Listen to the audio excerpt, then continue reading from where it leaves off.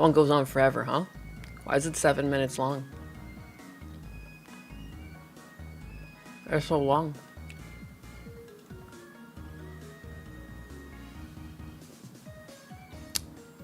There it goes. There we go. And it fades away. Ah, good morning. Good morning. I'm a little bit later than usual. Half slept in, half had to get ready for, get husband out the door. I went to bed early too, and I napped yesterday. I'm like, pretty sure I've got pneumonia. I sound fine. That's good. Yeah, computer had audio issues. I have this little sound blaster. I've been using it forever. It might finally have died. It's like a thing that you plug into your system via like USB, and then, I don't know, you can like adjust your sound a little bit. Oh well. All good things must come to an end. Maybe I'll take it apart and see if I can clean it though. Who's this pink cat? For real, dog. Seem gay. They seem awfully gay. Yeah. So my music might have been quieter than usual, and yeah, my audio is different. I've now plugged my headphones into the back of my computer like an animal. Like an absolute animal. It's going directly into the audio line. And it's already proved to be a problem because Atlas went under my desk and like took the cord. Sound Blaster is a name you haven't heard in a long time. Yeah, I don't know. I miss it already. I look at it, it's dead. It's just a paperweight on my desk now. Went to bed early and slept almost 12 hours too. No idea why. You might be sick. I feel like everyone I know is sick or just got sick or they're like in the process of being sick. Even Husbanus at his work, he's like talking to someone and he's just like, everyone in my house is sick. Everybody's sick. Everybody's sick. What's going on? I don't know, man. It seems kind of gay. Seems kind of gay. All the problems I have are gay. It's crazy too. I just took apart my keyboard and cleaned it up. Like I was just cleaning up my area and everything. And it was like, I did take the my mouse pad and I cleaned it. And like what? I jostled the Sound Blaster. It was being held together like with hopes and a prayer, and just picking it up and unplugging it and plugging it back in again. It's just giving up the ghost. It's done with life. I felt it clicking over. Like it would click and turn on and then click, and then I was losing my audio. I was like, oh, why it die? It wasn't exposed to anything. It was just chilling. I took the mat out and I cleaned it, and I did that the other day and I let it dry out. All of its lights are working. Everything's working. Except for the fucking Sound Blaster. What a loser. Not much of a team player, that one.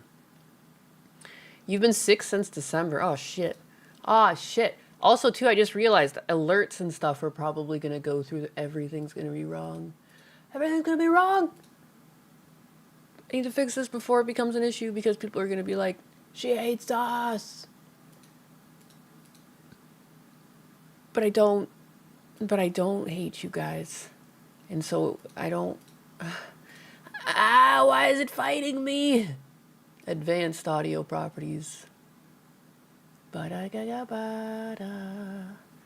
don't want that. Fuck this program. And everything it stands for. This is an outrage. Why can't it read my mind and fix the things that I want fixed? Why does properties here not bring up the same window and properties over there? Hiss. Well, that's obnoxious. Is it because I set this through Stream Elements? Advanced audio properties. And why on God's green earth would it not just show it here? Monitor and output. Monitor, that has nothing to do with the fucking thing that it goes through.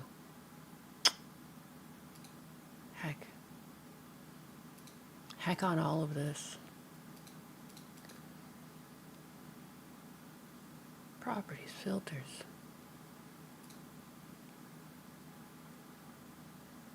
How does none of this point to my computer and like what audio it uses?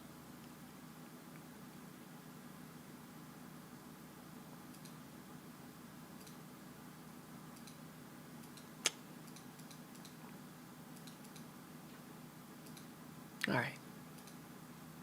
Bonjour, Hey, bonjour. Salute. Zero Cinder. Have I tried jiggling the cord? The Sound Blaster is like a box on my desk. I don't know how to I don't know how to say it. This, I'll show you what it is. Can I, where's my dog cam button? See? This was my Sound Blaster. It dead. Why it die? It dead. It's been on my desk for so long. So long! And now it's dead. Why? That's what died. It dead. I don't know why. I don't know why it decided to die. Money! Oh, Yeah, it baby, works. Yeah! And that does sound like it's echoed. Am I nuts?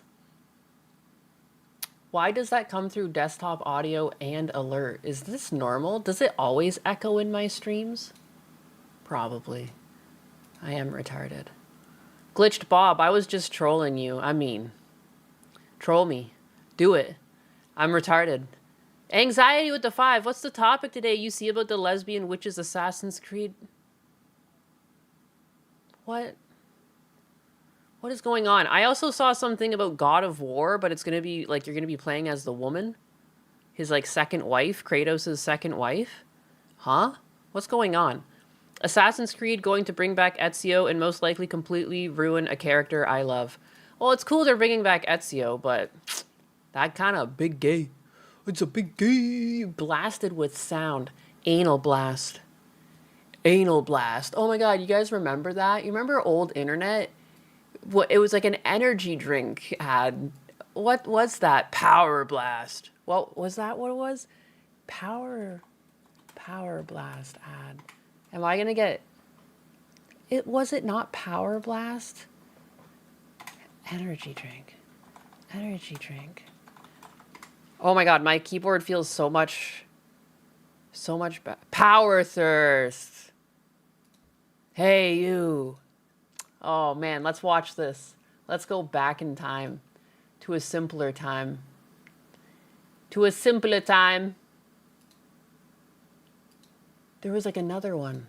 Hey, do you want to feel so energetic? I do. Try Power Thirst. Energy drinks for people who need gratuitous amounts of energy. With all new flavors like chocolate. Chocolate energy. It's like adding chocolate to an electrical store. Sound the alarm. You're gonna be uncomfortably energetic. What's that? You want strawberry? Well, how about raw berry? Made with lightning. That's why real I say raw berry all the time. That's why? Wow. lightning, sports. You'll be good at them. It's an energy drink for men. Energy. These aren't your dad's puns. Wow. These are energy puns. Turbo puns. Science, energy, electrolytes, turbo lights, power lights, more lights than your body has room for. You'll be so fast, Mother Nature will be like, slow down. And you'll be like, fuck you, and kick her in the face with your energy legs. You'll have so much energy. Just running all the time. Power running, power lifting, power sleeping, power dating, power eating, power laughing, power spawning babies. You'll have so many babies. 400 babies. Give chocolate to your babies and they'll be good at sports. Dude, this is like, they tried to capitalize, like, this is like Rick and Morty before Rick and Morty came out, huh? It's that humor. This is crazy. Remember this? You remember? And then playing RuneScape? Like, what era was this? Holy moly. One of you guys did this to me. You said something that's made me say anal blast. Maybe that's in the second one, but... Make your babies run abnormally fast. They'll run as fast as Kenyans. People will watch them running and think they're Kenyans. They'll race as fast as Kenyans against actual Kenyans, and it'll be a time they'll get deported back to Kenya. Amazing. Hey, go with the sure thing. Don't gamble on your energy. Snake eyes.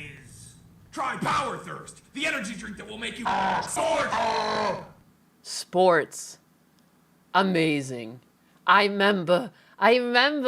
It must have been the second one that I'm thinking of, though, because there was nothing about anal blast there.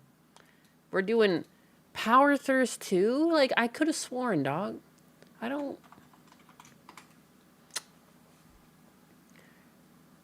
Power Blast 2. Oh my god, YouTube. Why does it not want to bring this up? Redomination. Hell fucking yeah. I'm definitely, like, they're definitely taking my ad revenue for this, but it's okay.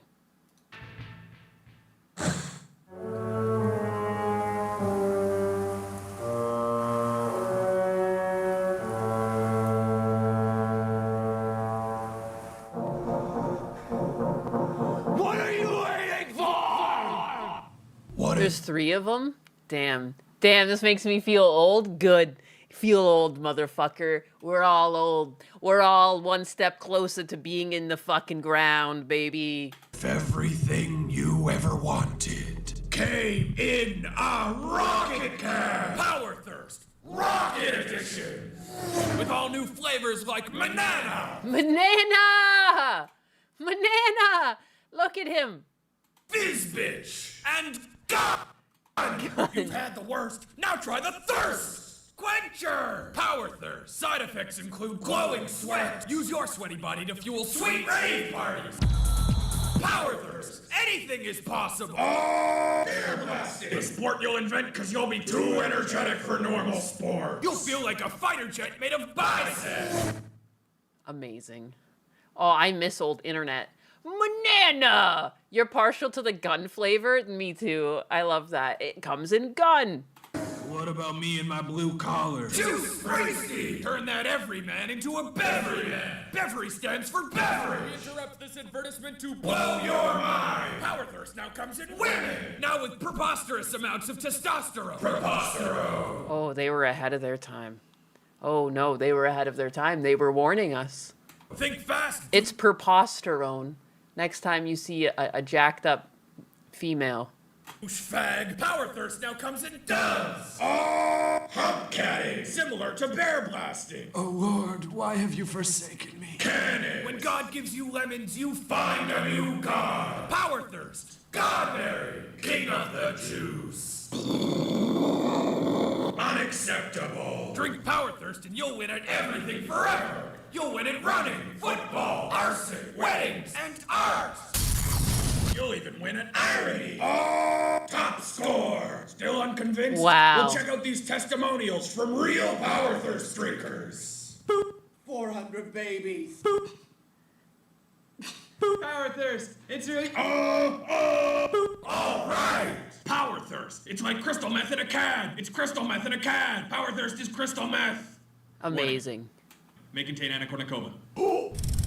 Amazing. I'm flashing back to my dew sugar comas in my friend's basement watching my blue state. Do you guys remember the fucking one of my favorite things to watch was like Nox. It was like those little claymation blue dudes. I fucking watched a lot of that. Sometimes I'll say like, screw Halo, your friend's in an operation because of that fucking shit. Anxiety. I'm 27. Speak for yourself. You 5'11" hag anus lady. Wow, just because, like, what, you're 99 then? You're not that much better than me. Forbidden cat belly with the 2. Ezio gonna be 2 character assassinated like Joel. There was still no anal blast. Am I nuts then? I just like to say the word anal blast. Like, that's kind of fucked up. Unless it's from the 3rd one. Bravissimo. What happened to college humor? I don't know. Probably too bigoted for the modern audience. I'm sure they got their nuts chopped off like everyone else. I mean, it was the big and happening thing, right? The Nox Clay World is Beyond the Table movie. Okay, so other people know. Remember Old Smosh? I liked Balloon Shop too. Balloon Shop was fun. The good old days. The good old days, back in the day. Things were silly. Streaming didn't exist. And now look at us.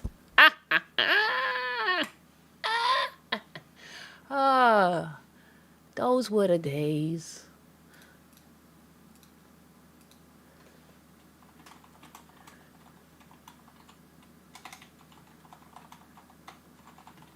Yeah.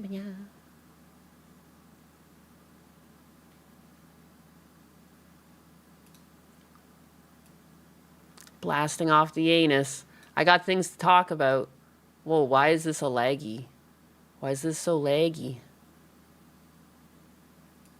Yeah.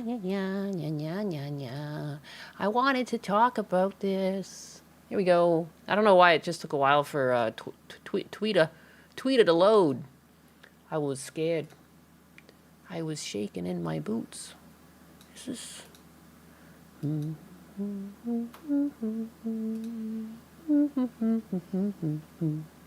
Streamer manager Reed Dushizer voiced support for viewbotting, saying creators are at a disadvantage without it. The reality is, if you're not viewbotting and everyone else is, you're at a disadvantage. Yeah, baby, yeah!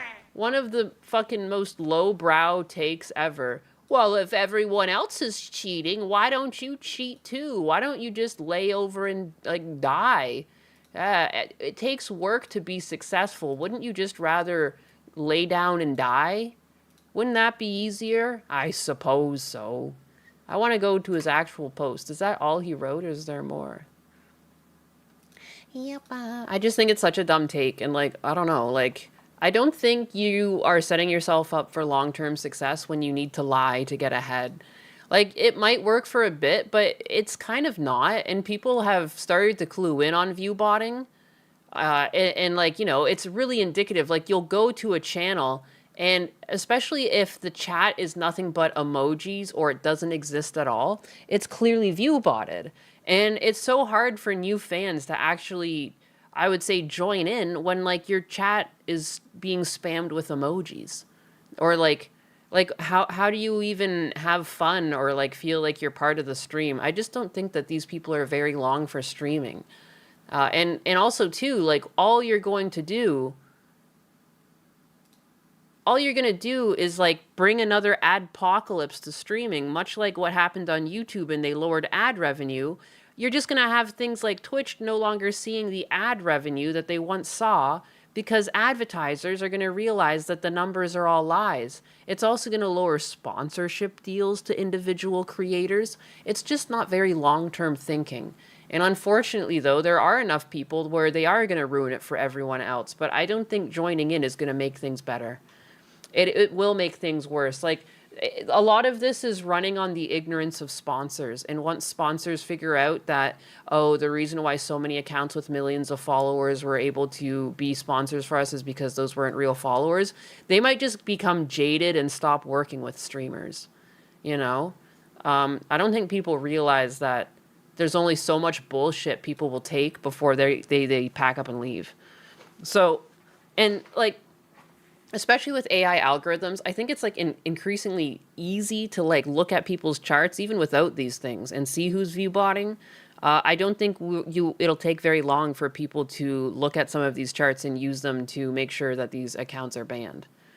So I feel like this could turn at any moment. Once advertisers realize what's going on, that's when Twitch will start acting and cutting people.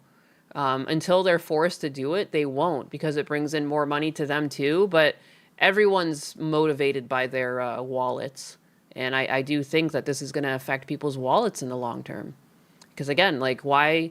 Because even these 24-hour streams or these sleep streams where people run ads, you know, things like that. Like, once ad spaces, like, whoever is paying for ads, sponsors, whatever, once they get wind of that people aren't really watching the ads, like, yeah, it makes the ads go down in value. Like, I don't know, there's no infinite money glitch.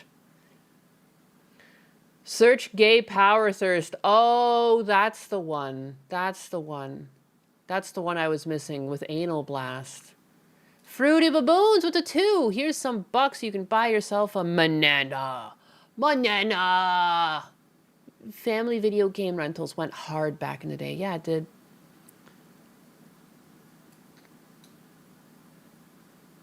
There needs to be a class action lawsuit based on revenue theft. I don't think there ever will be, but, like, I do, like, again, I just don't think, like, advertisers are not going to put up with this forever.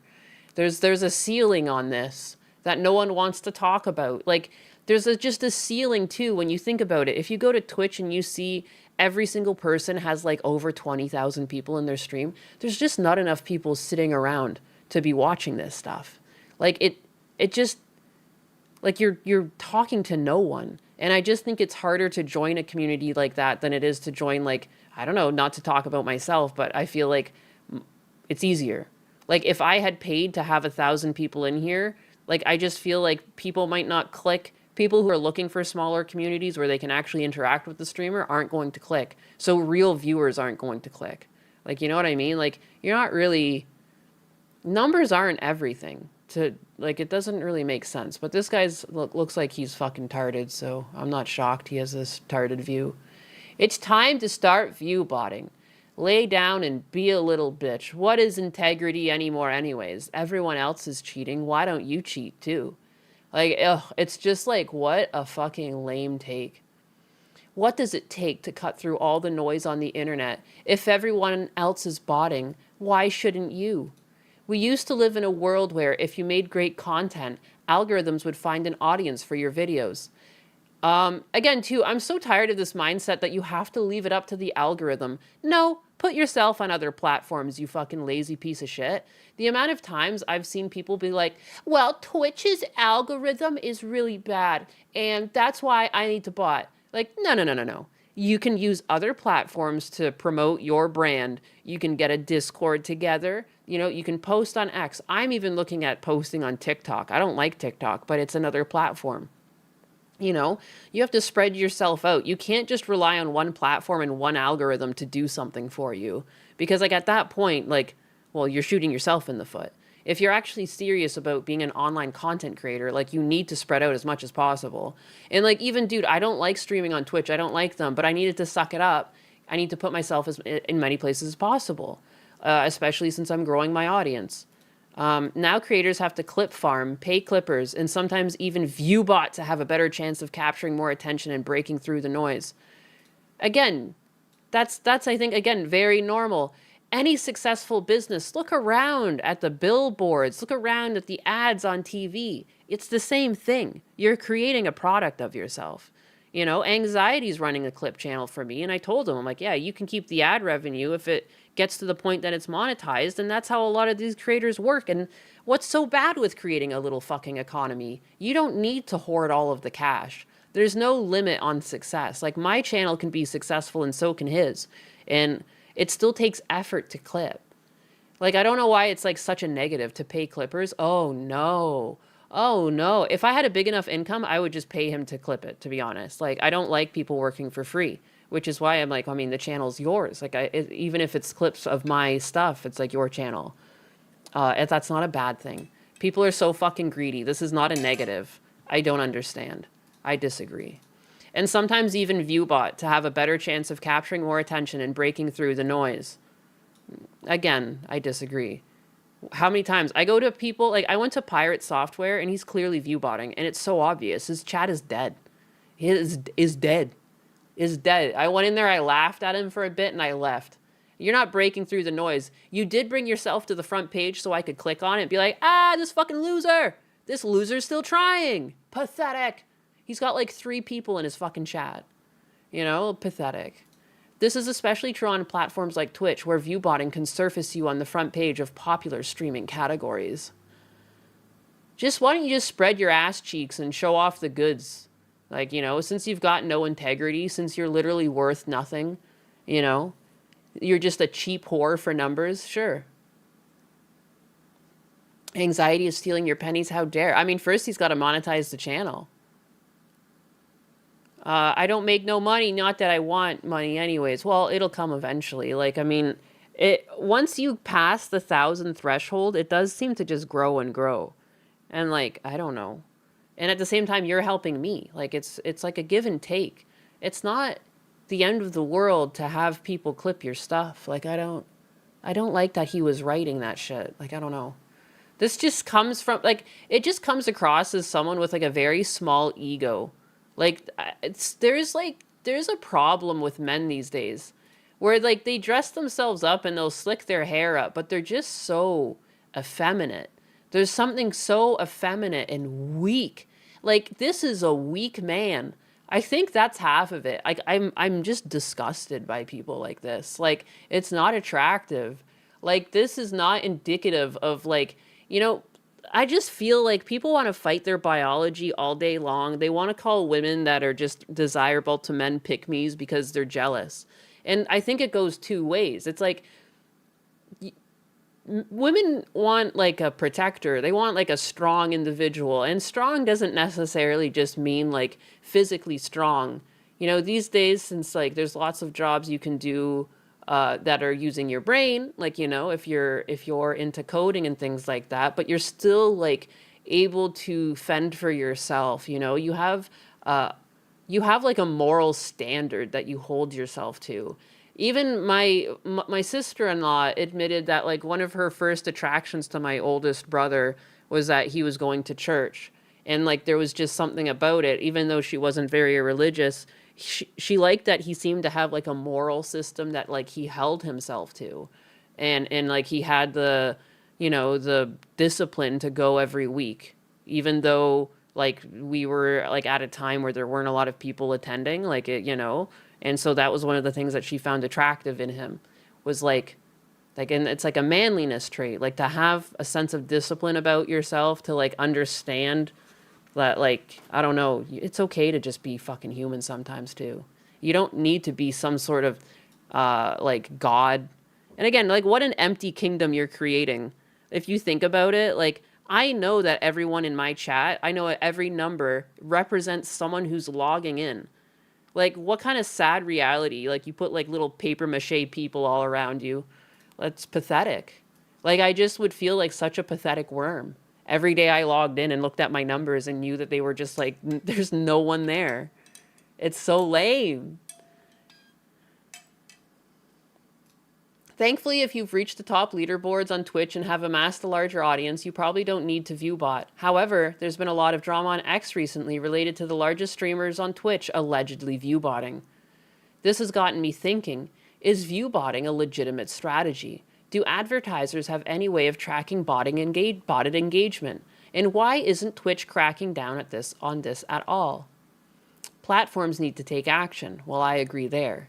We've been dealing with this issue for a long time now, and I remember reading an article from Rolling Stones where up to 13% of the movement behind the release of the Snyder Cut campaign came from botted accounts. Nicki Minaj has also come under fire lately for botting. On platforms like X, bots tend to leave behind a little evidence, no followers, a newly created account, or suspicious comment behavior. That can be used to identify whether the account is real or not. Man, I'm so glad he got ChatGPT to help him fucking write this. Holy moly. However, this isn't the case with Twitch. Outside of jumping from 3K viewers to 50K in a matter of minutes, there really isn't a clear way to tell who is botting and who isn't. The only evidence we get as viewers is the live viewer count and the speed of messages in chat. Twitch has been dealing with this for years now. A post from Devin Nash sums it up well, and he even goes on to say that there's no real downside to botting your stream if you're in the top 500 creators. I kind of agree. That doesn't mean it's correct to do it.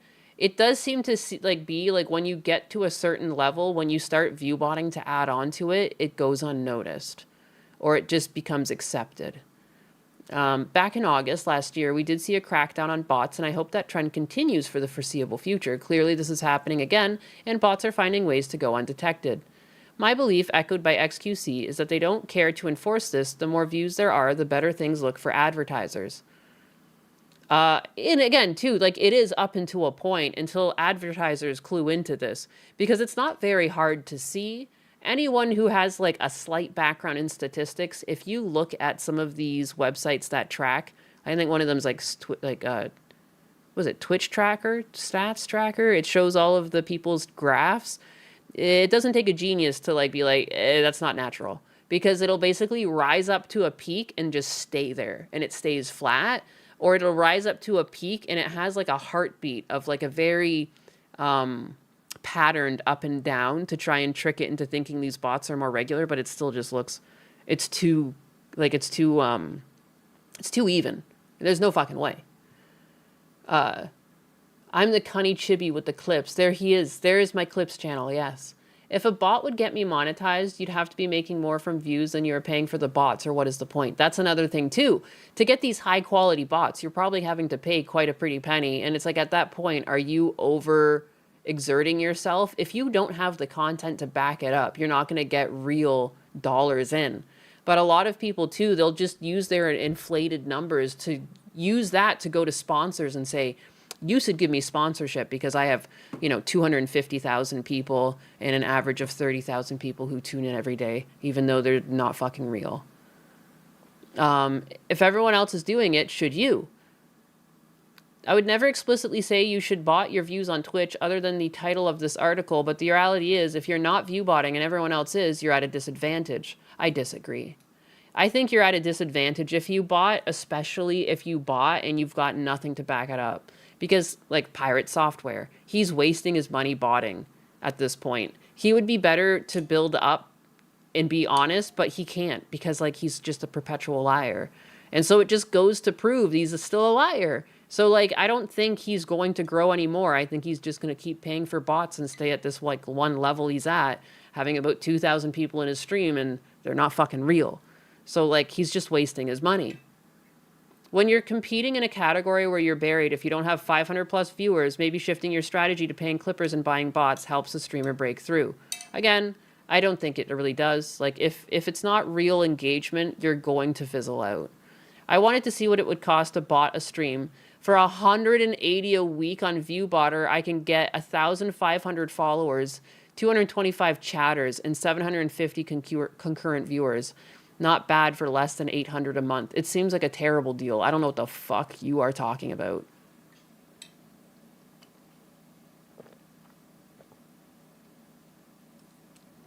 You'd have to have, like, daddy's money for this. Are you kidding me? The only people who can reasonably, like, be like, I'm just gonna start botting my, like, unless you have, like, your fucking parents' money that you were, like, raised with a silver spoon in your mouth and given anything you want. I do not have $800 a month to bot myself. I'm not gonna lie. Are you fucking kidding me? And these companies accept crypto payments. Is there any way to detect view botting? From what I've researched about detecting view botting, even Dan Clancy, the Twitch CEO, I mean, I wouldn't take anything Dan Clancy says with a... Come on. He's not technical at all. Has mentioned that detecting bots is a cat and mouse game. When allegations start surfacing online, streamers are left to state their case and prove that their audience is real. As for brands, is there any way to tell if a streamer or someone else is botting their viewership? I couldn't find anything legitimate that I would trust. There isn't currently a website out there that can credibly detect bots on Twitch. Someone build this and email it to me. What? Why the fuck would someone build it and email it to him, weirdo? The big takeaway. We've entered an era where good content alone isn't enough. Distribution tactics are, when clipping, paid amplification, and even bots can artificially push you up in the rankings, the playing field starts to tilt towards whoever is willing to game it. Again, what a bitch-made opinion to have. Weak, spineless creature you are. This is like, again, like, never worked a fucking day in your life. You just kneel over and die and give up. Like, oh, it's so gross. It's so effeminate. It's so, like, weak. Just change your gender at this point. You're probably better off with a vagina. Twitch's detection tools feel reactive at best, and advertisers don't seem to have a reliable way to verify what's real. If botting becomes normalized, creators face a brutal question. Compete clean and risk invisibility. And that's, like, such a stupid thing. Like, there's no fucking world in which you're invisible. It's the internet. You're as invisible as you make yourself out to be. If you don't want to leave... Like, there's so many people, too. They're like, oh, I stream all the time, and, like, I have no one. And what do? You log into their stream, and they're just, like, quietly playing the same game they play. And they're not making an attempt to be, like, interesting. You know? Yeah, you're going to sit, and you're never going to have a fucking viewer in your stream. I don't know what to tell you. You have to be able to talk. Like, you have to talk, and you have to try and be engaging and interesting. And, like, leave yourself open for people to talk to you. And, like, you can't just sit there and expect Twitch to pick you up and fucking stroke your cock because you're too fucking lazy to do something interesting. If you don't want to nose around, I poke through articles and stuff all the time. Like, if you don't want to be open, if you don't want to, like, invest in a skill and, like, lean in a certain direction in a way that, like, sets you apart from someone else, I don't know what to fucking tell you. And it could be anything. It could be your username, a certain niche that you fit into, a skill maybe you have. You just have to really show interest in something, and I think audience will come. But a lot of people give up, and I see a lot of people being like, Twitch's algorithm. Like, oh, boo-hoo, man. Like, you clearly just aren't meant for this. You know what it is? Some people just aren't meant for online content creation because they think it's easy, but it's actually not. You still have to commit multiple hours to it like it's a job. You can't just show up once in a while and play a video game and expect to be fucking ninja. It's not going to happen. Long term, though, this erodes trust in the entire ecosystem. Yes, it does. And it's going to bring down sponsorships, and it's going to bring down ad revenue. And it'll make it so it's even harder to have streaming be a career when payouts go lower. So, yeah, don't fucking bot. This is terrible advice. Don't be a little bitch. All right? Suck it up, Buttercup. Put your nose to the grindstone. Nothing in life is easy, you know? If you start coming at life with the mindset that shit's going to be easy, you're setting yourself up for failure. I have a flag in my garage that we don't do this because it's easy. We do this because we thought it would be easy. And I think that applies a lot in life.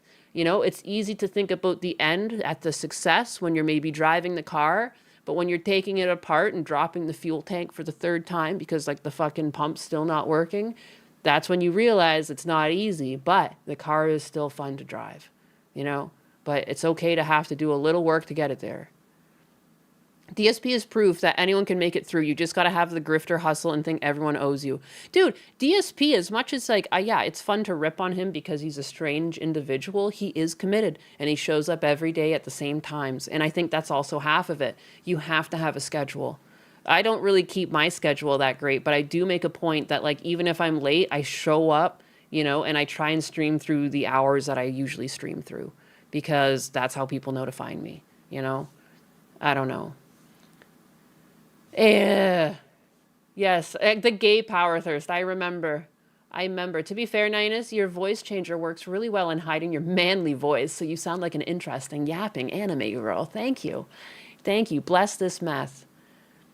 But yeah, anyways, I just really wanted to talk about this because it's like become a thing. Like there's been an enshittification of online content because there's a bunch of like, it just seems like Nepo babies that feel like they're owed something and they will pay any dollar to get the popularity. And what the reality is that regular people are trying to create content at the same time as these Nepo babies that are paying for their bots. And I would just say keep persevering. And if you think an algorithm's doing you wrong, really question if you haven't spread yourself out. Even, again, I don't really like streaming on Twitch, but I just fucking do it. You know what? Just suck it up. You know, at the end of the day, these platforms don't care about you. So if you're holding yourself to a standard that's only hurting yourself, like you should think twice about it. Like I do have a lot of morals and like I am a very stubborn person, but even I was like, I need to bend the knee and just fucking stream on Twitch too, because it's another area where I can gain other viewership, you know? So it's fine. I think people just need to prioritize themselves and realize that like, yeah, it's not going to be easy, but if you stay consistent, you will see success. I really do think that. And a lot of people who say otherwise, I would argue that you just haven't tried. And you, again, schedule's everything. Consistency's everything. Like, can you be there around the same time every day? Stream on all platforms if you can. Exactly. Yeah, I'm going to start making a TikTok and put clips there. Rich people are paying to promote themselves on YouTube as well. Yep. It's like, I don't know, just like, this is just not practical for most people. I'm sorry, just looking at the cost, most people could not invest up front in doing this. An extra $800 a month for look at this. There's no world. People cannot afford this. This is like Nepo baby shit. If you think $180 a week is cheap, you're a Nepo baby. I don't know what to tell you. You've never had to work a day in your life if you think that's cheap. The second I see $180, I think about how many fucking hours that is. Like, you know? Brie Larson, cough, cough. If your videos or streams aren't getting views, your niche may be a lot smaller than you thought. Yes. And niches and audiences are everything. Like, there has to be an audience for your content. If there's not an audience for your content, you do need to shift till you have an audience. But yeah, it's like, I don't know. This is like rich people shit. Like, you can't expect to be able to do the same things that people with money can do. $800 a month is insane. That's an insane price to just pay for invisible people on your stream in the hope that other people might show up and show you support, that you could cover this. No thanks, that's my rent. For real. More than I made part-time at UPS. Yes. This is a lot of money. Eventually advertisers will pull out when they catch on to viewbotting. That's exactly how I feel on the matter, which means it's just not, you're not going to have a career long-term as a streamer if you erode the very thing that gives you money. We've already seen it happen once on YouTube. The YouTube advertiser payout used to be much better, and now it fell, you know? It used to be almost like $1 per view or something like that. Now it's like a sliding scale, and you get a certain amount of dollars per 1,000 views. And it, like, for me, it's usually around like $4 to $7. If viewbotting was easy to pull off back in 2010, many more people would have been doing it. But the capture card back then already ran about $100 to $400, already too high in an investment as is. And that's another point too. It's like anyone else starting streaming, like I had to have an iPad to run my VTuber model. But now I've upgraded to a phone. That cost me $200, even though it was like a used iPhone. I went back as far as I could on that. It was like it's like a 12. You know, you're gonna need your peripherals. You're gonna need some sort of microphone. You're gonna need your computer, a graphics card. Hopefully, you have all of this already, because now everything's up in price. Like RAM is up in price. Even hard disk drives are up in price. Like just old ass hard disk drives have gone up. Everything's gone up in price. And it's just crazy. Nainis is the president of VTubers. I don't think that. I don't think so. I don't think so.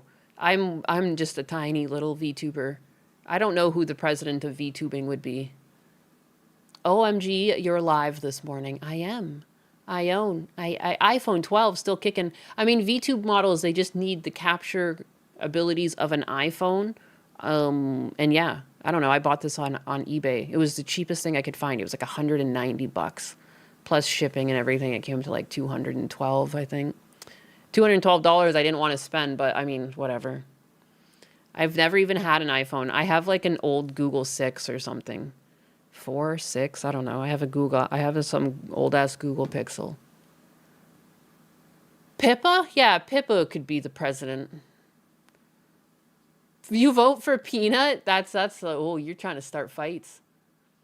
You're not of Tiny, you're Gundo. I'm not Gundo. I'm not Gundo. Oh, you son of a bitch. That's what people call me. It's a Gundam. That it's a Gundam. He's just a piece of crap. Oh my god. Speaking of which, DSP talked about being a VTuber. I didn't even watch the full clip. I'm not even gonna lie. I just reposted it and I said 911. 911. Oh my god. And of course, off rip, he just is like, I'm just gonna copy the burnt peanut. I'm gonna be the burnt Burnell. Heck. Burnt It echoey? Peanut Burnell. Now that's interesting. Should I rebrand myself as Burnt Peanut Burnell and just become a Does it echo for you guys? virtual avatar? Should I do that? I actually saw a post on X this morning. Keep in mind, I have never watched Burnt Peanut 1 second. I guess this guy is like, everyone's like, either they love him or they hate him. The post said, like, how did Burnt Peanut go from being like a nobody why? to like virally popular overnight and view botting? And I'm like, I is it know really why. that bad? Is it really that bad today that like people went back to the early era of content creation, like what I used to do, constantly talk about racial stuff, you know,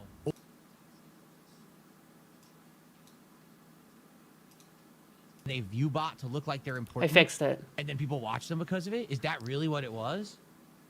I don't know. Sorry, that was probably so disturbing, like hearing DSP in God voice. It's because my audio broke. My audio broke this morning, and when you add a new audio device, I don't know why it gives you the monitor audio as well. I'm like, I don't need that. I've never watched the guy a single second, so I don't know anything about him. So I don't know what. I hate when DSP does this, when he's like, I don't know anything about him, but I'm talking about him, and then he keeps talking and clearly knows about him. And I'm like, why? Like, what is this, like, I'm too cool for this information guy act? You're an online creator. It's okay to know stuff about the online. You clearly have a Twitter. You have probably seen what's going on. It's okay to know what's going on. I don't think it's cute when people pretend to be stupid. And I was just talking about this yesterday, how girls do it, but it's weird how DSP does it. Like, he's like a fucking teenage girl or something. It's okay. You don't need to be too cool for everything. You're an online creator. I admit, I now know too much about the online. Sometimes I see in chat one of you regular people being like, I don't know what the fuck you're talking about, Pink Cat. I'm a regular human sitting at a desk. And I think I'm like, I used to be a regular person sitting at a desk too. Take me with you. Take me with you. Oh, please. Can you imagine DSP streaming from a nursing home in a couple of decades? I could. So what would he, Nyannis, we have the free Trump model. Why are you not using it? What are you talking about? The Trump VTuber model? If DSP had a vagina and tits, he would be an Amaranth Prime. Oh my God. He would have been a monster if he was a woman. A monster. How do we know he's not there already? So anyways, what would he be though? What would he be? Like a cockroach? Like clearly that's an easy one. But like a rock? Why is he trying to be a peanut? You know, I don't know what kind of content he makes that he's appealing. I don't know what kind of content he makes. But the way I see it, once again, it's another character. It's another dress up opportunity, right? It's another cartoon. The same thing that all these creators have done over the years. First, you overact to act like you're a cartoon. You're always going over the top acting. Then it became, well, now I'm actually going to try to make myself look like a cartoon. I'm going to dye my hair bright blue or purple. I'm going to dress in weird clothes to look. Then you got the Dr. Disrespect era. I'm going to dress up like I'm a bootleg G.I. Joe figure, and I'm going to talk stupidly on stream, again, to act like a cartoon character to appeal to an immature audience, right? But now... Why is he always so, like, rude to immature audience? Okay, well, he didn't just play a character, though. Can we also note that Dr. Disrespect also did, like, a lot of work to have different scenes and transitions, and, like, there'd be parts where he's, like, talking out of his Lamborghini and stuff. Yeah, he was playing a character, but he also, like, built an environment around that character and a story and, like, a world, all right? Like... I don't like when people talk down to people and try to belittle what they did, because all I sense when you do that is jealousy, because like that's not what he did. All right? Heck. Like you know what also helps these creators, Phil? They're likable and they're not afraid to give other people congratulations, because you know what? Even if you don't feel it deep down in your jealous, envious little heart or whatever's left of it, like it's still true. And like, I just feel the sooner people just, it feels good to feel good for other people. Like, why are you shutting yourself off for like free serotonin? Like, I don't understand. Like, it's like watching a movie with the happy ending or something. Like, I don't understand why people like choose to be miserable. Doc has a team working for his transition, his intros, and his background, his thumbnails. He has a personality, he's entertaining, and he is actually good at games. Yeah. And it's like, I love when streamers do that. Like, that, it's like you've created like an ecosystem. And like, there's nothing wrong with having a team to help you with things like that. And it's just understanding at a certain point of growth that it's time to branch out and have a team of people, you know?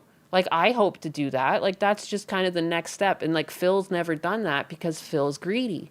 And Phil wants to keep all the money for himself. If when he was making 30 grand a month, if he had started investing in a team and like, dude, that $100 animation he showed off and it was just like a shitty field that was panning, like, yeah, if you had a team, it would have been a lot more impressive and you probably would have gotten a lot more $100 donations. But like, just the truth of the matter is, it's like you put yourself in a box when you don't branch out and like grow and like allow other people in.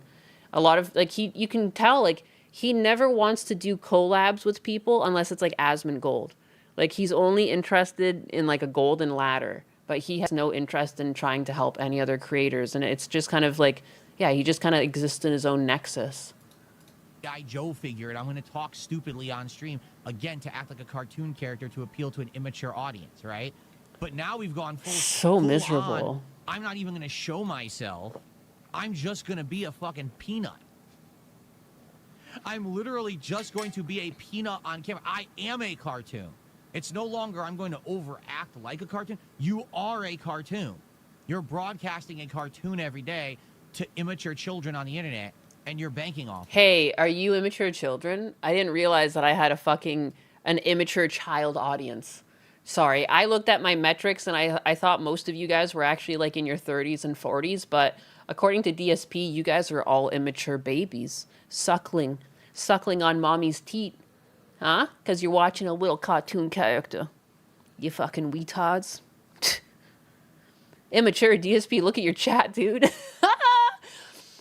Give me the milk. No, we're animals and clankers here. It's true. I only surround myself with the finest of fine clankers. I pay to be number one. I'm only 6.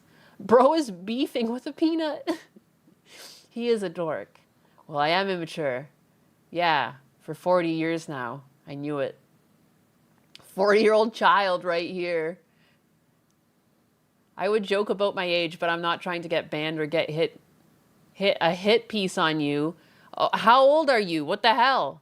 Am I going to have trouble for having minors in my Discord? This has been rocking the VTuber community. I remember where I was when the towers fell. Me too. He's 5. I'm 40s and I like watching the pink cat girl escape the drudgery of life. Yes. To escape the drudgery of life. Oh yeah, and we're bigots. We're all bigots here, baby. 29. Let's fucking go, baby. Billy brings the donuts. I like to think Phil is the male version of Pokimane, except he's broke. That's a good way to think about him. Yap in peace. All right, let's keep going. Now that we've understood we're all children That's here. become what the new popular is, apparently. I guess, right? I guess, but I don't actually know. I don't know much about these people, but I know a lot about these people. I don't actually know it, though. Just from what I understand in passing. All right? They're all pieces of shit. So there you go.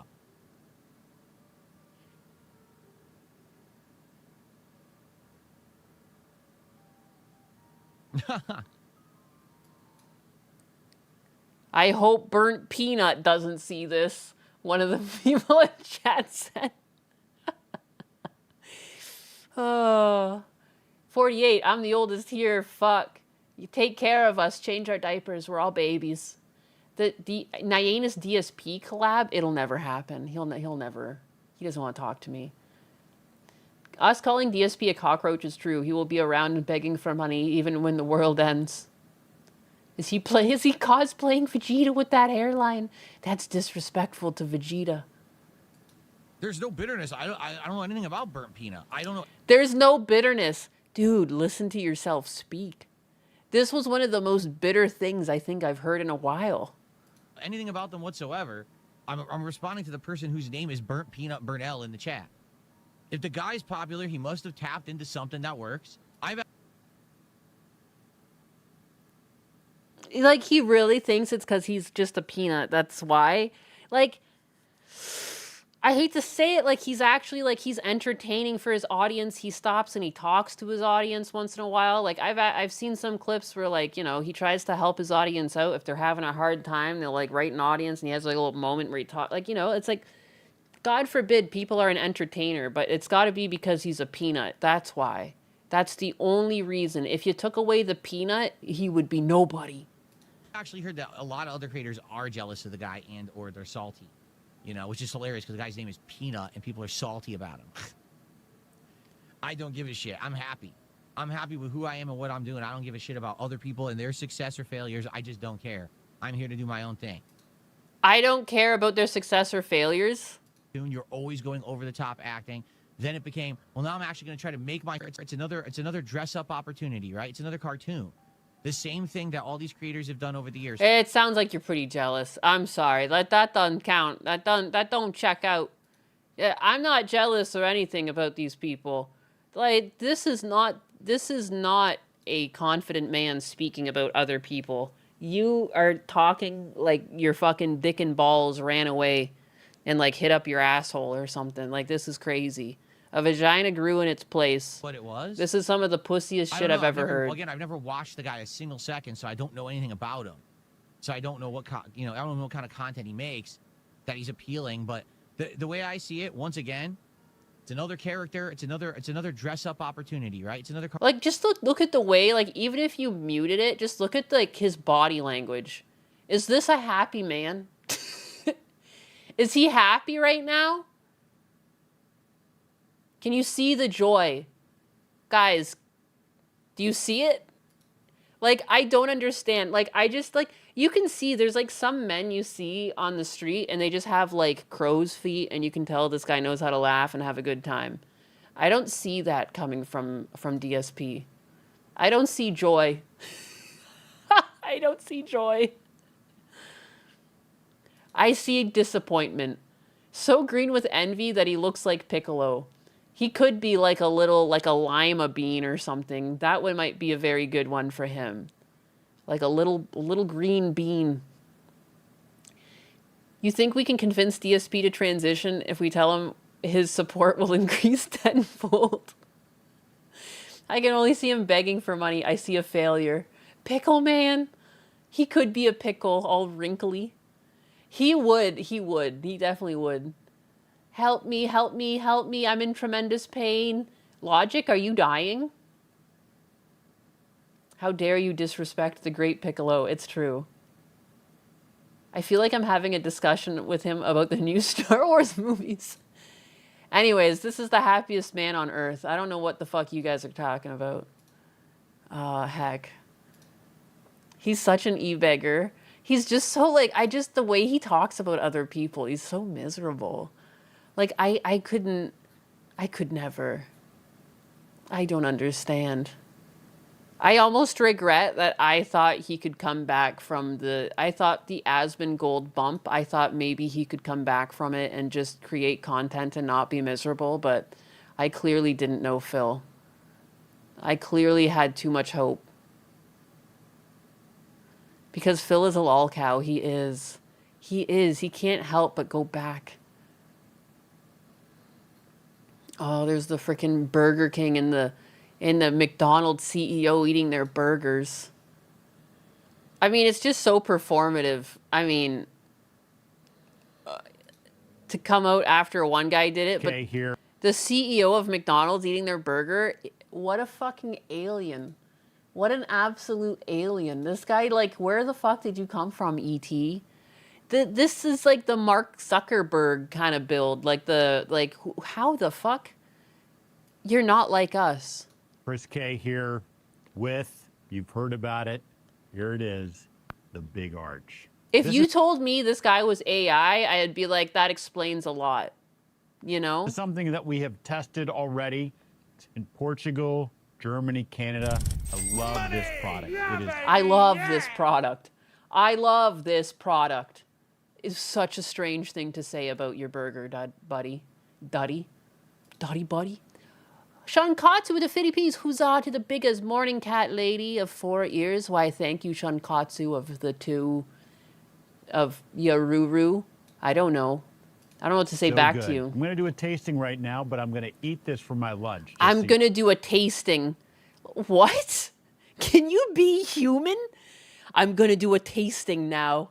I shall do the sacrificial tasting of the product to my lips. I was baffled. This is the weirdest shit, you gray man. You know, so this here we go. First, this is why people believe lizards are in charge of the world. Holy cow. God, that is a big burger. We've got a very unique kind of sesame poppy sort of bun on it. We've got 2 quarter-pound patties, a delicious Big Arch sauce, and of course some lettuce. So, there's so much going on with this. First of all, let's try to get this thing, I don't even know how to attack it. Got so much to it. Oh, there's also some crispy onions on. Dude, you don't even know what the fuck goes on your burgers? This is like, reminds me of the time, man, my managers sure love to run their mouth at the McDonald's I worked at. And then there became this big ice storm. And then they had to come onto the kitchen line and make burgers, and they didn't know what the fuck went on any of them. And I just got to yell at them the whole night. No, that gets crispy onions. No, that one gets fucking mushrooms. Like, get on the grill. Get off the table. And they just had to accept it. But, you don't even know what goes on your burger. How the fuck are you... it's not even that complicated. There's only so many things. It might have the white onions, too, the slivered onions. The quarter-pounder meats generally get the slivered onions. You know, and it's got the pickles. It's likely got 2 pickles on there. Or I guess, no, you got the crispy onions, so the slivered wouldn't be there. But, the thing, the fucking, you fucking dim, how, even if you didn't know, why wouldn't you have, made sure you knew before eating it? He's got to look at it to know what's even on it. Oh, there's also some crispy onions on here as well. I see those kind of coming out. All right, the moment of truth. That is so good.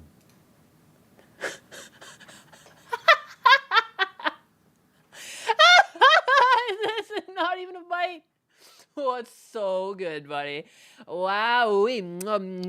This is like when I'm on the call with my nephew and my niece. My niece is like a fucking toddler, so she'll be eating and she'll like offer food to me through the camera and I pretend to take it and I go, "Oh, thank you so much, you know, thank you for sharing." That's the same fucking vibe here because like there's not even a bite. Oh, wow. Check that out. Like it's still fucking round. Get this man a razzle. Shankatsu with the 125. Hello, fellow man. I too eat this trash burger that's made from undisclosed chimera combination of meat and appreciate it with my lizard tongue. Delicious. That's a big bite for a big arch. It's distinctively McDonald's. Stop lying. That's a big bite for a big arch. Dude, I take bigger bites than that. Dude, I could have put like a quarter of that burger in my mouth. Bite for a big arch. It's distinctively McDonald's. Only McDonald's could do this type of burger, but it You're not selling it. also is unlike anything else on our menu. He is Squidward maxing. That is what this is. Hey, Squidward. Time to try the product. I shall now put the product into my mouth processing unit. Hum nom nom nom nom. It's a delicious product. You know, you've got sort Delicious product. of the cheeses and the gooiness. He, like, it's a fucking burger, man. What do you mean product? That's not what anyone says when you take, like, a bite of the sandwich. Ah, yes, delicious lunch product. Thank you, wife unit, for this delicious offering of product. But those crispy onions as well gives a nice texture. And of course, we've got the pickles. So What fucking texture? The pickles. You don't even get a pickle in the bite. I'm going to enjoy the rest of my lunch. But Big Arch, try it when you can get it. Chris K here. He like and he throws it out when he's done and he pulls out like his like fucking Caesar salad or whatever. What the heck? What a weirdo. Matt with the 2, thank you. Unpunched burger. Isn't even dripping. It's a small bite. No, it testing the product. And then I guess just to clown on him, the Burger King CEO showed him how to take a fucking bite out of a burger like a man. Yeah, notice how there's a bite missing? Look at that. Only one thing missing, a napkin. Regular ass human. He tossed it out the window, guaranteed. Just like hit some fucking poor person on the ground, like begging for money. Take him out. Take him out with the big arch. I bet he boofs Botox. They both look like they boof Botox. Here with, you've heard about it. Here it is, the Big Arch. This is something that we have tested already in Portugal, Germany, Canada. I love this product. I love this product. And also, too, like, why didn't you test it out here first? It always weirds me out when they test in Canada before they test in America.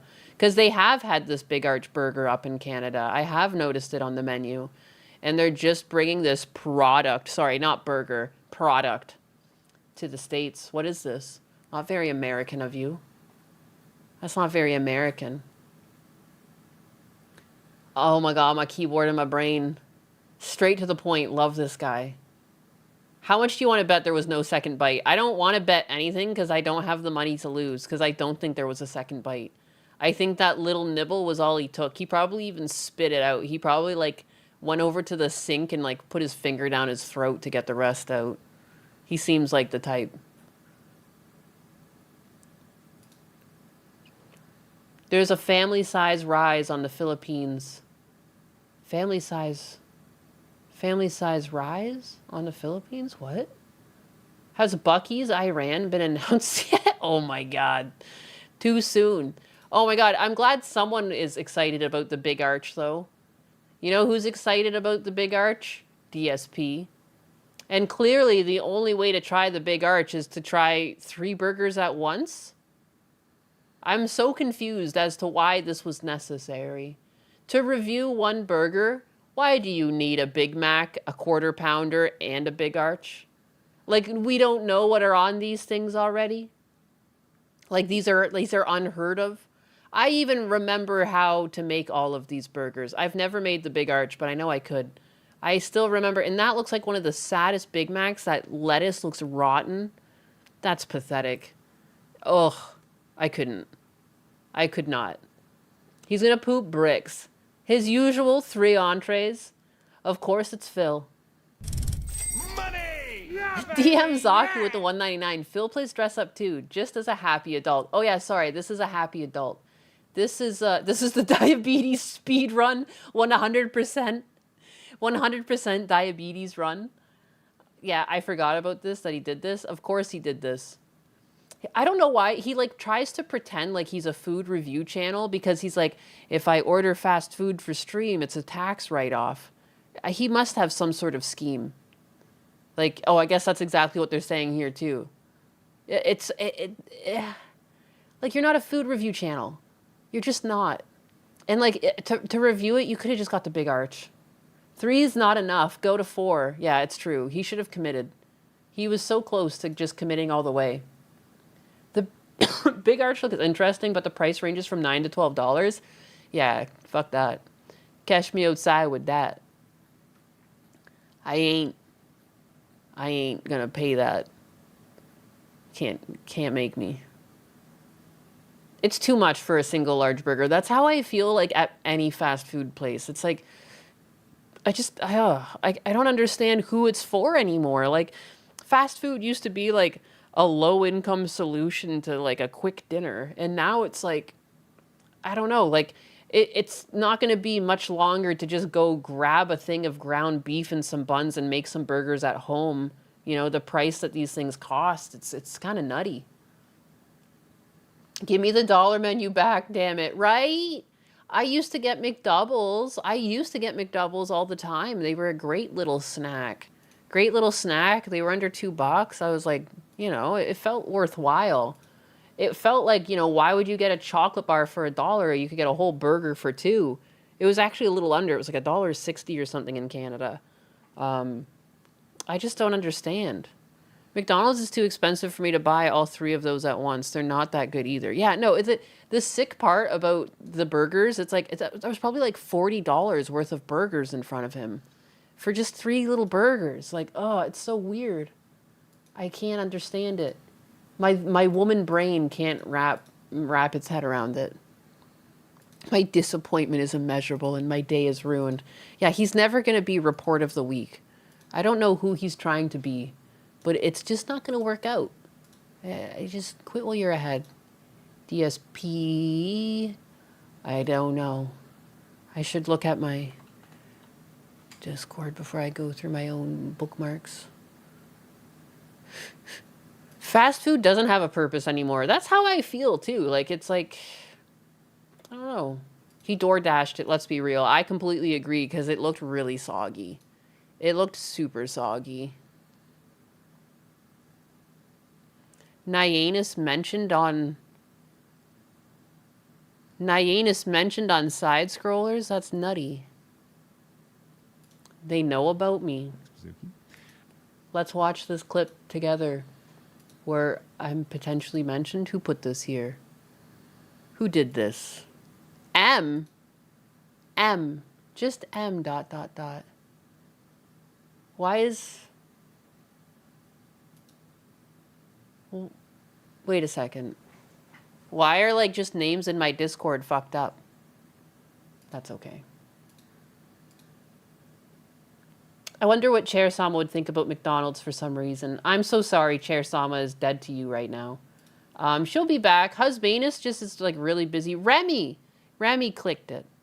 Since when? I was never on side scrollers. I apparently just get mentioned, question mark. Thanks, Bazuki. Professional autist for 10. So speaking of chuds, have you guys seen the VTuber chud list? It has all the based VTubers.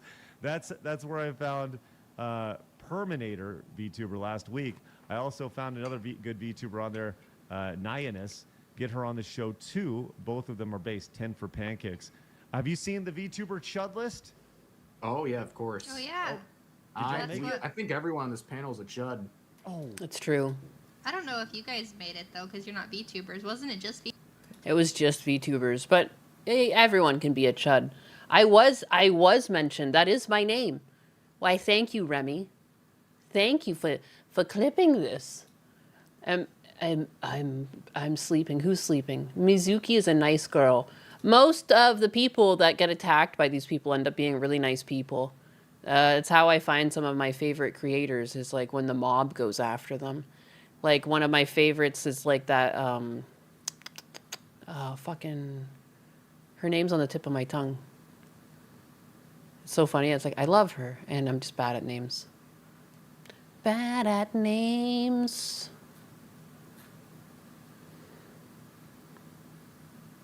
I know it. It's on the tip of my tongue. I don't even want to describe.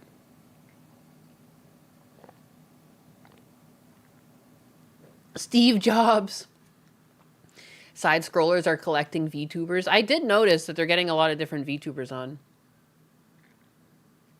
Nihilus is big time. I don't think about that. I don't think so. Rogan episode you highly recommend for the biggas? Joe Rogan Experience with Rachel Wilson. I guess this is the full thing, huh? Yeah, I probably can't watch that whole thing. Ba-da-ba. Ba-da-boo.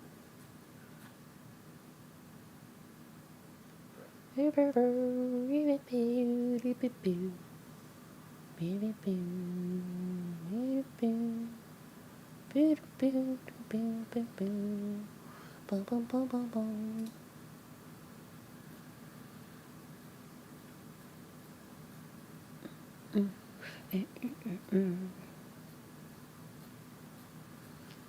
Morning, Summer Whiskey. How's it going?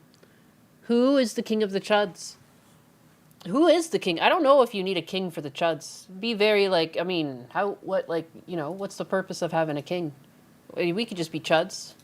Chuds listen to no one. They don't even listen to themselves. I don't even know what I'm saying. I'm going to put on a cop video because I need to go to the washroom. I need to go to the washroom. Oh, I know what I wanted to watch. I wanted to watch some stuff about the Iranian war. I found something online last night, and I was actually shocked. How the fuck do they have so much information? I was joking with Husbanus. I'm like, next thing you know, they're going to tell us, like, what the fuck the pilot ate for lunch. Beyond military. Yeah, it was crazy how they had so much information already. But I guess I don't want to put that... I don't want to put that on while I leave, but that is something I wanted to look at today. Just because I thought it was interesting how much information was out on the attack, like what we did, essentially. I don't know. I know it's kind of like it's a pretty sketchy subject, the whole Iranian war. I personally, again, would rather have not, but I think, like, if Israel was going in, I think Democrat or Republican, we would have gone in with them. Like, whether we liked it or not, like, I don't know. Like, it doesn't mean I agree with it. It just means that, like, it's happening. So, he must have a big arch. That'll wake me up. Stream Windows 11 user dropped by 10% and Windows 10 increased by 12% compared to last year. Huh? Nonde desu. What does this mean? Where's my playlists? There we go. Cops.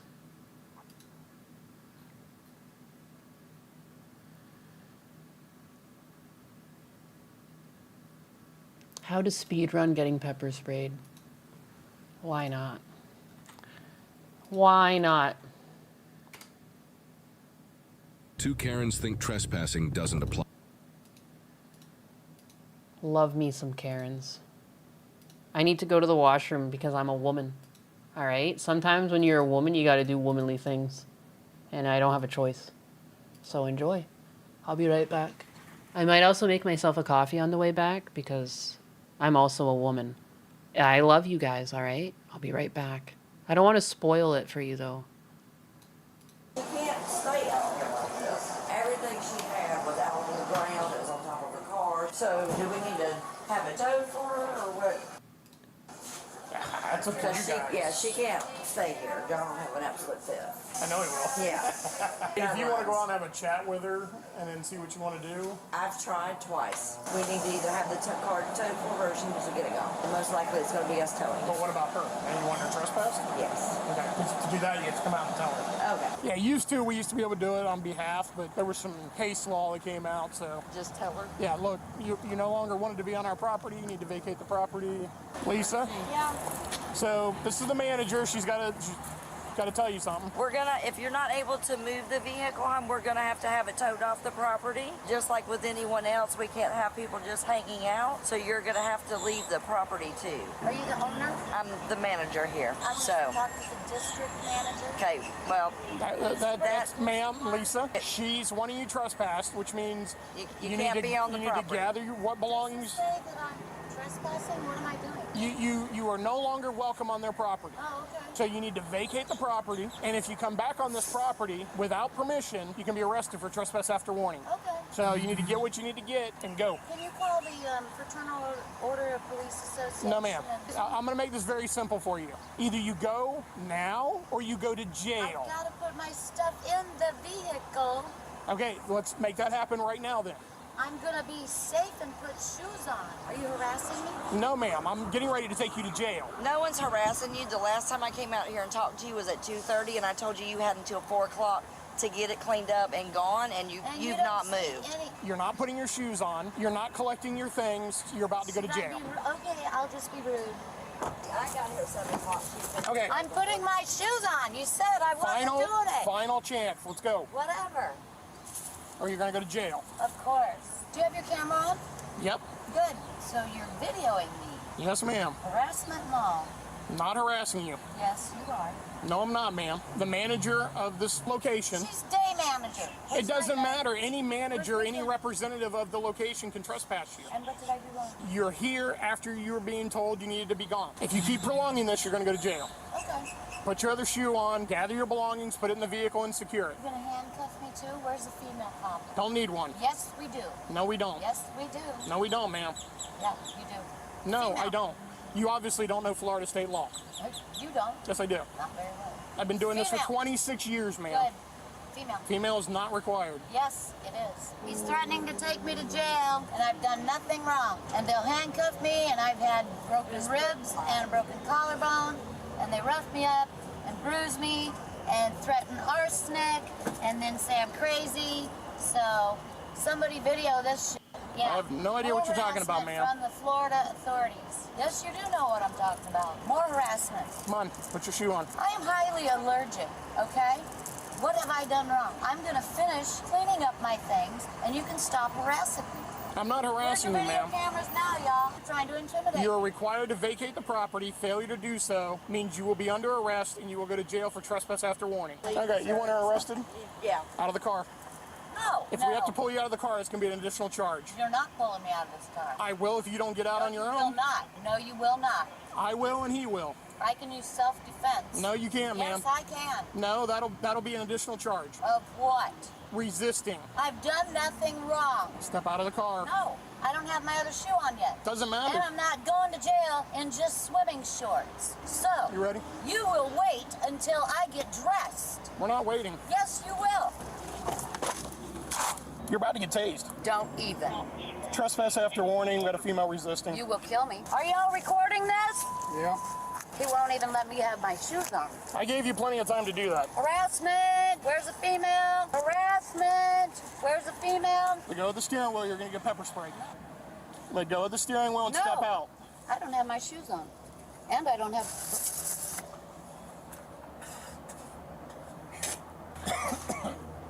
Step out of the car. 10-4, she's got her arms locked in the steering wheel. Pepper spray deployed. In Jesus' name, leave me alone! Ma'am? In Jesus' name, leave me the fuck alone! No. In Jesus' name, leave me alone! Ma'am, step out of the car. No weapon formed against me shall prosper! Really? Really? I'll hold her arms. Of course. Rick! Trying trying to break my ribs? What the fuck are you doing? Set her up so we can Stop! contaminate. Stop! All right, get on your side, man. Leave me alone! Yeah, when I explained to her she needed to get out, she's like, no. And then she freaking locked her arms into the steering wheel. I sprayed her. So that got her enough where we could get her arms unlocked and pulled out. Where's that?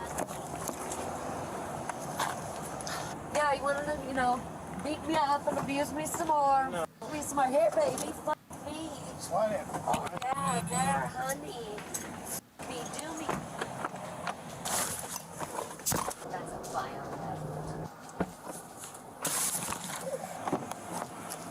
Come on out. We're at the hospital. You wanted to come to the hospital? We're here. Come on.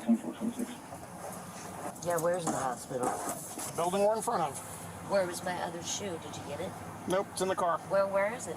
It's in the car. Come on. One shoe? Yep. How kind of you. Oh, look at you. Well, I gave you multiple chances to put Go your ahead. shoe on, You're gonna put but you bruises chose not on. to. Oh, won't them be the little grapes of wrath? Oh, there's your dun dun dun dun dun dun dun dun dun. Walking me down the aisle. Oh.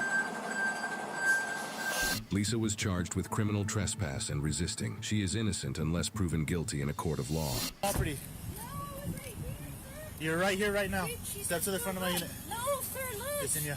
Please tell him honesty. Don't arrest me. Don't arrest me. Yeah. Look, I wasn't on the property. Please. Yesenia. Sir, Put your hands I'm behind not in hard real. Put your hands behind your back. They're hurting me. I just feel safe. They were fucking. Ah! They were fine. Why did you have to say that? I'm I didn't do nothing. They sent me out. Drugs are bad, okay? Don't arrest me. I know I'm not supposed to be on the property. Relax. It always happens when they say relax, they definitely relax, right? Oh, baby, that's not. Yesenia, stop. Ah, I got myself. Knock it off. Someone was trying to hurt me. And you're gonna Hey, Anna, we're gonna need you here. No, please. No, Again. don't put me in jail because you know what? Nah. For every cop that you hear that's done something bad, there's like 500 cops who have been way too patient and have put up with so much shit. That we don't, like, I feel like it's just bad stories hit the media more, but it's actually flabbergasting. Like, once you have police video in your recommend, sometimes I just let it play while I'm cleaning the house, especially when Husbanus was gone. Like, I would just leave them playing. So many patient cops. So many cops that put up with shit that just don't make sense.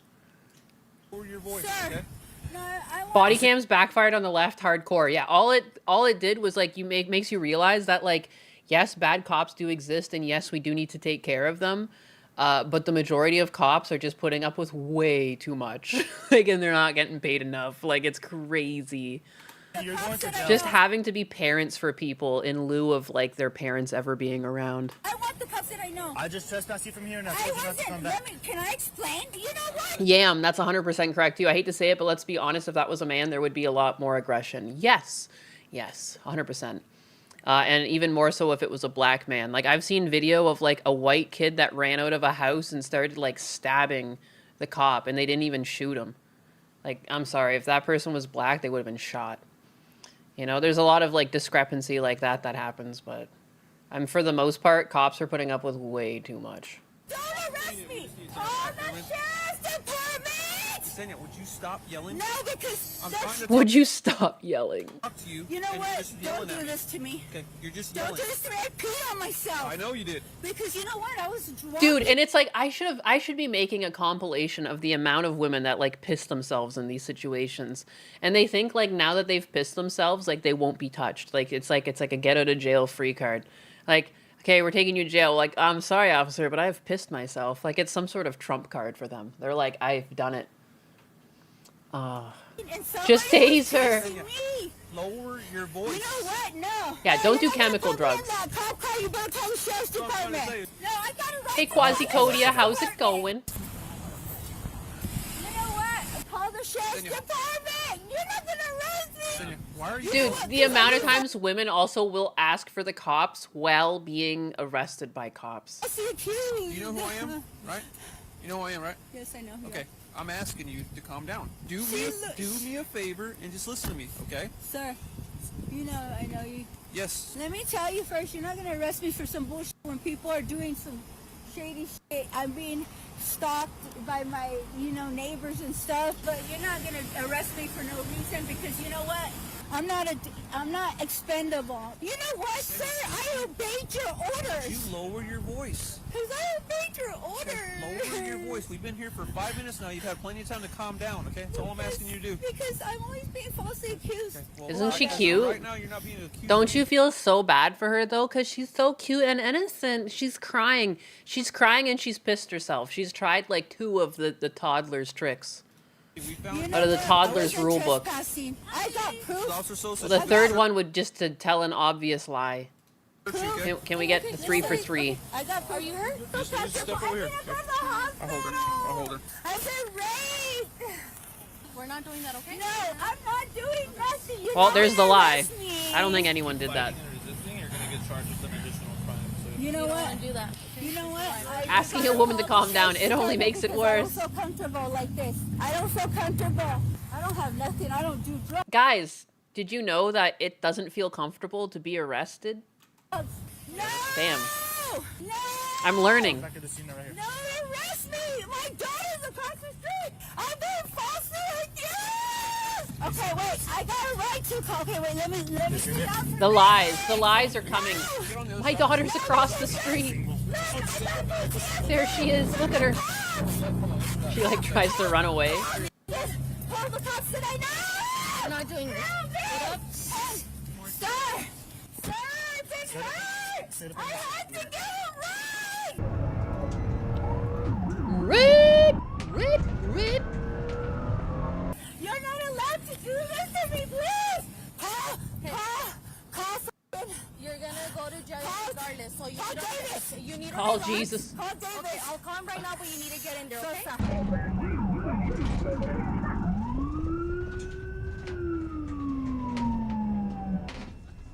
Okay, let me you guys, So you're gonna go in there, okay? You guys say, I will not get in a car It with is a police defense mechanism. officers that I don't know! I'll take you. No!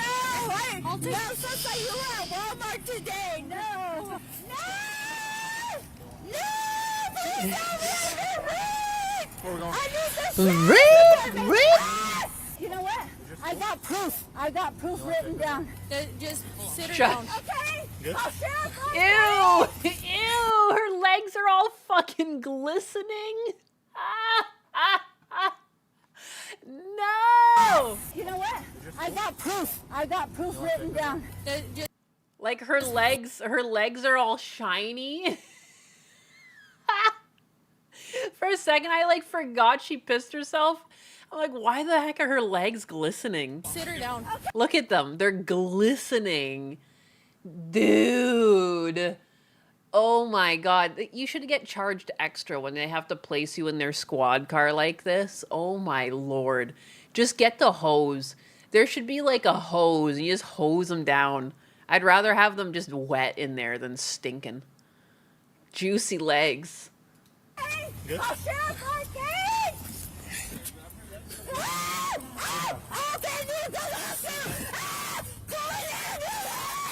Okay, don't push me. Get her leg, get her leg, push her. Get her leg. Dude, Resident Evil is looking a little bit too realistic for my liking. I don't know. Get an additional charge. So you gotta relax. Police, they just called the sheriff's department. You're gonna pick up an additional charge. They just called the sheriff's department. I'm being stalked. Okay. I got proof. They're coming, but you need to sit down. I got proof. No, they're not gonna kill me. Okay, you want me to tase you? No. Okay, sit down. Because I will tase you. Tase her. Tase her. Tase her. Tase her. Tase me, please. Get up. Okay. Get up. Okay. Get in there, because I'm going to tase you. I have to Tase her. Get her on the Tase other her. Okay, get me Tase on. her. I'm going to tase you. Don't Glove tase up, me. folks. Sit up. Dude, for real. Don't tase me. Tase, tase, tase, tase, The tase. fireman is coming up. 1, 2, 3. Get in the car. Get in the car. Nice, though. Anybody else Nice, have urine bro. on 'em? Me too. Nice. Oh my god. Nice. Hey, you ever remember seeing any of this stuff on the job description when you got hired here?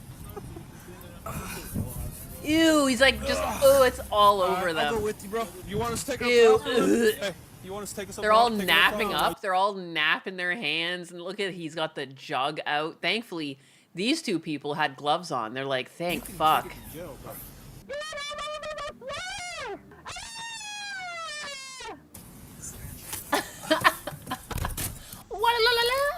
Transporting at 41. Can you contact DCPC, let them know we have a combative? We're out.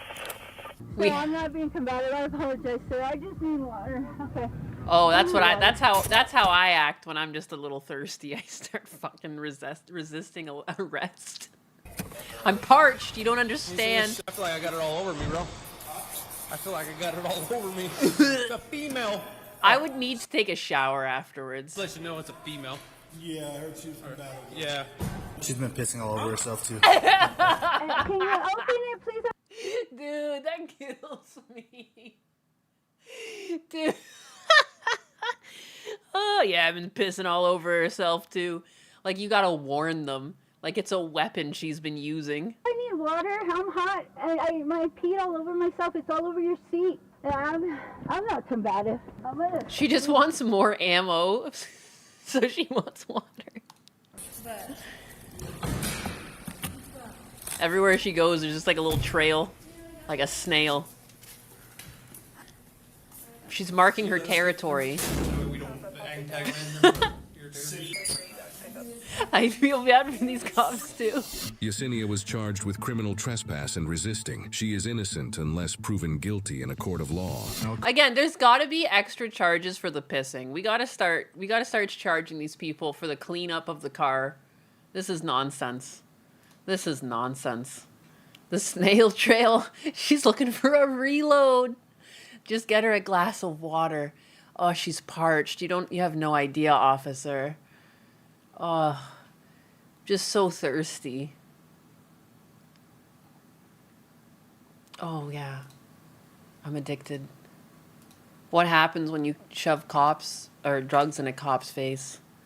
Do you guys want to know? I kind of do. I kind of do. I want to watch the what we did in Iran as well. It's like a 20-minute video that's like clearly written by a computer, but I have no idea how they had all this information. But first, let's laugh a little bit more. This one's what happens when you shove drugs in a cop's face, and I just really want to know. And I don't. Sometimes at the beginning they kind of give it away, and I hope they don't give it away. 2023, police directed extra attention towards a parking ramp in La Crosse, Wisconsin. As officers were monitoring the parking ramp cameras, they observed several people obstructing the passageway with a significant amount of belongings in the stairwells. Excellent. Among them, one individual was identified. Oh, she looks fucking stable. Oh, this one looks stable. All right. As Ashley, a 30. You know, it's looking good when they got the side buzzed. You know, it's like maybe they can't afford the nose ring yet, or they're afraid of piercings, so they just do what they can do with what they got, and they buzz the sides of their heads. 4-year-old female with whom officers had previous Dude, that's a encounters. rough 34. At least they lay down newspaper. A creature. Well, look at that, a creature. 3. Holy shit. I see there's just another one ripping in there. While they made contact with individuals on the first couple floors of the ramp, Ashley was heard screaming and yelling from the floor above. Excellent. Yeah, rather up the elevators. Oh, that's definitely. Ew. What's going on today? Not much, sir. How's it going? Not too much. What the hell is this thing? I'm just trying to build a little car to move my stuff around. I'll get everything packed. I gotcha. You got an ID on your partner? Yeah. Thank you, brother. He's She got then a came Batman running down mask? the 5th floor, but quickly ran back up when she immediately recognized the officers.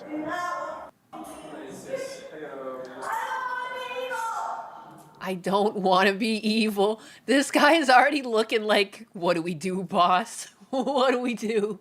I didn't bring the holy water. Dude, the place looks very dirty. Yeah. Don't worry, boss. I'm going to have this all cleaned up.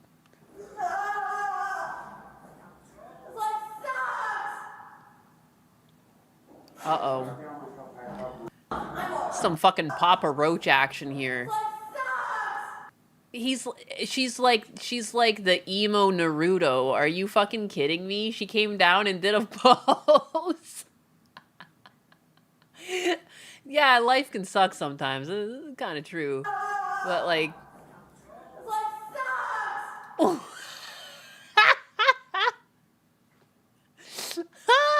I'm sorry, I'll keep playing it. She thought about coming back for another. 96 gonna be Daniel. Sorry, I'm not trying to make a mess. I've cleaned everything out. So the reason that we're out here with you is because of this stuff. Okay, it's blocking egress. I'll get it moved out. Because we got cameras and stuff, and we got people watching it, and we can't, that's why we're out here. I'll get it moved out right now. Thank you. No problem. You guys have a 24-hour notice thing? You guys been given one of these before? No. Okay. Oh yeah, I have gotten one of those before, yeah. We'll give you another one again. Who was yelling up here? I thought there was no heat running in this building. It's hot as shit in here. Because there's people in here. There's just human shit everywhere. Human shit everywhere. Dude, that's so fucking gross. What's up, dudes? What's up? How are they all just living in this parking garage? Every floor is like where they live. They're clearly shooting up here. Good, man. What kind of pose is this? Just cleaning up the place. Come back uphill. Can't be in here. Oh, can't be in here? Oh, okay. Wait, it's been like... What is going on in the world? He's got no place to go, bro. Yeah. Unfortunately, we're supposed to set up bed for him sitting on. You know what I'm saying? Can't do it here. All right, I'll move it on. I'll be out within 20 minutes. Is this LA? This is apparently Wisconsin.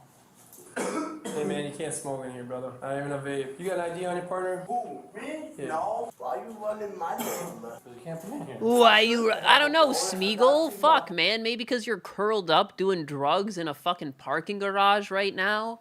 Maybe that's why they want your ID. Because you're doing something illegal. Fucking, what is this hunch? What do you want to know my name for? Yeah. What? Look at him. He's all curled up. What do you want to try to get my ID? You can't come in here. Fuck. I gotta see my PO tomorrow. I gotta see my PO tomorrow. Oh, that's cute. What's that? Why? Fucking Schmeagol. For what? What's that? Do you want to turn around for us? This wall? Why am I going to jail? Going to jail, buddy. Got him. Got him. You gonna poker stick me? No. You just put your hand on the on Just be straight. No. There's a ton of this stuff from Wisconsin. Yeah, Wisconsin's got some sketchy areas. Okay, well, the average person says no to that question, not I don't My know. father-in-law was As a they cop in spoke with the Wisconsin. male He's been like individuals, shot they can and now stuff. hear There's a Ashley lot yelling of from criminal what activity seemed in to be Wisconsin. inside the elevator. Only thing I have is that CBD dad vape. Okay. Hey, don't you fucking drag my boy Gollum's half-botched circumcision leftover. His name might be crazy, but this is not what he is. The half-botched circumcision leftover is more sane than this. I guarantee it. Yeah, I told her, I said, you stop. What's her deal today? Who is it? I don't know. Ashley. She's been going like this since when she disappeared. Disappear what did? He got a wotticism. No. Nothing in this table. No. There shouldn't be. What do you mean there shouldn't be? There Any cute? Nothing. Dingus. I've been getting... That's your little dingus right there. Stay over there for me, Robert, okay? It's got Stay over here dingus. by the wall, okay, bro? Appreciate cooperation there. Hey, I'm finished getting my stuff. What a cutie. No. Yeah, you What a can- cutie. Love the Why am I hairstyle. going to jail? No one said you go to jail. Why I go to jail? As Whoa. long as you stay cool, you're not going to jail. I'm not trying to I like pick on the you. two dreads coming up at the top. What a style. Really setting a trend. Because that's what my sergeant said on the camera. What? That you were hot piping. No. He's got that cum cowlick. Fuck yeah, that's what I was thinking. It looks like it's got jizz in there. Yeah. She in the elevator? Where the hell is she, guys? Wait. What's up? Yeah, she's got me in the elevator. Shit. Shit. Dude, if the light started flickering, this is Resident Evil. Like, it's like, what?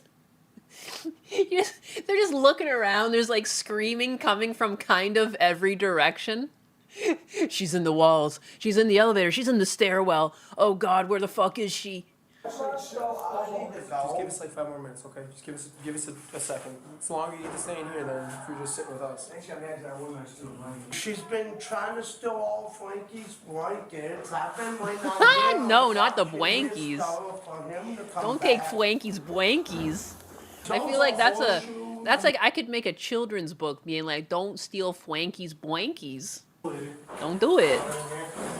Don't take those. Hey, Bandawalkie. What we don't finish. Gilbert. Possible exorcism. And helping him fix fights.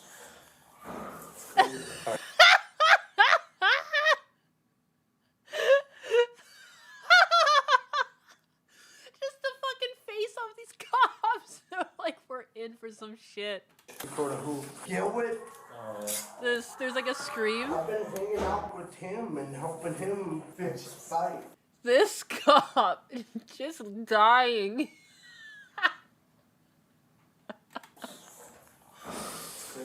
It's crazy is the understatement of the year, dude.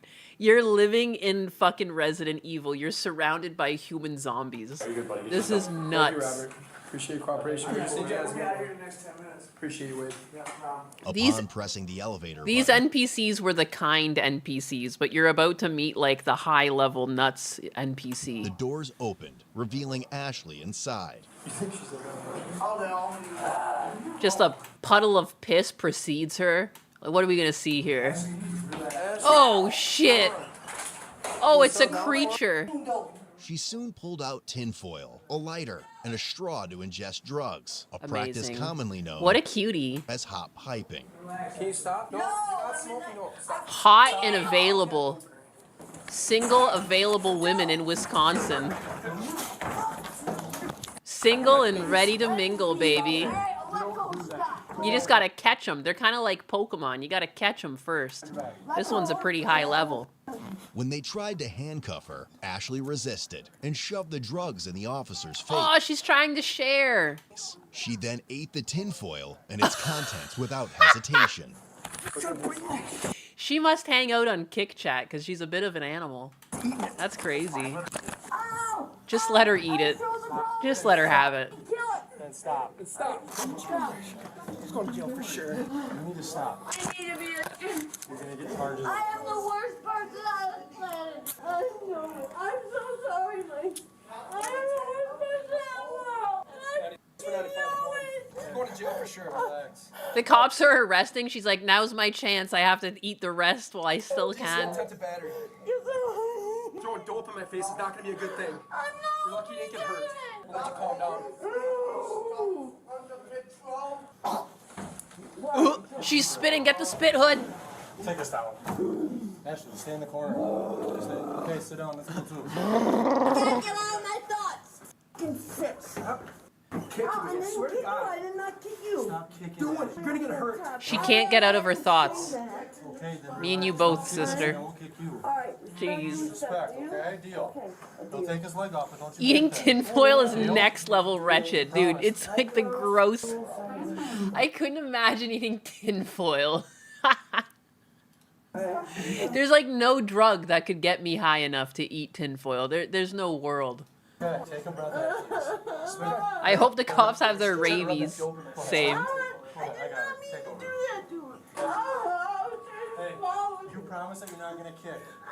What was on that tinfoil? Ooga. I'm gonna lose it. What was in the tinfoil?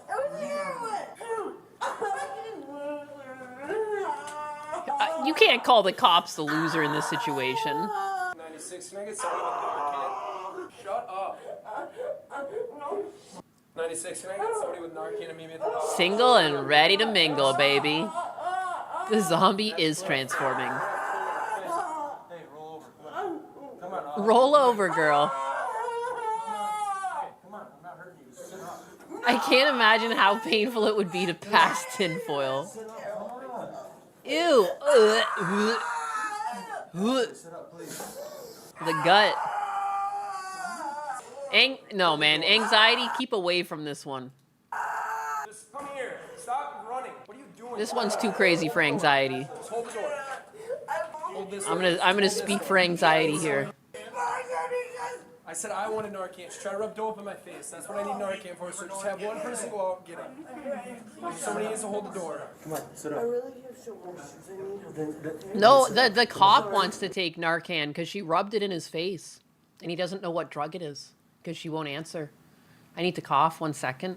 It's a throaty cough. I've got some phlegm in my throat. I probably should just go hack this up into the sink.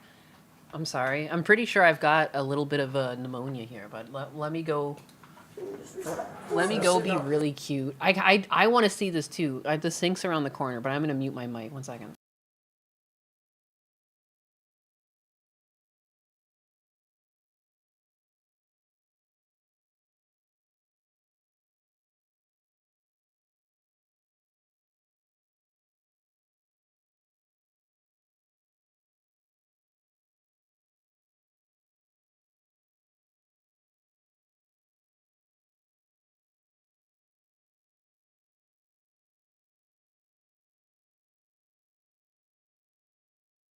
Oh yeah, I'm back.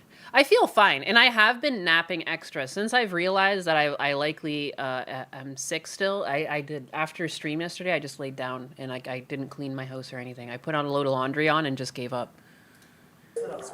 I've been resting now. I did spit like a pirate. It's fucking gross, dude. It's disgusting.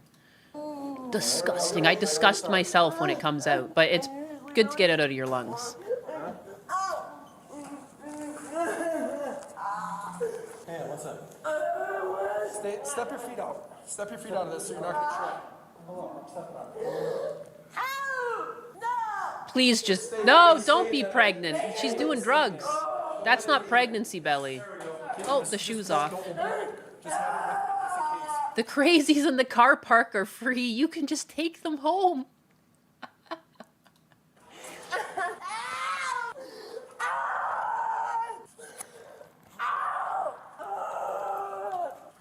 She's going Super Saiyan. I don't see anything on her, and I'm not going to see nothing. Let's go.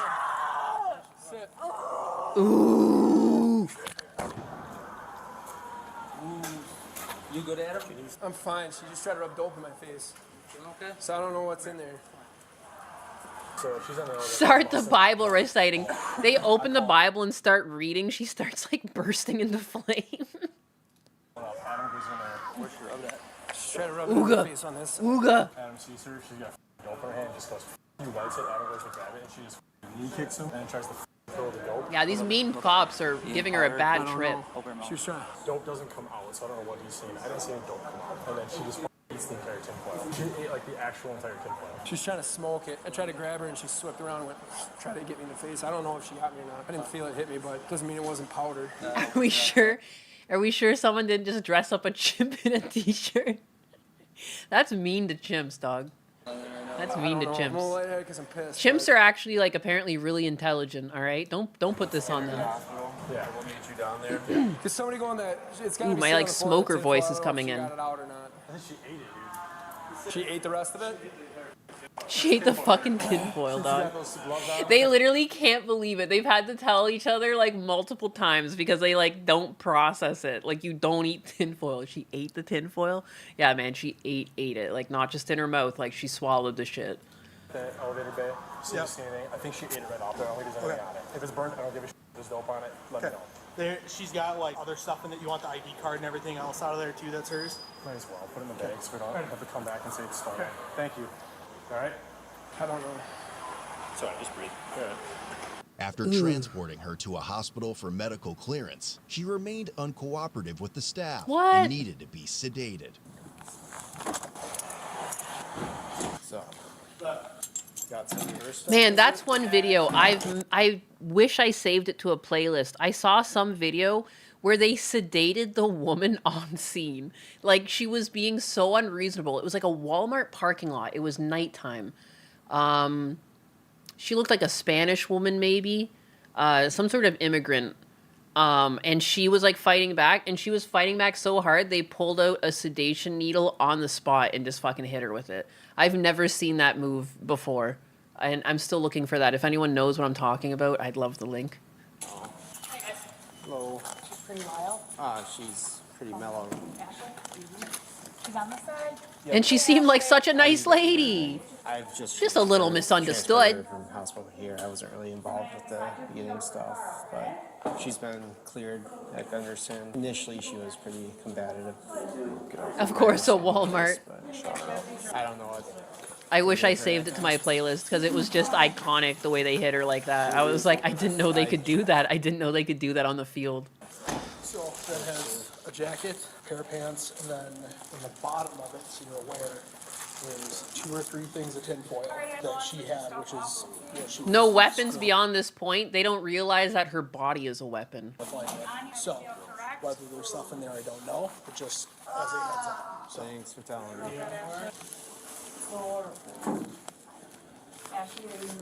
The sedation vid is from the USA, yeah. It's like they met her outside of Walmart. I don't know if she was stealing or what, but she was like, it was one of those videos where they were clearly on drugs. Like they clearly weren't of sound mind, and they kept trying to fight, and it was like, it was on a divider in the parking lot. They took her down, and she kept fighting, and they literally sedated her right there on the ground. And then she just, and then it like cuts, and she like is getting quietly taken away on a stretcher. It's fucking amazing.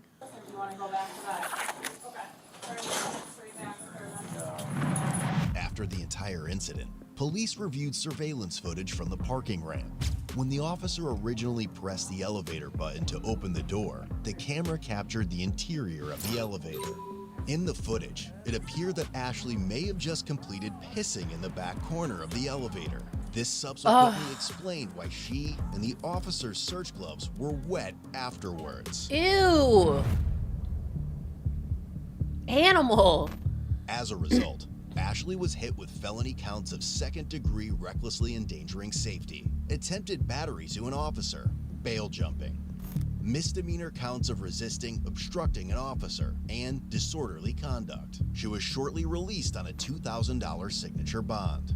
About 4 months later, she was found guilty due to a no contest Wow. plea for the attempted battery. There's so many times at the end of these videos where they're like not found guilty. They're not found guilty. Jesus Christ, guilty. Or it's like charges are dropped. So I'm glad that they actually pursued this one. And I have to cough again. Misdemeanor charges. The remaining were dismissed but read in. Ultimately, her sentence for the misdemeanor charges was withheld, and she was given. Yeah, no, I do think it's not enough. 2,000 for 3 felonies. Like, I don't understand. Like, they should have to, like, if it costs like thousands to be taken away in an ambulance, like, how is it so cheap to break the law? 2 years of probation. Like, look how many cops had to like she refrains from show up on the committing scene. offenses and adheres to the terms of her probation. Her felony charge of attempted battery To the fields. will be dismissed. To the fields. Visit CodeBlueCam.com. Put her in the fields. Put her to work. Put her to work.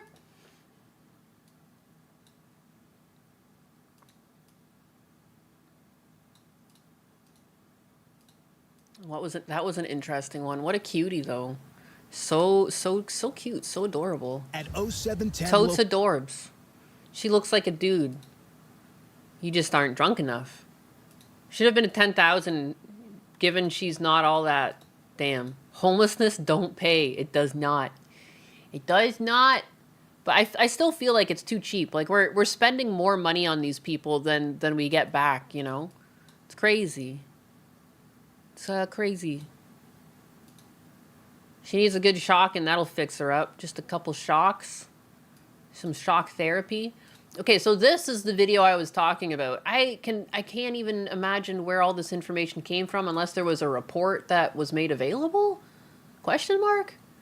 I found it impressive how much there was on the attack that we did on Iran the other day. And they just uploaded this like yesterday. Ambulance is not run by the government. They are independent, so a person will pay for that out of pocket. Yeah, I know, but like it's a broken system. I still think that there should be subsidies that go towards making sure that things are more affordable for healthcare, and like we remove This idea that like we need to pay for criminals. It doesn't really make sense that like we fund criminals but we won't fund healthcare. I don't know. Doesn't really make sense. I think you can have like better healthcare and it's still not like socialism or communism. Like it's kind of like this weird trap that they have Americans in where it's just like anytime people think of like reforming the healthcare system, they're like, you don't want communism and socialism, do you? It's like, I mean, I think we pay enough taxes that we could have it be a little bit more affordable. Maybe we shouldn't be doing healthcare for profit. Maybe that's not the best thing to do. It's not really, because like even like I'm like 99% sure I have pneumonia. I'm afraid to go in to get antibiotics, even though like I know what I have. They're gonna like what, run tests on me and charge me like $300, $400, $500. I have no idea. It's madness here. It's fucking madness. And now I'm just like hacking out my lungs like God intended. Local time. A Tomahawk missile erupts from the deck of the U.S. Yeah, it would be easy to have universal health care. All we have to do is get rid of all the fraud in the government. Oh, look at all that money. Yeah. There's so much fraud. Even, again, in government contracting, like people contracting the government, I guarantee you could drop like 50% of the people and still get the same amount of work out. There's just so much money that we spend and we don't get anything in return. Like, why don't we just fucking put the kibosh on that and actually put that money towards citizens? At 0710 local time, a Tomahawk missile erupts from the deck of the USS Spruance and starts screaming towards Iran. Then Socialized healthcare results in made in year-long wait times. There's no year-long wait times. I don't even know where that comes from. I think those are people like in the countryside complaining. Like my dad has historically got in pretty quickly for all of his health problems. The only thing that's taken a while is his eye surgery, and you can't really speed up eye surgery. Like there's just a wait list, and like you can't go any faster than what is allotted. And they are trying to get more optometrists hired. There's been a lot of incentives in Canada to like up the amount of doctors. We have year-long wait times in our government healthcare system in VA. Yeah. It's like, I don't know, there's a lot of like misinformation that comes from Canada. And I think it's in the hopes that it keeps Americans afraid of healthcare. MAID is only available for like terminally ill people. It is actually like hard to get into. There's people who are terminally ill who don't get into MAID because if they think you're too depressed, they don't let you in. the booster falls And away there is a lot of like misinformation. Like I saw one recently where people are like, this boy decided to die because he was depressed. And you look into it and he was actually like, what was it? He had some nerve disease that like his nerves were just like on fire all the time. I can't remember the name for it. He basically felt like he was on fire all of the time. And all he had was like to look forward to is like slowly losing the ability to use his arms and legs as he was on fire. And then he wanted to die, and then his parents didn't want him to die. And then like, I don't know, man. I think when people are terminally ill, it's like hard to say what's right. Do you keep them alive and let them suffer, or do you let them have the easy way out? I don't know. I think it's a very difficult choice. Turbofan the size of a coffee table spools to life, and the Tomahawk drops to 50 feet above the waterline. 4 seconds later, the next cell fires, then the next, then the next. The largest American military operation since the 2003 invasion of Iraq has just started, and Iran was about to find out firsthand why Americans don't have free health care. Within 90 seconds, 8 missiles are gone. 300 miles northwest, 2 other destroyers are running the same drill. 25 Tomahawks now race their radar altimeters along the wave tops, threading between Iranian coastal surveillance stations on routes designed to exploit every known gap in coverage. Flight time to the IRGC naval bases on Iran's southern coast, 40 minutes. Nobody in Iran has any idea they're coming. Somewhere on the Gulf Coast, keeping people alive to suffer is just selfish for the people who don't have to suffer for it. I agree. Radar operator is probably drinking tea and watching a blank scope. He has about 39 minutes of peace left. But Tomahawks are patient and slow. 550 miles per hour across open water means 40 minutes of exposure where a single coastal radar ping could compromise the entire southern attack. Everything now depends on what crossed the border ahead of them. Already inside Iranian airspace, a wave of Lucas drones is doing something no American weapon has ever done. An Iranian air defense operator at a Bavar 373 battery watches a dozen slow-moving contacts materialize on his scope, pushing inland from the coast at barely 110 knots. He I can't believe they tell have which so ones much carry information on 40-pound this. warheads aimed at his radar antenna. It makes me feel like this information wasn't supposed to be fully leaked. Like, it's crazy. They know everything down to, like, the unit everyone was using. And which It's crazy. ones are just noise. So he does the only thing training allows. He fires. The interceptor streaks off the rail. Over $1 million. It tracks a drone the size of a riding lawnmower, closes at 3 times the speed of sound, and turns it into confetti. But it wasn't a Tomahawk missile. What you just saw blow up was a low-cost unmanned combat attack system, or Lucas drone, operated by Task Force Scorpion Strike. The Get drones tricked. themselves, manufactured by Spectral Works in Mesa, Arizona, reverse-engineered from captured Iranian Shahed 136s, cost $35,000 to produce. And right now, they're the most important aircraft over Iran. He fires again, another million, and again.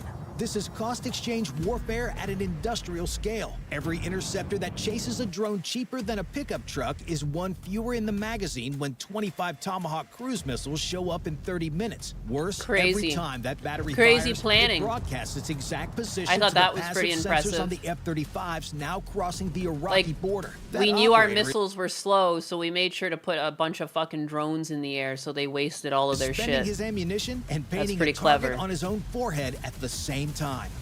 But the Iranian air defense commanders celebrating their wins are about to discover something. Those interceptors they just burned through, they were going to need every single one of them in about 25 minutes. Because what crossed the Iraqi border next wasn't a $35,000 drone.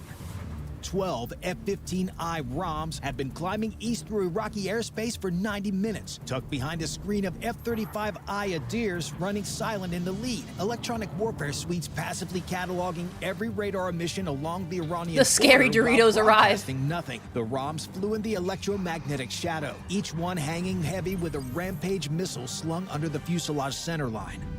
At 0805 local time, the formation reaches launch altitude over western Iraq. The lead weapons officer in the back seat has been watching his targeting display update for the last hour. Coordinates refined 3 times via Link 16 from an Israeli Oron intelligence aircraft circling over Jordan. He confirms the final solution. The pilot squeezes the release. 2,500 pounds drop away and the ROM jumps, nose pitching up from the sudden weight loss. The fly-by-wire connecting before the pilot's hands can. Below the jet, the solid rocket motor lights. The weapon punches through the sound barrier in seconds, trailing a wide exhaust plume that the pilot can see shrinking in his rearview mirrors as the missile climbs away on a ballistic arc toward Tehran. 11 more ROMs release within seconds of each other. 12 weapons, now accelerating beyond anything Iran can intercept at this phase of flight, arcing east. A Tomahawk from Iraq needs 45 minutes to reach Tehran. These weapons need minutes. That gap is the entire ballgame. 45 minutes gives Iranian radar operators time to detect, track, get authorization, and fire. Minutes gives them time to watch the impact on the news. Spent rocket boosters will tumble into fields across eastern Iraq. Awesome analysts will photograph them within hours. But right now, 12 warheads are converging on Pastor Street. The Tomahawks are 10 minutes from the Gulf Coast, and the air defense batteries the Lucas drones have been emptying Get all fucking morning scrambled are running like out of eggs. things to shoot. At 0810, everything I love a good arrives at plan. once. The standoff weapons hit This is Tehran some, like, first. Risk. Supersonic warheads arriving with functionally 0 warning time. The office of the Supreme Leader on Pasteur Street takes multiple Phew. direct hits. An Airbus satellite passing overhead captures the aftermath. Several buildings inside the compound reduced to broken concrete. Smoke columns punching through the morning air.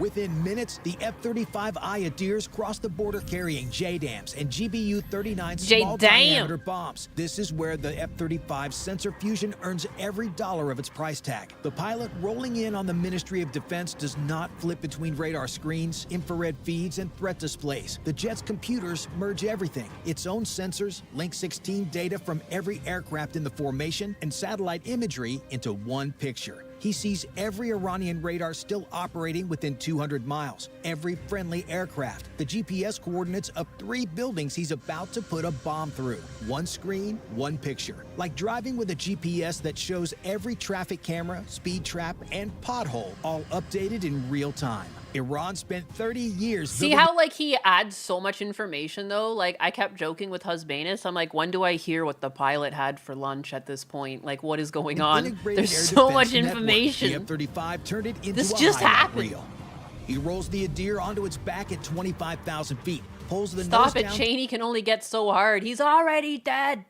toward the Ministry of Defense compound and releases a GBU-39 small diameter bomb. The weapon is only 250 pounds, a quarter the size of a standard JDAM, but its GPS-guided diamond-shaped wings let it glide over 40 miles from release point. And at this range, the circular error is measured in single-digit feet. The SDB punches through the ministry roof and detonates on a delayed fuse inside the third floor, the level where military planning documents live.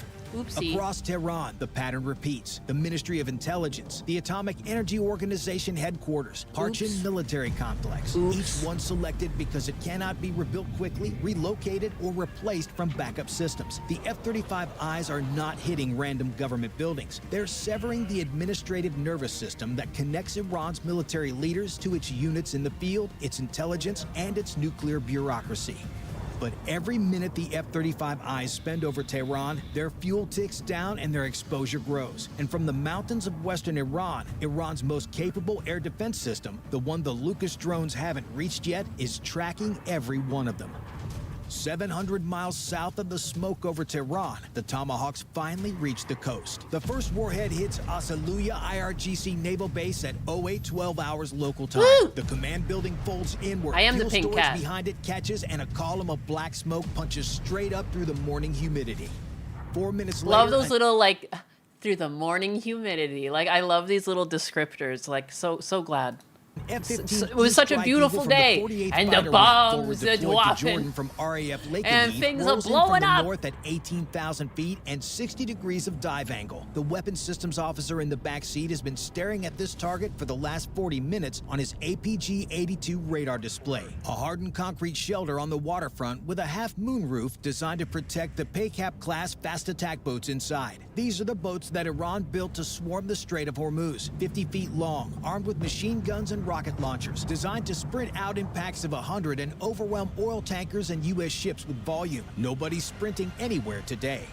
He designates the shelter, confirms GPS lock, pickles the GBU-31. 2,000 pounds drop off the centerline station. The JDAM tail kit deploys, 4 grid fins adjusting 10 times per second, steering a slab of tritonal and hardened steel toward a roof that was built to stop shrapnel, not a weapon that hits with the force of a freight car. 30 seconds of free fall. The bomb punches through the concrete arch and detonates inside the shelter. The overpressure has nowhere to go. The walls blow outward. The roof pancakes Not the down Twitch onto ads. the boats like a fist closing. The Strike Eagle is already climbing. Yeah, I'm sorry. I'm like barely pausing this because it's like so interesting. It's like information after information. 5G's back to altitude. What a crazy when plan. The Wizzo confirms We the hit on the out-checkered targeting them. pod footage. Below them, the Strait of King me. Hormuz sits open and quiet. King Iran me. spent 40 years threatening to mine it and choke the global economy. The boats that were supposed to Did do everyone it get that are all noted burning down? under It'll a be on the collapsed test. roof on the Gulf Coast. And the Navy is far from being done with Iran today. How heavy 500 was the miles bomb east, we the dropped aircraft on their carrier heads? USS Abraham Lincoln is making 30 knots into a headwind. On the flight deck, an FA-18E Super Hornet from VFA-41 Black Aces sits on catapult First 1 in with flight, both first to strike. F414 engines at military power. The catapult officer drops to one knee and touches the deck. The holdback breaks and the shuttle fires. 0 to 165 miles per hour in under 3 seconds. 4 Gs fucking shove go! the pilot's spine into the ejection seat hard enough to test whether breakfast is staying down. The Black Aces are headed for Chabahar, Iran's only deepwater King port me. on the Gulf of Oman. Tomahawks hit the command post and fuel storage 20 minutes ago. The petroleum reserves are throwing a column of black smoke visible 60 miles out on the strike package's forward-looking infrared. But the submarine piers are still Yeah, yeah. standing, and a Gadir-class midget sub that slips out to sea can carry Look how mines many into the things we Strait did of Hormuz simultaneously. on a hull small enough to hide in commercial shipping traffic. That cannot happen. The lead Hornet rolls in on the submarine pier with a GBU-31 JDAM. His wingman from JDAM, VFA-14 another. Top Hatters follows 30 seconds later and puts a second 2,000-pounder into the dry dock facility next door. If you can't fuel a submarine, repair it, or load This it is with how it mines, should be done. might I mean, as it well makes be an sense. The second we took out the Supreme Leader, clearly they would have had some backup plans. There was clearly something they would have done. Like, if you kill this guy, make sure, like, this protocol is followed. They probably had multiple different protocols protocols to follow, and we hit every single one of their like information stations. Essentially, we're just like, you absolutely will not do anything to this. You know, I think that's pretty impressive. And like all the other times in these sand wars, like we've never been so decisive. Like it feels like we went in with a fucking plan. All the other times we've gone in, it's just been a mess. You know, we got stuck there for multiple years, like lost millions and just like stuff that we had to leave behind, like bullets and guns and just ridiculous. Even Coca-Cola machines and Coca-Cola we left behind. Lawn ornament. A third pair targets the Charlie 802 anti-ship missile battery on the coastal bluff. The launcher that could threaten tankers and coalition warships in the strait. 2 GBU-39 small diameter bombs later, and the battery ceases to exist. Across the Gulf Coast, the coordinated Tomahawk then fighter pattern has now hit Asaluya, Chabahar, and Bandar Abbas, home to Iran's Kilo-class submarines and the IRGC Navy's fast attack headquarters. The carrier air wing still has plenty of weapons left on the rails as insurance against any IRGC boat brave enough to soar. None do. But 500 miles north, the F-35 eyes over Tehran are running low on fuel, and the air defense system in the Western Mountains is now coming alive.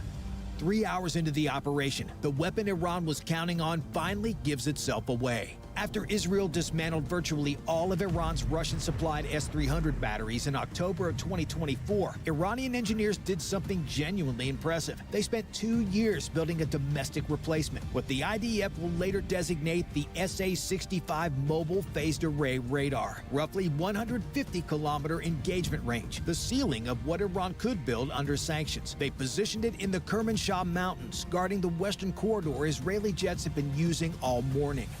An EA-18G Growler from the Lincoln's Air Wing catches the first emission. The SA-65 search radar has been pulsing intermittently for hours, short bursts, trying to track the F-35 eyes without staying on long enough to attract a missile. But now, with a second wave of ROMs inbound through the corridor, the battery commander makes the decision every air defense operator dreads. He switches to fire control. Full power, continuous track. He's going for a shot. The moment he transmits, he is finished.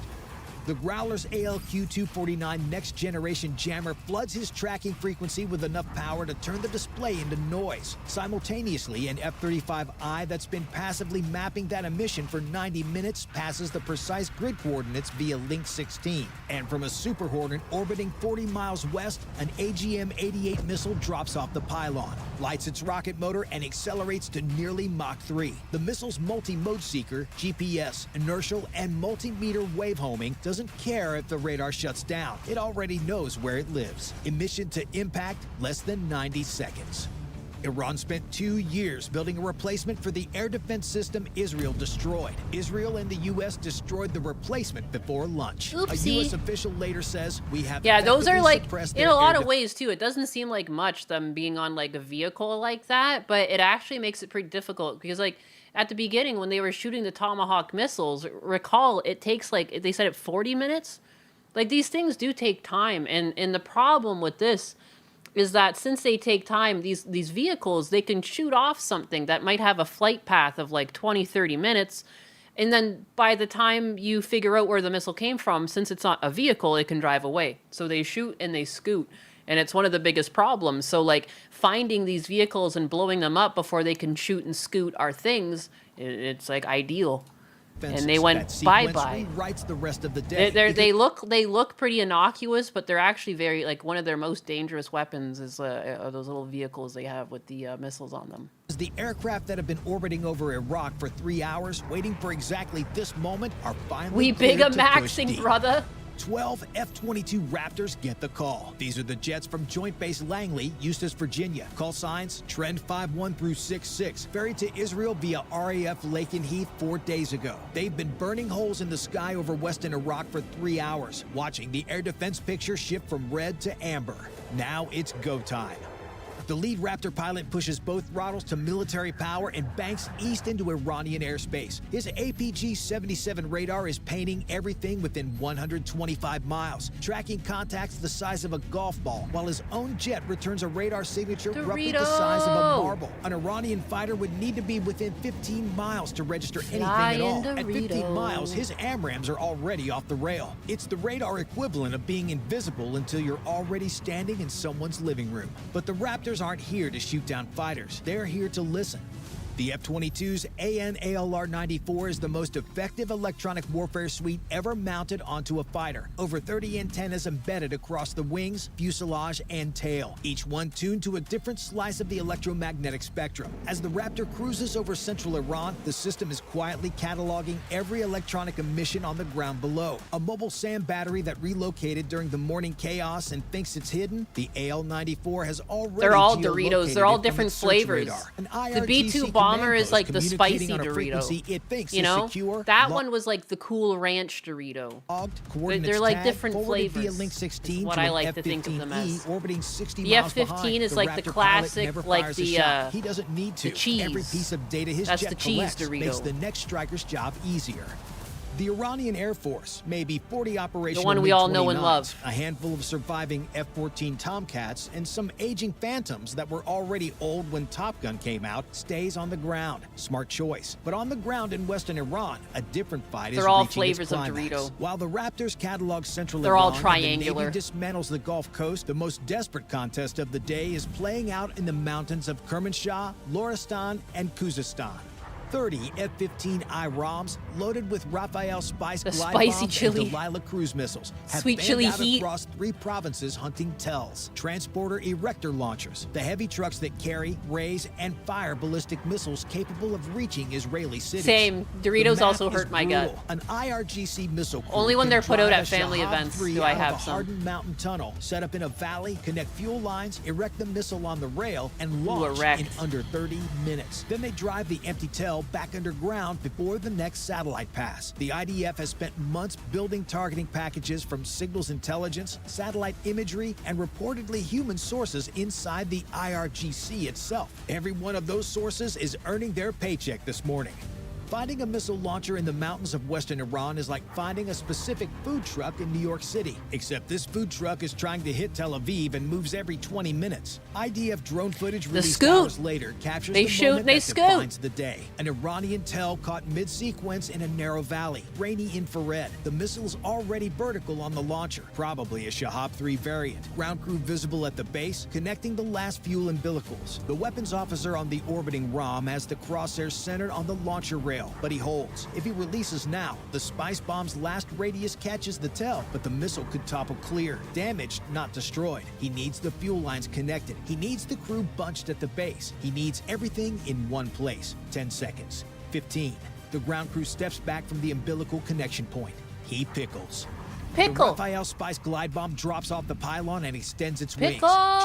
GPS and electro-optical guidance steering it down the valley on a trajectory calculated to impact the launcher base at a shallow angle, maximizing the blast footprint across the TEL and the missile simultaneously. 12 seconds of guided flight. The warhead detonates at the junction of the launcher rail and the truck chassis. The Shahab 3's fuel tank ruptures and 3 tons of liquid propellant ignite in a secondary fireball that whites out the infrared camera for a full 2 seconds. When the image returns, the valley floor is scorched bare. The TEL is scrap.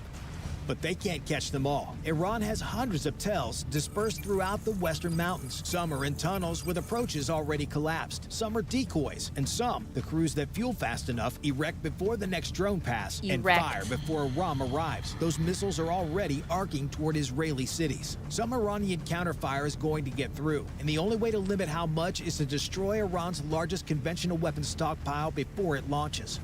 With the Raptors feeding targeting data to every aircraft in theater and Iranian air defenses functionally gone, the coalition scales to Vaporize. full capacity. Israel's next wave, 30 more fighter jets, fans out across Isfahan, Bushehr, Vaporized by Avaz, the and pickle. surrounding areas. 60 precision munitions, targets the opening strikes couldn't reach, ballistic missile warehouses, air defense production lines, and a drone regiment headquarters, and the Shaheed depots.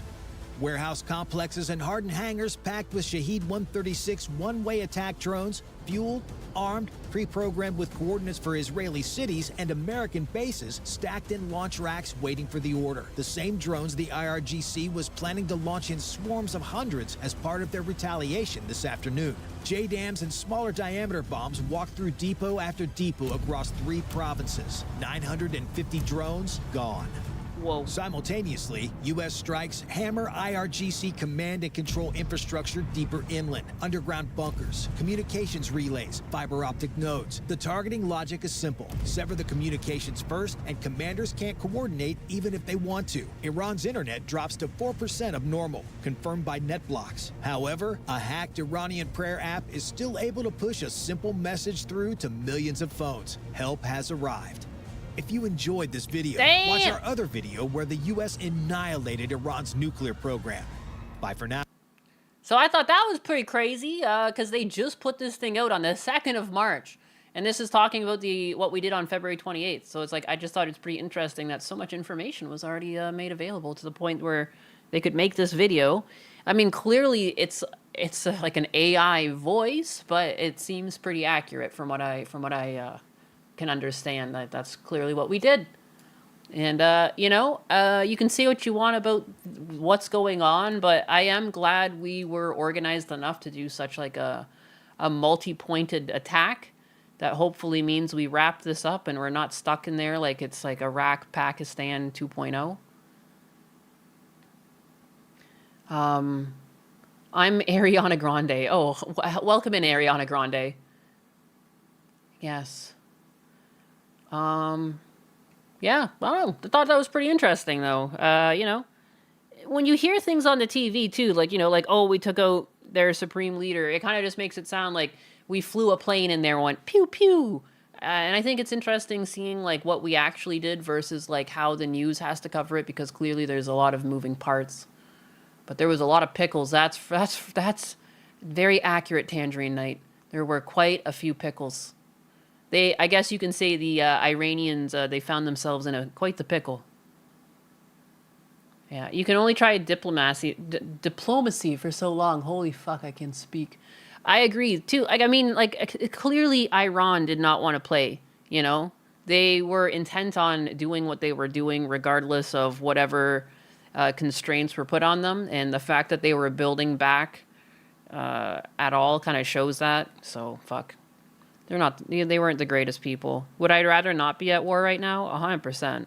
Is it happening? It's already happening, I totally believe in not driving yourself crazy over things you can't control. Because there's already so many things, like, in your life that you might not be able to control that are, like, pertinent to your own well-being that, like, why would you add extra things, I like to keep my emotions separate. I can look at that and be like, well, interesting. Glad we're attacking it with such planning, It could be worse. It could be worse. We could have gone in there and made a mess of the place. It seems like they're trying their hardest to go in with a plan and make this as short as possible. And I do think under the Democrats, we would have joined Israel regardless. I don't know why. I've seen, like, Bernie Sanders or fucking, what's his name, Minnesota dude. He ran with Kamala Harris. Shows how much I know. Tim Walz was also like, no more wars. It's again, like, that's some weird grandstanding. Like, you guys are just as embroiled in war as the Republicans. We're all Israel's bitch. We've seen this. The writing's been on the wall for a while. I don't know why some Democrats are acting like they wouldn't have been Israel's bitch in this situation. You can't fool me. Tim Walz, that's the one. Yeah. I just hope the new Iranian leadership is something that genuinely helped their own people. I mean, again, it's going to be difficult, the power vacuum that a leadership like this creates. But, you got to have hope. It was never like this, Iran used to be full of, like, people were free to be who they wanted. The women were allowed to dress as they wanted. It looked just like the United States. And clearly they fell. I've shown it before, but Iran in, like, the 1970s, 1960s, it literally just looks just like the same people you would have found in America at the same time. And so it's sad. It's sad to see what happened. But yeah, here it is. It looks just like a regular ass fucking place until you know, until it wasn't. So there's hope. Like there's no reason why it shouldn't be able to go back to a time where things made sense to some extent. But, you know, heck. Where did that your video go? Picture pic? Yeah, here we go. Rare historical photos. Vintage photos capture everyday life in Iran before the Islamic Revolution in the 1960s and the 1970s. And again, I've gone over this before, but I think it's just worth going over. You know, look at it, just regular. It just looks like regular. It could be America for all you know. From this angle, especially what they're wearing, there's a woman wearing regular clothes. You know, they're building up buildings. Shit's normal. You got a woman wearing dress. She's got her legs showing. This one's wearing a short skirt and her legs are showing. Here's a bunch of women reading books. They're at university. They're all studying together. You know? Like, it literally looks like these could have just been American people. Yeah. Like, I don't know. That's why Islam can't be trusted a religion, because it's oppressive. Again, too, like, is it oppressive, or is it because people perverse a religion to create an oppressive religion? I do think a lot of it has to do with people. People show up and they perverse things. Because, like, clearly they're sitting in front of, like, a mosque right now. But look at how they're normal people. Like, something just happened. Something along the lines happened, and humans being humans, they're evil. They come in and they perverse things until they get their way. And religion is just one of the easiest ways to get people to fall in line and get them to work for you. Like, technically, Mayan civilization, like, the whole reason they were able to, like, make the beginnings of what's known as, like, modern civilization these days is they use the fear of religion to control people. Like, it's not like they could have been like, oh, I'll give you $100,000 a year to help me build this pyramid. Like, they were just coerced with religion. So, like, is the religion evil? Maybe. Or is the people who run it evil? I think that's more likely.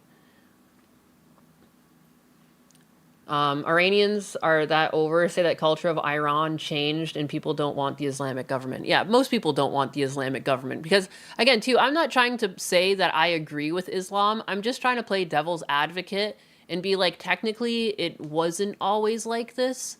And, like, the same way, like, people just want differences to create war, to get what they want, you know? So, like, if a leader perverses a religion to get people to go to war, like, that's just that person's opinion of the religion and, like, what it does for them. And what it does for them is it gets people fighting for them. You know, like, I just don't buy it. I'm Catholic, you know. I believe in the Catholic faith, but I just know that if I was raised somewhere else, I might be thinking differently. So, like, I just can't help but, you know, like, what are you going to do? Yeah, like this one, they talk about, I love me some. But even this, they talk about how they use religion to get people to build, like, ancient structures. Like, it's just like, I don't know. This is what you do. Religion gets people to do stuff. Half of this number. Where is, like, a good point? They, like, talk about just how, like, the civilization was complex. It's a very complex civilization that, like, predated really, like, where people should have been at the time. And it's like, it's understood that, like, religion is what convinced these people to be so organized. Like, because we often think of them as, like, yeah, they did human sacrifice, but at the same time, like, they were very clever with how they built their civilization. You could own tools and land, but they controlled the power of Yeah. your labor. Yeah, this is where they... very inhabitants of the city in a well-organized with an efficient loads was then thousands. And they crushed tepetate to make a base of the floor.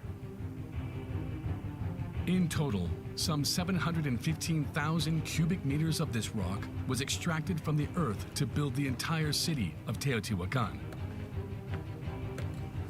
The material was then carried by men on their backs for hundreds of meters. That's because pre-Columbian civilizations never domesticated animals to help them carry heavy loads. So even though they didn't even domesticate animals, they were able to basically domesticate humans to work under religion, essentially. They compensated for the lack of pack animals with an efficient use of manpower. The people were the labor force, and they were very effectively put to work in a well-organized way in order to be productive. That's one of the characteristics of Mesoamerican societies. The rulers of the city knew they had an abundant supply of workers. The population of Teotihuacan and its surroundings was already at 80,000 inhabitants. Men from each family were selected to be part of the workforce. Religion played a very important role in controlling the people and the workforce. And I don't think we've changed. I think that has like remained a doctrine of human society, that people will pick a religion and be like, I'm going to use this to control my people. And it doesn't really mean it's religion, you know? At this point, it's like it's just something that's been taken over by men to control other men. So like that's how I feel Islam is these days. Like that's just how I feel. You don't have to agree with me. You can disagree, but I feel somewhere at its core, it's not supposed to be like this. And it's just humans being human and perversing things the way they do to get what they want. That's something that had never been seen before. It's very different from slavery, capitalism, or feudalism. Here, you could own tools and land, but they controlled the power of your labor. During the dry season, tens of thousands of builders worked tirelessly on the enormous construction of the pyramid. Yeah, and they say that this pyramid was like likely built in just like 12 years or something like that. It doesn't have any like open interior though. They just built on top of building, and it just has like, it's like an amphitheater type thing. But it is really impressive that their like whole civilization, they still had like a grid system.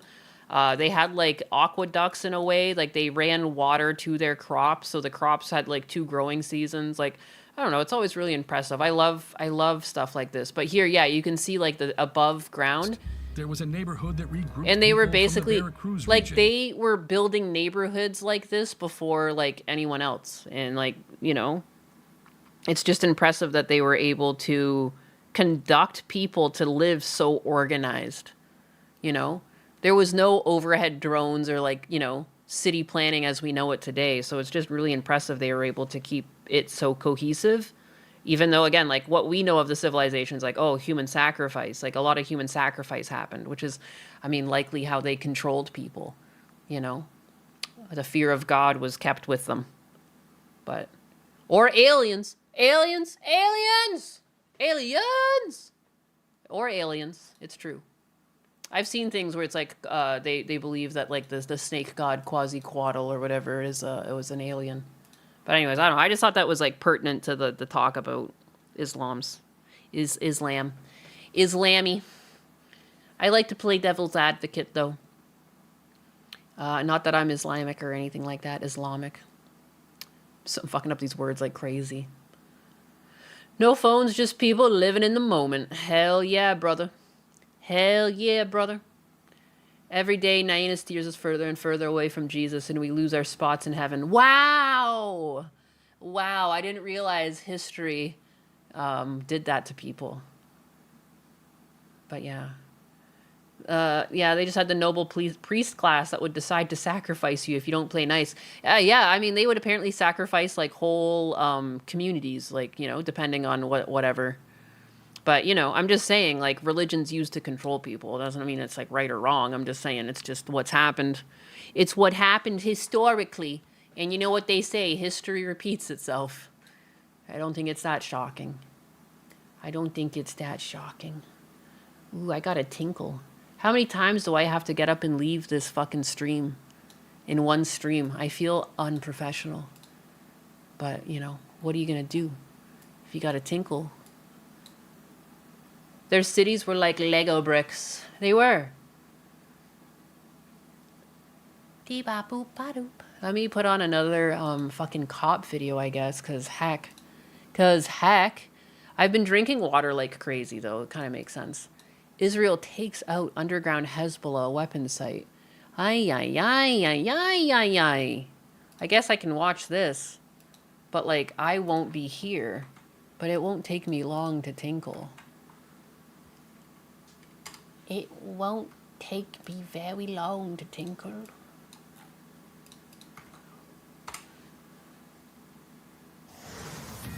The operation was again. Yeah, yeah, yeah, yeah. La, la, la. Let's put on the news while I tinkle. I'll be, like, right back, though. Again, launched with clear military objectives designed to dismantle Iran's ability to project power outside of its borders. First, we are targeting and eliminating Iran's ballistic missile systems. Second, we are destroying the Iranian Navy. Third, we're ensuring Iran cannot rapidly rebuild or reconstitute its combat capability or combat power. It was a long and detailed briefing and update on Operation Epic Fury that wrapped up in the last hour or so. And it's on Iran operations. New Israeli airstrikes are hitting deep inside Iran now. And Israel says it is targeting the Islamic regime's air defenses and missile launch sites. Iran and its proxy Hezbollah terrorists are firing barrages of rockets, drones, and missiles towards civilians in the region. And just this morning, an Israeli Defense Force official told Fox Iran and Hezbollah have started coordinating their attacks. So it's not just giving them money, which we know that that terror state of Iran does with its proxies. Now they're in coordination with one of those terror groups. I'm Harris Faulkner. You are in the Faulkner Focus. Admiral Brad Cooper, head of U.S. Central Command, provided this update on U.S. military action. Now, we're less than 100 hours into this operation, and we've already struck nearly 2,000 targets with more than 2,000 munitions. We have severely degraded Iran's air defenses and destroyed hundreds of Iran's ballistic missiles, launchers, and drones. And in simple terms, we're focused on shooting all the things that can shoot at us. Our B-2 bombers and B-1 bombers have executed uncontested surgical strikes against multiple missile facilities deep inside Iran. And this would be the goal. The Pentagon says the strikes are devastating Iran's military capabilities. U.S. bombers using precision strikes on missile facilities inside Iran. Officials say many of those targets were hit with no effective Iranian air defense response at all. Here's more from Admiral Cooper. Now, in retaliation, the Iranian regime has launched over 500 ballistic missiles and over 2,000 drones. To be clear, Iran is indiscriminately targeting civilians as they launch these missiles and drones. You've seen it on TV. The evidence is crystal clear and overwhelming. And it's been wave and wave after wave of that.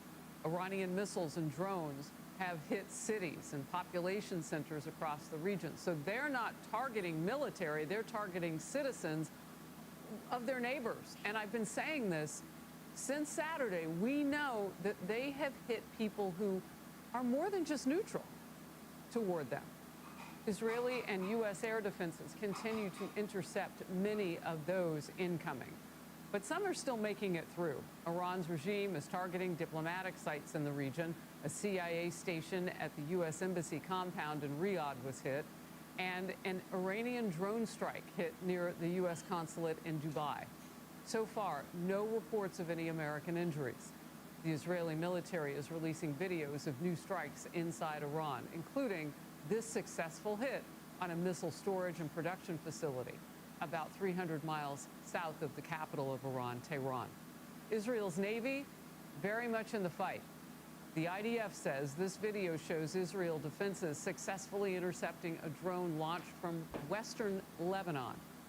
This new video shows Israel taking out an underground weapons storage site in Beirut, Lebanon.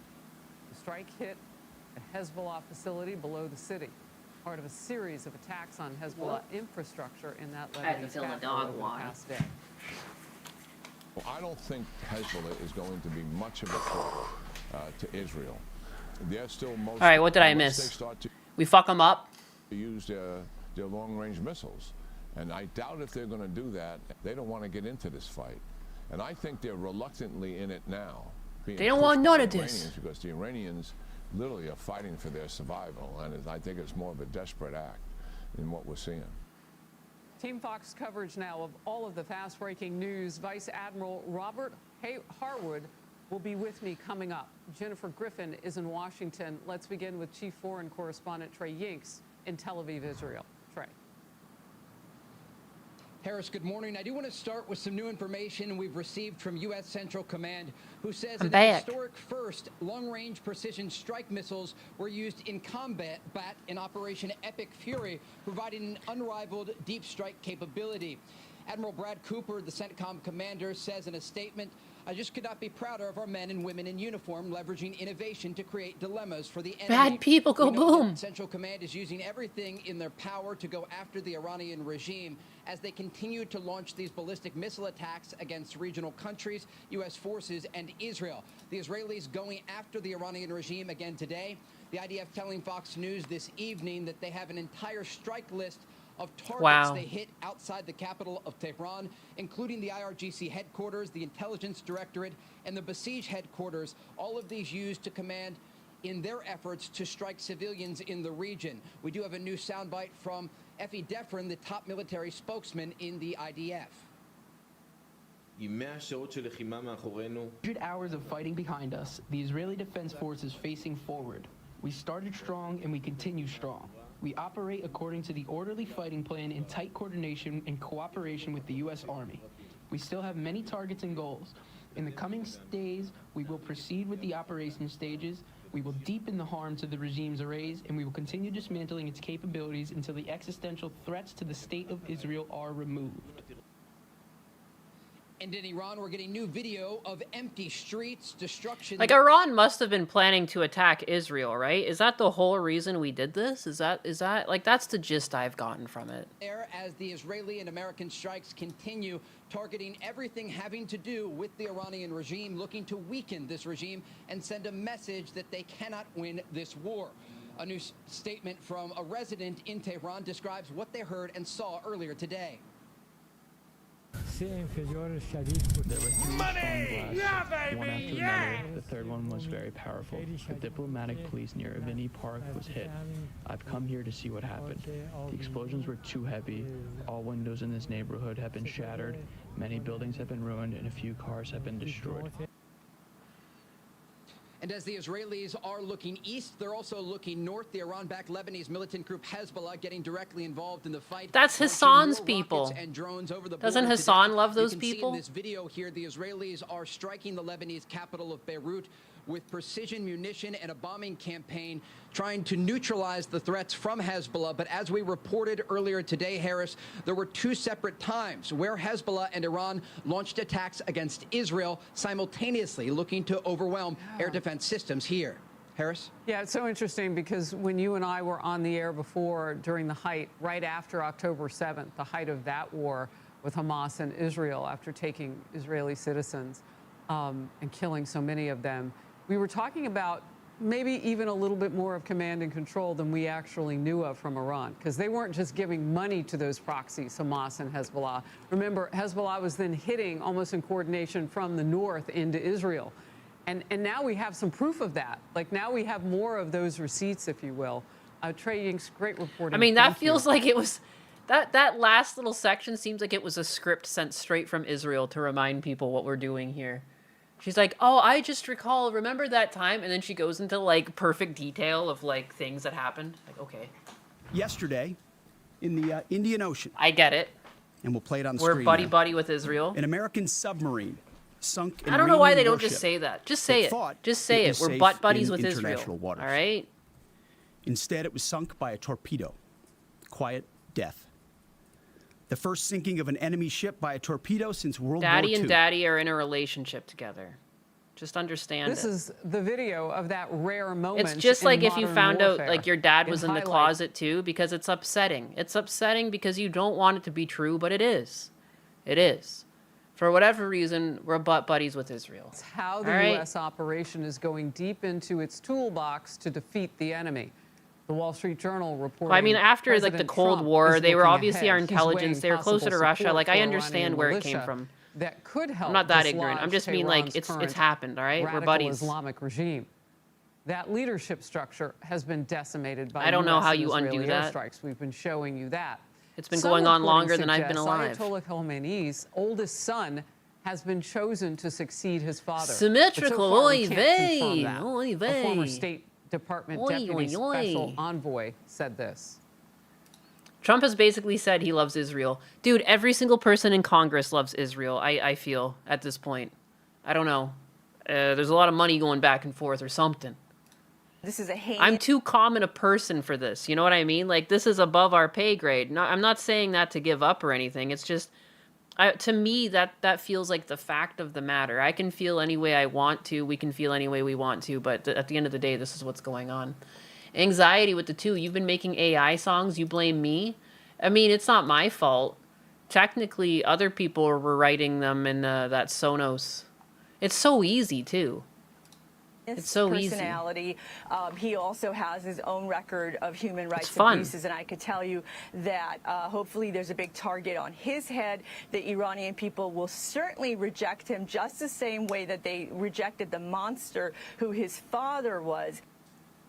A new Fox News poll now, look at your screen, shows Americans are absolutely divided, 50 Yeah, to 50%. I can see that. Over U.S. strikes in Iran. However, that same poll shows strong agreement on one point.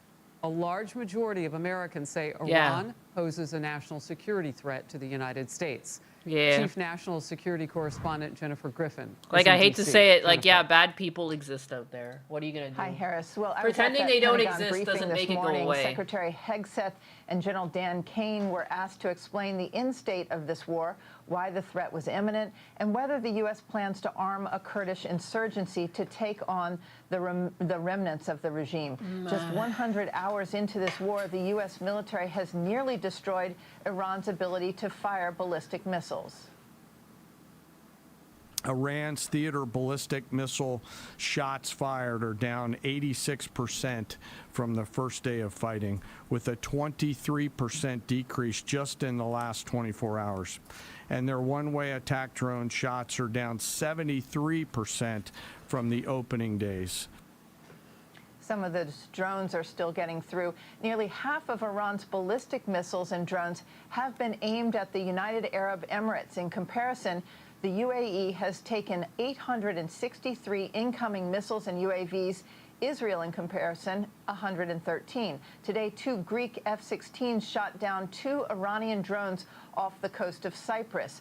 Last night, Admiral Brad Cooper, the head of U.S. Central Command, he said that in comparison to the start of the Iraq War and its shock and awe campaign, this operation is twice the scale of that operation in the first 24 hours. We have more details about how a U.S. Navy sub hunted and sank one of Iran's prize Navy vessels, which thought it was safe in the Indian Ocean. The Iranians built 4 of these Corvette-class missile ships in 2022. That's when they were introduced. They were named Shahid Soleimani, or Martyr Soleimani, after General Qasem Soleimani, the head of the IRGC Quds Force, who during President Trump's first term was killed by a U.S. strike that President Trump ordered on his convoy in Baghdad.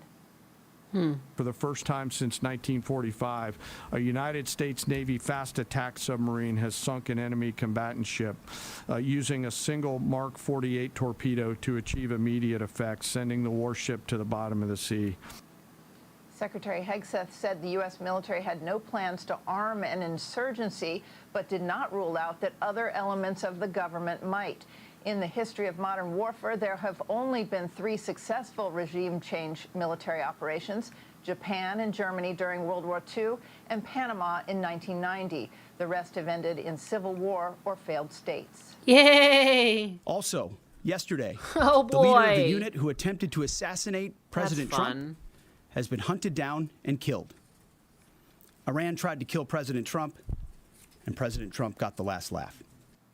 Secretary Hegseth said that was not the reason the president decided to launch this war with Israel. The focus remains on destroying Iran's ability to project power through missiles, its navy, and its nuclear program. Harris. Jennifer, thank you very much. And focus now, Vice Admiral Robert Harwood, member of George W. Bush's National Security Council. And like, is there actual, like, I mean, I guess they wouldn't, like, they must have had intelligence about something happening, right? We didn't just do this. Like, you never really know. And I understand why it would have to be secret up front, but like, you know, it never comes out till a couple years later. Like, you know, the last sand war, it's like it came out like, yeah, Dick Cheney just wanted some oil. Like, he served as a U.S. Navy SEAL in the it's not wars the in same. Afghanistan and Iraq. So glad to have you on the program today. Thank you. Jennifer kind of teed this up, and I want to go back now to that new video of those cheap one-way drones, as they're being called. Iran is using those. Some 2,000 fired already. We learned that from Secretary Hegseth this morning. Talk to me about those drones. I'm curious, Vice Admiral, where are they coming from? Are they making them there, or is someone supplying them for purchase? I mean, well, as we've they're seen probably over getting supplied decades, somewhere. The Iranians are very industrious, and so I would not be surprised if they're building them all. And I think this is a real turning point in the war on drones. As we saw in Afghanistan and Iraq, we used drones for ISR. In Ukraine, the Ukrainians started making them kinetic, and now we're seeing mass, you know, swarms. And so that's a real differentiator. And That is true. They're using these like fucking swarms of bugs. Facilities to ensure we shut down all these elements of power. And I believe if And we didn't get oil from the sand wars, and the first one was to protect European oil supplies. Yeah. not there already, we may be at the tipping point of really shutting down their ability to project power. And when that occurs, a lot of capacity and focus will go on removing the current regime. Talk to me about that tipping point. Like, how do you know militarily when you get to that point? Well, there's some easy indicators when in Qatar, in UAE, in Saudi, when business goes back to normal, where you're seeing civilian flights, people outside a lot. I was in Abu Dhabi today playing golf, and we saw a bunch of planes coming out of commercial airports. So when the number of strikes in the countries dissipate, you know we're having that success. And then we can shift capacity. I was fucking playing golf. The regime. Because Casual. at the end of the day, while we can completely decimate all this, if you're going to leave a regime in power who quickly goes to reconstitute using China and Russia and their allies, we've just exacerbated the problem. So I true. think once we get that tipping point, and if we're not there now, I think it's coming very quickly, the focus will go on really getting rid of these guys who have been murderers and part of this regime's killing their own people to ensure. Yeah, dude, like they that's do not, they responsible. shoot women like indiscriminately here. Like if you're wearing regular clothes out in the street and peacefully protesting, like you will be shot. I don't know why, like, I don't know why people try to pretend otherwise. Like I feel like I've seen dozens and dozens of stories of this happening to women over there, you know? Not repressive of its people. You gave us such. It's why, like, I just, from your at the end of the day, I'm kind of like, well, it's no great loss to society that that guy was killed. Like, I don't know. Like, he might be replaced with a power vacuum with someone does the similar thing, but, like, man, at least we tried. Personal experience today. You're going outside in Abu Dhabi, and that is a huge shift. We know they hit the airport.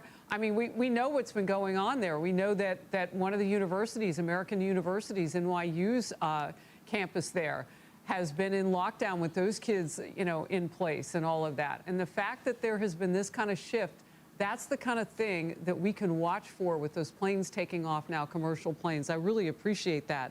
I want to get your thoughts, though, because President Trump said yesterday, upon being asked the question, what would the worst case scenario be? He said, well, that, you know, we do all this in 5 years. It goes right back to what you just said, Yeah. Vice Admiral. Somebody either like what they already had, the Ayatollah, or worse. Talk that it could be his And older worse son is also taking an over. option. Fox It's has just not fucking crazy to independently think confirmed about. that. But your first thoughts on that, even as a possibility?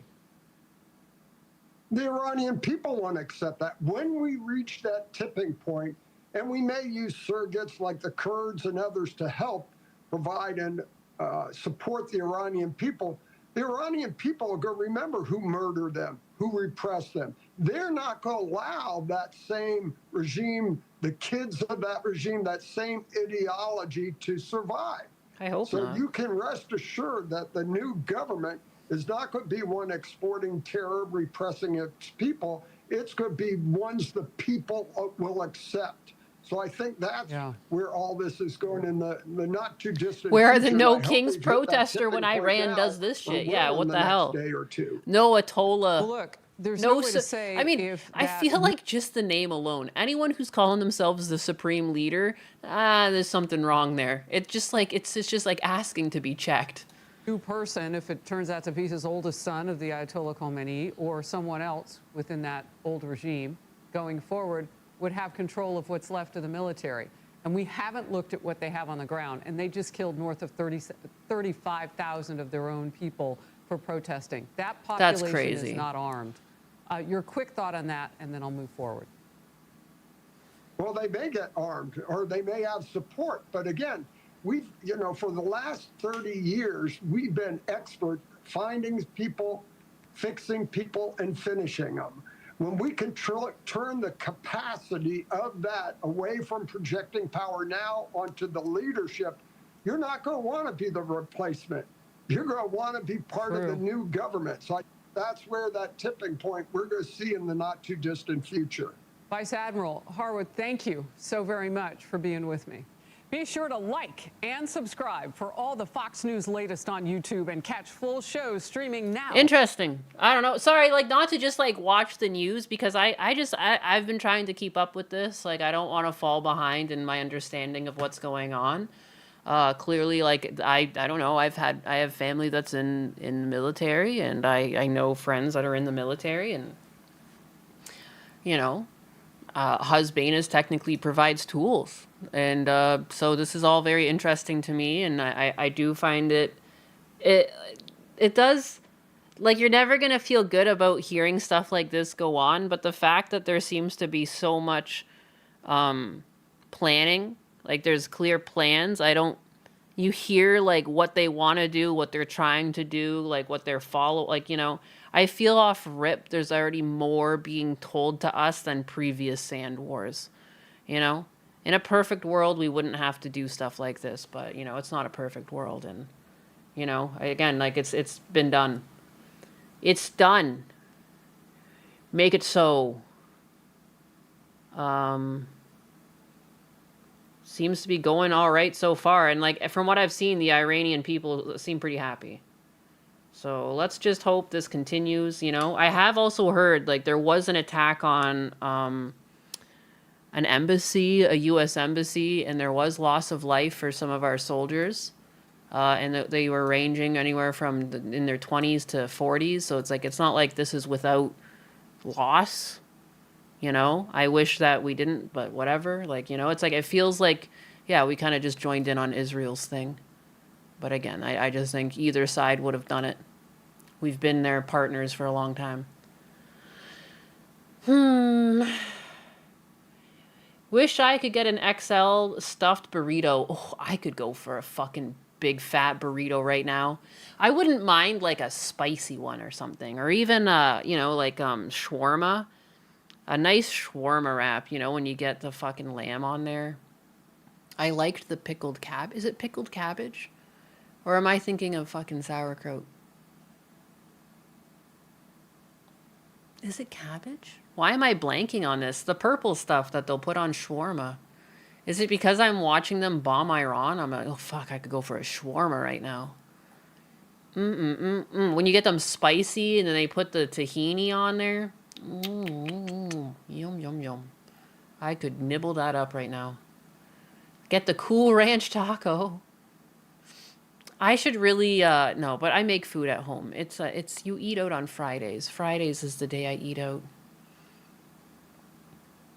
I thought this was pretty interesting, although it's a complete diversion to what we were following, but it's a pilot. So it's the pilot debrief, this channel that goes over, pilot stuff. And I don't know, I just enjoy people who are the kings of their domains. There's something, I love I love autism in its purest form. And it doesn't necessarily have to be something where I have that autism. I just like when people are so specialized in their field that they can do stuff like this. So what he does is he goes over this accident that happened, and what you kind of learn is this person should never have got their license. And clout kills. Clout can kill is all. Speaking of, I do need to eat. Haven't eaten anything all day. As addictive as you and your chat are, I'm hungry. Then go eat food, Snark Monkey. You are forgiven. You will be forgiven in the halls of Cat Valhalla. The place where all biggas go when they die. That's right, I'm starting my own religion. I need something to control the masses. And I've decided to create my own religion. I won't actually prescribe to it. I'll still be going to Catholic Church like the regular human I am, but you guys can all follow my my religion so I can control you better, if you don't mind. Thank you very much. Thank you very much. Ninus, the Supra Dupira leader. Yes, I wouldn't mind a Supra. But I'd actually rather the pop-up headlight Supra. Not the one that's super popular because of the movies, but the one that kind of looks like my AW11. That Spoopra. I would like that Spoopra, please. Can I be a dookie? You can be a dookie. Yeah, the cult of Husbanus. Hey. Back up. We need to find Big Artha in Antarctica. Mark 3 or 2. But anyway, so this, I don't know. I think this is still interesting. This is a bit of a diversion. We're not talking about the war at this point, but more so the things that people do for clout. And I just found this very interesting. This is Jenny, and she was a pilot who was known on YouTube as TN Flygirl, where she shared her aviation journey with the world, until one day she was flying with her dad and lost control of her aircraft and crashed, killing them both instantly. However, that's not the most disturbing part of this story. And even though I shared with you what no one was saying about this tragedy 2 years ago when it happened, now that the NTSB final report is out, the details are worse than what people imagined. So sit back and get ready, because this is one of the most shocking pilot mistakes that I've ever talked about. I'm Hoover, and welcome to your Pilot Debrief. Hi. Before we get started, let me just say that my heart goes out to Jenny's friends and family members that were left behind, and that this video is not for them, because I know we're going to talk about some things that are going to be difficult to hear, but the reason why I'm doing this is because I hope that it helps to save someone's life one day. Jenny was 44 years old, and if you've never heard of her, she started her aviation journey a few years ago and documented most of it on her Instagram, where she went by the handle 865flygirl. And she was also growing a large following on YouTube, where she was known as TN Flygirl, but almost all of her videos were removed from the channel after the tragedy. Now, it's not clear when Jenny started learning to fly, but what we do know is that she purchased this aircraft, a Piper PA-28 Cherokee, in June of 2021, and she did most of her flight training in it. If you're not familiar, this is a basic single-engine aircraft that's a reliable training platform for a lot of new pilots. Jenny passed her private pilot knowledge test in October of 2021, but she didn't pass her private pilot check ride until May of 22, about a year after she purchased the Piper Cherokee. However, what you need to know is that most student pilots have about 60 to 80 total flight hours when they pass their check ride, but according to the investigation, Jenny had 100. So she's not very good. Like, there's nothing with doing a lot of hours, but she just clearly wasn't kind of cut out for this. 93.2 hours when she finally got her private pilot license, and 182.6 of those hours were flown with an instructor. Think about that for a minute. That's roughly 3 times as many hours as the average student. And just to break things down a little bit further, according to her Instagram, she flew her 3rd solo flight in September of 2021, which means that she probably started flight training right around the time that she bought the Piper Cherokee. Now, if that's true, she was averaging at least 17 hours of flight time a month, which is probably at least 10 flights a month. So it's not like she had big gaps in her training. But I want to be clear when I say that I thought this might be one of the biggest failures of the investigation, because there's no evidence that the NTSB contacted any of Jenny's initial flight instructors to determine why she struggled so much and how she managed to pass her private pilot check ride. Because honestly, based on what this investigation has revealed, I'd argue that Jenny never should have been allowed to fly a plane by herself. Now, I realize that might sound harsh, but the truth is that some people aren't made to be pilots. Yeah. It's okay to understand your limitations. It's okay to want to do something and understand, like, if it's not for you.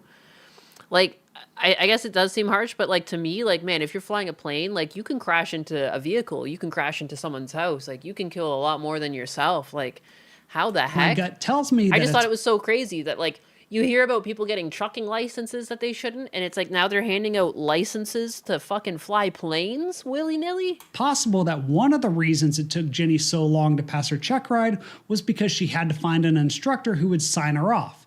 And honestly, I think that's one of the problems with the industry.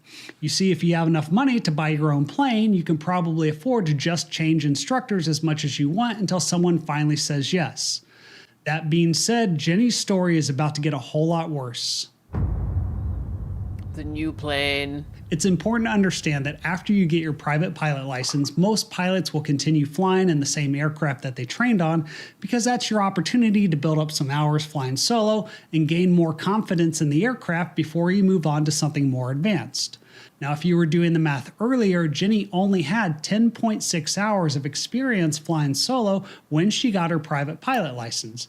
And even though that technically met the FAA requirement, it seems like she relied heavily on flying with instructors. So it kind of surprised everyone when instead of spending time focusing on the basics in her Piper Cherokee, in July of 2022, just 2 months after she passed her check ride, Jenny sold that aircraft and bought a 1965 Beech 35 Debonair. This was a huge step up for her. That's because the Debonair is considered a high-performance complex aircraft. It has retractable landing gear, a fuel-injected 260 horsepower engine, and a max cruising speed of about 160 knots. So it was definitely a lot more to handle than the Cherokee. It's maddening to see the CDL giving out to people clearly unfit. Yeah, I've been almost driven off the road by a truck, and like after all this CDL stuff comes out, it makes me question, like, that guy that almost killed me that one time driving his truck. I'm like, did you pass your license? He was merging onto a highway and just, like, it was me in another car that he clearly scared the shit out of. She had previously been flying. Also, the Debonair requires you to get specific endorsements to be able to fly it, something that the NTSB didn't really dig into during their investigation, other than to say that none of the endorsements were found in the undamaged section of her logbook, so it's not clear who gave Jenny the endorsements she needed or if she ever got them at all.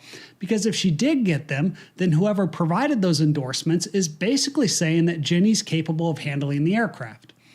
I also want to point out that according to multiple sources, one of the reasons why Jenny bought the Debonair was because not long after getting her private pilot certificate, she landed in the Piper Cherokee and tried to exit the runway at a high rate of speed and skidded off the taxiway into a ditch.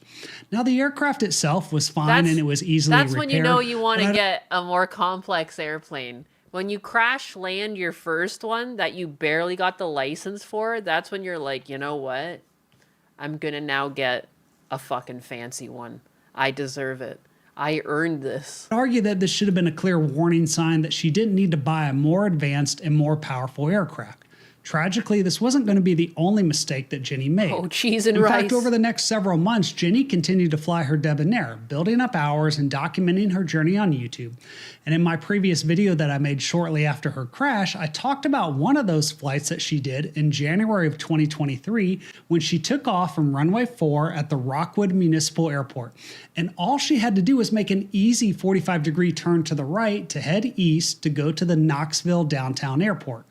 To be perfectly clear, this was a sunny day, weather was not a factor, and these were two airports that she was familiar with because she had flown out of them several times in the past.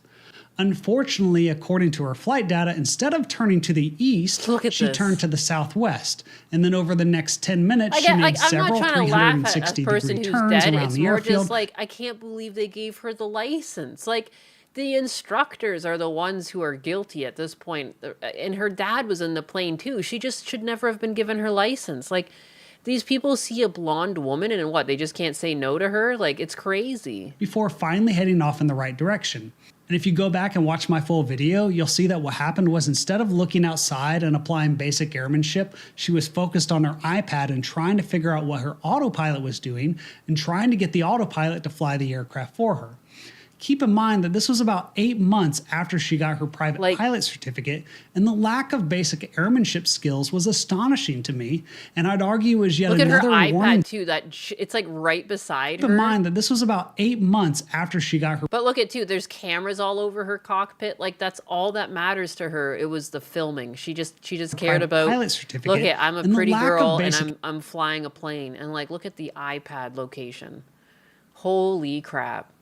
Holy fucking crap. Airmanship skills was astonishing to me, and I'd argue was yet another warning sign that Jenny never should have been allowed to fly by herself. However, now that you know a little bit more about Jenny and her new plane, it's time to talk about her instrument training and what else went wrong leading up to the crash.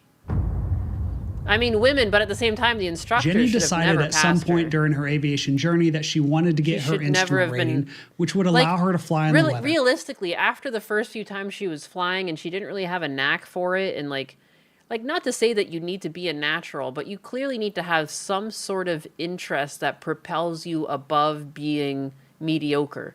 Otherwise, it's like dangerous, you know? Someone should have just sat down and had an uncomfortable talk with her about like, look, I know you want to fly, but like this doesn't really seem to be like where your skills are. Like maybe you can pursue something else that requires flight. Like, you know, maybe you can do skydiving or something. But yeah, it's just like, you know, sometimes things are just not for you. And they would have done better to just like keep her alive and just told her the cold, hard truth. But like, I guess. And Aaron that's was one hard of the to do. instructors that flew with her for a good portion of that training.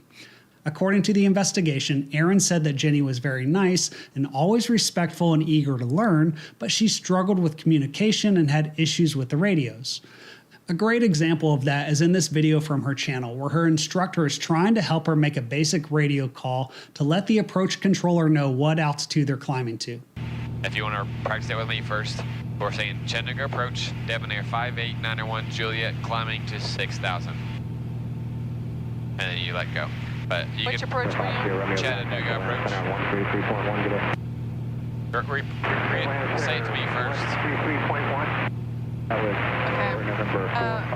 Yeah, practice over me. Chattanooga approach, Debonair 5891 Juliet. Climbing. No, it was Yeah, climbing to 6,000. climbing to 6,000. Juliet. All right, practice it again. Number 9550, Romeo Chattanooga approach. Okay, first of all, as a side note, the radio call should be Chattanooga approach, Debonair 5891 Juliet, 5,200, climbing 6,000. That's because you want to tell them what altitude you're at and what altitude you're going to. Regardless, Jenny kept thinking about it and she practiced the call for another minute before she would try to make the actual call on the radio. But you can practice it with me one more time. Chattanooga approach, Debonair 981 Juliet. 5891. 5891 Juliet, climbing to 6,000. Yep. All right. Chattanooga approach, 5891 Juliet, climbing to 6,000. Now, don't take this the wrong way. I'm not trying to highlight every single mistake that Jenny made. That's not the point of a debrief. I wanted to share that video with you to show you how even after a few hundred hours of flight time, Jenny was still struggling with some of the most basic skills that she needed to be a pilot. And in full transparency, I don't know if that was Aaron in the video that I... That's like driving a car and not understanding how to find the fucking odometer to say how fast you're going. Like at this point, if you can't give a call to the radio tower as to like what you're up to, you can't do this. I was playing DCS with a retired combat air traffic guy. What was his exact title? What are you when you do that? You're like the radio guy. He wasn't a fighter pilot. He was the ABM. Yeah, and so I was playing with a retired ABM, and like he was making us like fucking do the real shit, and like we had to fly in formation with him and stuff. Like it's just like if you can't do the absolute basics, like yeah, what? Like she just should have been told not to fly. I thought this whole thing was crazy. I was flabbergasted watching this. Like I can't believe they gave her the license. Just shared with you. But what I do know is that Aaron said that when he flew with Jenny, sometimes he would have to take over the radio so she could focus Air on battle flying. manager. Additionally, he said ABM. that she struggled more than others, her decision making was something, and he felt that she needed a chance to gain Her decision making was something. more Amazing. knowledge and experience. Aaron also told the NTSB that Jenny was over-reliant on technology instead of basic airmanship or stick and rudder skills, and the truth was that her fundamental skills were lacking, and she was further behind than what her total flight hours and approaches on paper would indicate. Despite the struggles that Jenny was having, I think there was a much bigger problem She that was wasn't struggling being with addressed. paying attention to the compass, apparently. Yes. She didn't understand why she was calling out. She didn't understand, like, she was calling out her plane and, like, just whereabouts she was. Like, And I think it was the fact all. that perhaps she was more focused on the social media attention than she was on being a pilot. Yep. In fact, in this other video that she posted to her channel titled My IFR Training, Was This Necessary?, her text on the screen at the start of the video says that it's about the landing, but I'd argue that she missed the bigger picture. Watch what happens. Lined up, so just keep those triangles focused big on that, okay? A lot of your eyes need, I want your eyes to keep those triangles lined up. Don't need to get down to 1500. Yeah, that's fine. Keep those eyes over there as you do that. Go back to the left. Turn back to the left, big turn. Yeah, power down to 15 if you can. Bring that quicker. There you go. Okay, first of all, you'll notice that she's wearing a pair of instrument training glasses that limit your vision to just the instrument panel. That way you can simulate flying in the weather. And it seems like what she's trying to do is fly an instrument approach, and the instructor is trying to get her to correct back to the left because you can see that they're lined up to the right of the runway. But watch what happens next. Let that nose kind of relax on down. Gotta get her a little high. Back to the left a little bit more. Yeah, that big crosswind from the left is making it hard on you. Yeah, it's showing only about 40 degrees off our left now. Keep that left wing down. That opens it up to us, and it really takes us. All right, back to the left. Left wing down. That wing keeps pushing me. Pull up. Higher, altitude, pull up, get higher. Up, to the left, up to the left. oh my lord. The red circles on the video are ones that Jenny added herself, and I think she's trying to point out how they aren't lined up with the runway and perhaps how the instructor isn't taking the controls and correcting for her.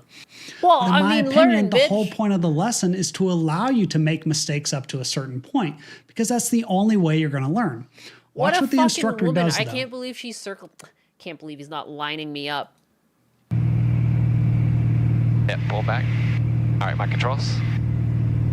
Let's go visual. I got it. All right, your controls now. Sorry, the wind just took us at the last second there. To be perfectly clear, the wind did not take them at the last second. Jenny wasn't applying the correct control inputs to stay aligned with the runway during the approach, and I think the instructor was just trying to be nice. However, I think he should have said, okay, Jenny, you're at minimums and you don't see the runway, what do you do?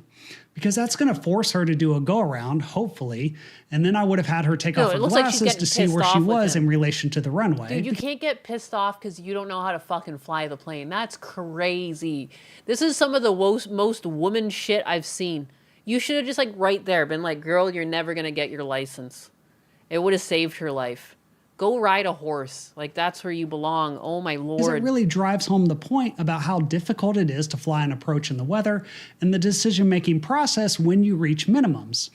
Instead, he took the controls and he corrected for her, and then he had her fly the rest of the approach visually, but what Jenny did next in the video was the most shocking part to me. Watch and read the text that she added on the screen. Was this really necessary? Comment below. 3 seconds off controls before I went visual. How would this help me in real life? Folks, to be honest, I'm not sure what point she was trying to make, because if she was flying this in the weather down to the minimums, then she might only have 3 seconds to decide if she's going to try and salvage the approach and land or just go around. And if the instructor wasn't there to help her, then she'd probably be dead. However, she doesn't seem to realize that, and instead she's focused on 'Cause blaming women the always instructor right. for setting her up for a bad landing. Now, as frustrating as that might be to watch, it was just one of many examples from her videos of how she seemed to refuse to humble herself and admit that she might not be suited to be a pilot. Regardless, when it comes to the investigation, I think one of the most important things that an instructor said about Jenny was she could fly the airplane, it was decent, but she needed help consistently. If an experienced instructor or pilot were not there in the right seat, she would likely not do well between the radios, communication, and managing the aircraft. I imagine she would get behind or lose situational awareness quickly. Okay, please don't take this the wrong way because I'm sure there's a lot more to the story than a quote on a piece of paper. But in my opinion, you can't say that Jenny can fly the aircraft while at the same time saying that she needed an experienced instructor or pilot like that in was the like right the seat. most oxymoronic phrasing. Like she can't do it, but she can, but she really can't. She can't do nothing really. The second anyone's gone, she's hopeless. Again, we're just lucky that. I mean, again, not lucky. She'd never have lost her life, but like, she could have taken out other people. She could have crashed into a building. She could have crashed into vehicles on the road. Like, flying with her. Insane she got her license at all. She was either capable of flying the plane by herself or she wasn't. 2 weeks before the accident, a man named Wayne, who was the general manager of the flight school that Jenny trained at, conducted an instrument phase check with her, and it did not go well.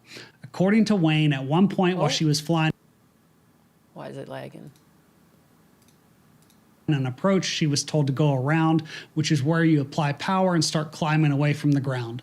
But instead, Jenny failed to use power and started descending towards the mountains. Christopher! After that, the flight continued to get worse, and they had to stop the training session.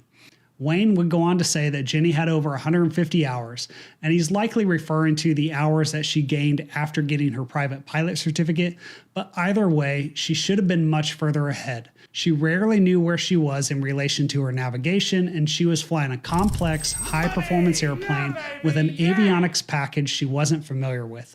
Additionally, all of the instructors that flew with her had difficulty with her. I agree. Elucidator with the 2. Social media vanity is the cancer to women, period. Yes.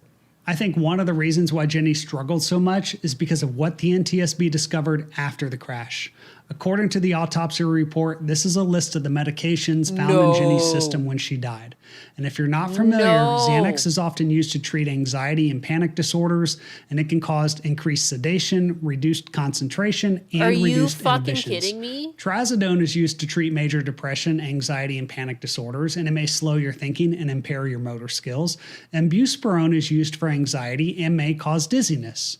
Now, as you've probably imagined, you're not allowed to take any of those 3 drugs as a pilot because all 3 of them are on the FAA Do Not Fly list. To make matters worse, one of the other drugs in her system that's used to treat and prevent nausea actually disqualifies you from getting an FAA medical certificate due to the side effects including serious heart rhythm issues, drowsiness, and dizziness.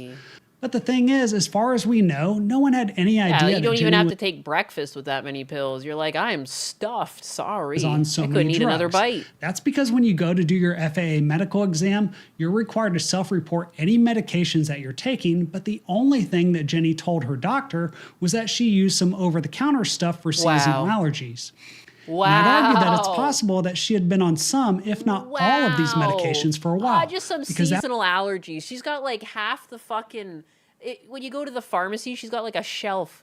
She's got a whole shelf to herself. I would explain the issues that we saw with the radio communications I shared with you earlier in this video, and also why she struggled so much with learning how to fly. Because for the amount of flight hours that she had, there's not many other reasons to explain what was going on. However, in full transparency, even though the NTSB said that Jenny may have been impaired, they couldn't determine if that contributed to the crash, considering her demonstrated baseline proficiency in the aircraft. Yikes. Basically, that's just a fancy way of saying that her skills were so bad that they don't know if the medication really mattered when it comes to what happened. Either way, according to the NTSB, as of August of 2023, almost 4 months prior to the crash, Jenny had logged just over 390 hours of flight time, and in September, she made this post to Instagram highlighting the fact that she hit 400 hours, and over 200 of those hours were in the debonair. And now that you know more about Jenny's story and her struggles, it's time to talk about what went wrong during her last flight. On December 7th, 2023, the day of the crash, Jenny and her father showed up at the airport to get ready for the flight. Wayne, the flight school general manager, happened to be there. Just the way she's doing her makeup does not look well. Like drawing on your eyebrows, the way she did her eyeliner, the way she smudged on the makeup above her eyes. It looks like she's pilled out.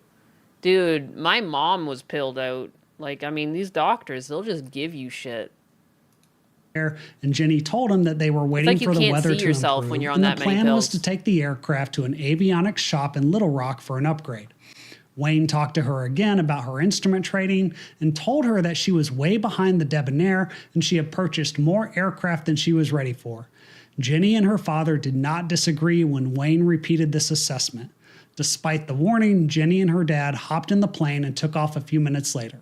Damn. There was nothing mechanically wrong with the aircraft, and weather was not a factor in what happened during the flight. Additionally, even though Jenny had a few cameras in the aircraft, it seems that one of them wasn't turned on to record the flight, and the NTSB wasn't able to recover any data from the memory card on the other camera, so they had to rely on the ADSB data and what they found in the wreckage. The first 30 minutes of the flight seemed relatively uneventful, at least when compared to Jenny's other flights. They were supposed to climb to an altitude of 6,500 feet, but they ended up settling down around 6,300 feet, and it seems like the autopilot was on, but they were having some minor deviations in altitude. This is where you need to know that the Debonair she was flying was equipped with a Century 2000 autopilot that could help her hold a constant altitude. However, the problem is that the autopilot doesn't have an auto trim feature. And what that means is that you should manually trim the aircraft for level flight before you turn the autopilot on. But if your airspeed changes, then you might need to adjust the trim later. And when we look at the flight data, we can see large fluctuations in airspeed as much as 20 to 30 knots when Jenny was trying to hold that altitude of 6,500 feet. And there was about a 10-minute period where they would descend down to about 6,000 feet and then climb back up to 6,500, and they did that at least 3 times. Dear However, Lord. she never made any radio calls during that period to reflect any struggles that she was having with the aircraft. Amazing. Keep in mind that this is a fairly simple problem to solve. All she needed to do was turn off the autopilot and hand fly the aircraft. Just basic airmanship skills. Otherwise, if she wanted to use the autopilot, the Century 2000 will actually sense when that trim is out of position, and then it flashes a light on the annunciator panel telling you to either trim up or trim down. Now, because the aircraft doesn't have an electrical trim switch on the yoke, that meant Jenny needed to reach down to the manual trim wheel and just manually apply whatever correction that it was telling her to. The NTSB later discovered that Jenny had a lot of problems understanding this system. According to one of her instructors, sometimes she would trim up or down the wrong way, and the autopilot would blink faster and faster, basically telling her that she's trimming in the wrong direction. If we go back to the flight data, you can see the series of oscillations in altitude kept getting worse and worse. And most likely what's happening is that Jenny is essentially fighting the autopilot this entire time. It's telling her to trim up, but instead she's trimming down and vice versa. She doesn't understand Now in the how planes past, when work, something guys. like this happened, her She doesn't instructor said understand that Jenny would inverse get controls. flustered and she would just disconnect the autopilot and fly manually. And perhaps she tried to do that at some point, but she never reestablished level flight. So chances are she was fighting the autopilot the entire time and completely unaware that her trim inputs were actually making things worse. At one point, the controller told her that she appeared to be left of course, and she said she was correcting, but that was the least of her worries, because as the altitude oscillations got bigger, the harder they became to control, and the NTSB said that what happened is that she probably eventually disconnected the autopilot, but by that point it was too late, and the aircraft had so much nose-down trim applied that it pitched forward into a And she steep didn't know how to dive, correct. and as the airspeed began to rapidly increase, it became impossible for her to apply the control forces necessary to recover, as their rate of descent exceeded 10,000 feet per minute until they crashed into the ground below, killing Jenny and her father instantly. Jesus. When I first talked about this tragedy a few years ago, I highlighted how Jenny recorded most of her flights. So she had everything that she needed to conduct a full debrief every time she flew, but there's no evidence that she ever did that. She knew she wasn't supposed to fly based on the medications that she was taking, and it seemed like multiple people tried to warn her that she was in over her head, but I don't think she wanted to listen to what they were saying. Yeah. It's an incredibly tragic story of an accident that was years in the making. And my hope is that this debrief has helped you learn 3 things. First of all, being a pilot is an incredible responsibility, and that means knowing the rules and following them.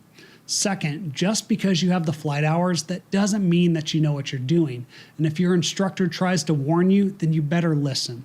Well, But perhaps most importantly is the fact that you need to master she the get her basic license? stick and rudder skills necessary to fly before you start using the automation.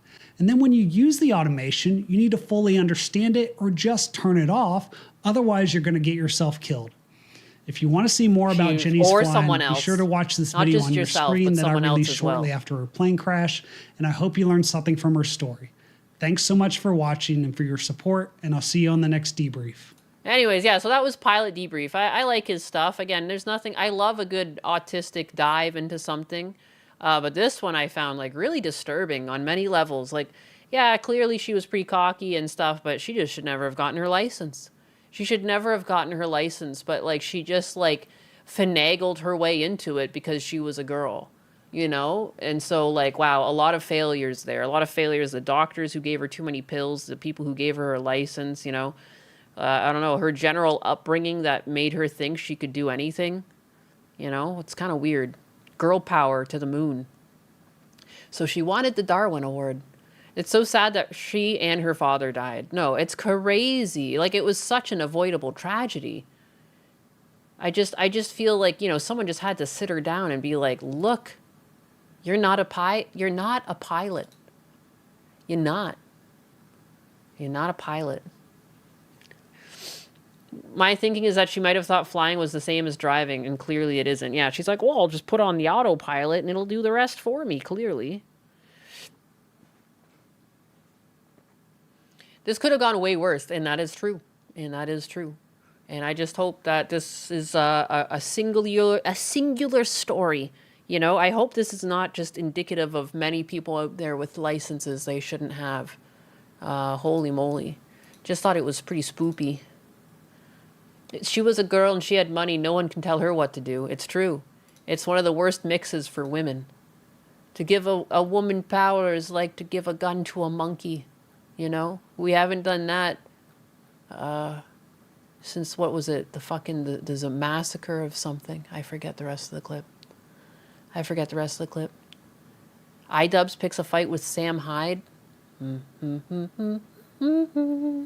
Interesting. I don't see it happening, but interesting. I see he's trying to hold on to relevancy. That Antanata Zoo massacre, that's okay, yeah. Maybe hubris caught up. Astana Zoo massacre. Thank you. She thought if the drunk guy from Independence Day could be a pilot, then so could she. That 14 to 16-year-old girl in New England landed a plane alone with landing gear malfunction and did it perfectly. Some people have it, pilot ability. Some don't. Agreed. It comes, like, it's down to a person to understand their limits and, like, understand, like, you know, what can they do and what can't they do. You know, and not everyone, dude, I think pilots are cool. Do I want to be a pilot? Probably not. I feel like, even if I could do the job, it's a lot of responsibility. And I think I'm just better off without it. I'm a pretty anxious person. You know, there's nothing wrong with that. I don't think I'm less of a person because I'm not flying a fucking plane around. Like, would it be cool? 100%. But what are you going to do? We need to bring back IQ testing. I think people should get, like, IQ tested before they're even allowed to have children, but that's just me. I went to flight school, and understanding the trim wheel is like a day one stuff. Yeah, it's kind of weird. That's like not knowing where the gas pedal is on your car, or the brakes, or, like, you know, or like the clutch. I don't know, depending if you're driving a shift or not. Or, like, you don't know the gate pattern of your car or something. It's weird. Weird, strange. Why? I wonder, too, did she even drive a standard shift car? Like, I feel like, did you drive a motorcycle? Can you actually, like, understand how an engine works and, like, step in for it? I feel like that would have been a great beginning. Can you start a standard shift vehicle up a hill? You know, oh, you can't do that? Maybe you shouldn't try flying a plane, because that's going to be a lot more to keep in mind than, like, putting the gas in the clutch and like working it at the right time to not roll backwards. you know. 9 is careful. Eugenics is still outlawed by the UN. I know. That's why you don't put me in charge, because I will be some sort of dictator, because I'm tired. Except there was this one time I was talking to Husbanus, and I was like, we were watching a cop video where like the gut came out, and I said, Husbanus, if you ever see me like that, put me to work in the fields. And he's like, you also will work in the fields? And I say, yes. If I become a slob, what else do I do? And he said that I was a fair dictator, because I would put myself in the fields too. No one's too good for the fields. We can all work in the fields. Always point your plane up, not down. Yes, I recommend that too. That's a good starting point. Turn on, go vroom. She probably drove a Tesla. Probably. Oh well. Welcome to the rice fields. Everyone can work on the rice fields. Out here in the fields, I fought for my meals. Put them to work. That's what I like. Put the people to work. They yearn for the fields. The children, they yearn for the fields, I'm telling you. Oh my God, I forgot to go live on Twitter. I always forget to do something. Ugh. Hoy vey. Always something. And I'm already at like the end of my stream. Fuckers. I do this every time. It sucks because you have to set it up and then hit go live and then hit go live and then, yeah, fuck it. Fuck it. I don't know. I sent it off now, but even what's the point?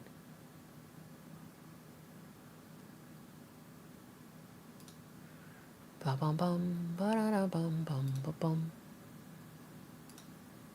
You miss Filthy Frank? She hates Twitter. She hates us. Oh, it's stupid because it shoots me in the foot, because like I feel like that's the reason why I get any payout at all on Twitter. It's not like my posts get tons of traction. Like they don't get millions of views, you know, so to speak. But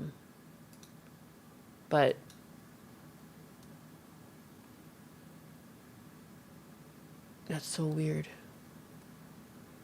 It says that it's ended, even though it's not. Stupid thing. El stupido. It definitely glitched out. Whatever. That's fine. I'm just going to delete it now. Will Gundo stream, or do we need to issue a feather alert? Feather alert! Feather alert! I don't know if he's going to stream or not. That's a good question. That's a good question, buddy. One I don't have the answer to. I assume he is. I don't know. I'm always down to help him. I just don't want him to think I'm helping him to help myself, and then now I've been breaking away.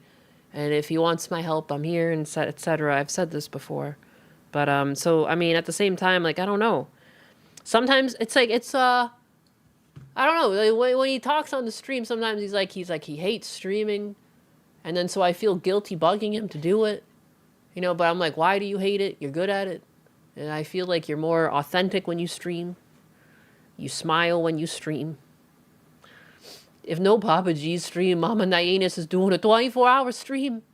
Feather alert had me rolling yesterday when I was supposed to be working. You know what I should do? Let me see.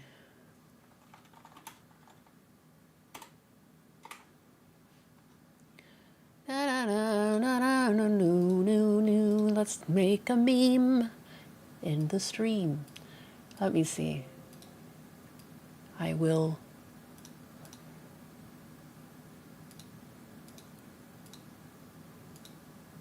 Okay.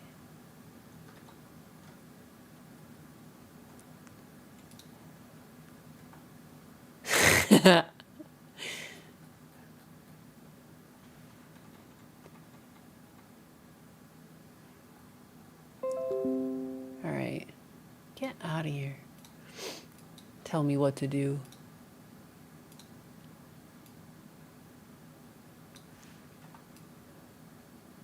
There we go.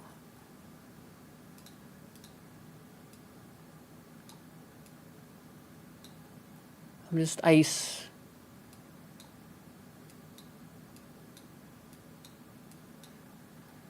All right. I'll open up. There's actually like a missing person on my screen right now, so I'm just editing it slightly before I start sharing. But let's make a little post together. Maybe that's a fun way to end the stream. File, ik ga import. Dee-da bo-ba, bee-ba-doo-da, bee-da. Dee-da-dee-dee-dee-dee. Which picture of Gundo shall I use? We're gonna issue a feather report because it's good and true. Good and true.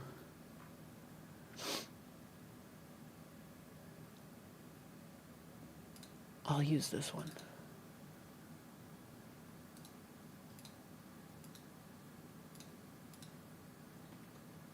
Have you seen this queer? He's missing.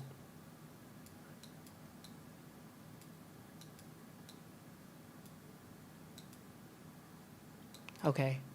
All right, let's fill this out now. Oops, well, now you know which one I used as my base. LOL. LOL. Noob. Is this it? Okay. Feather alert! Feather alert! All right. Let me see. It's a Gundam. His name is It's a Gundam. It's a Gundam. Let me get my font right here. Oop, too tiny.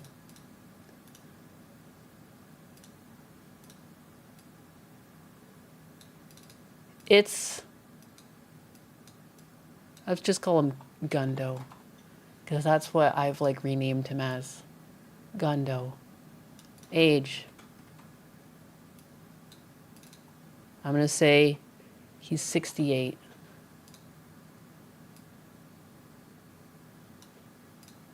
Height.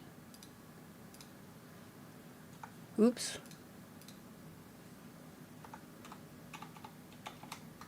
.411. He's a tiny one. Oops.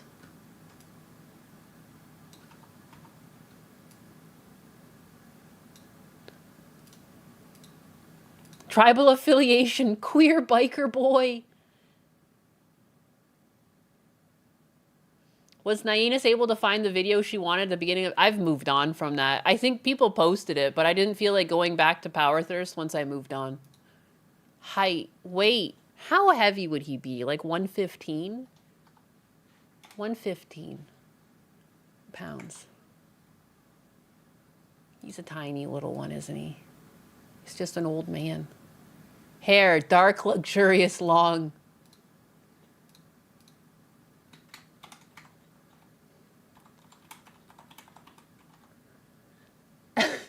170 pounds of muscle, but he's only 10 pounds. He's only 115. Luxurious. Oh, that's fucking. Oops.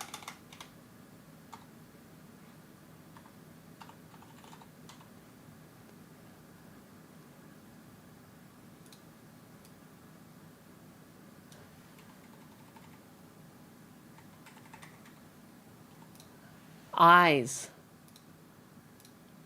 I guess just brown, huh?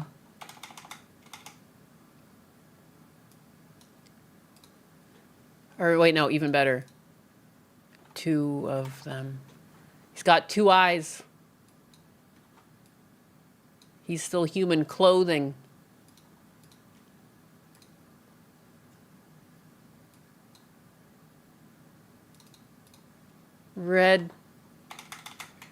Red shirt, blue, dark, gray pants, Gundam, RX, helmet. To protect his special brain. He always wears his helmet. I don't know why he doesn't lean into that more, that he wears his helmet.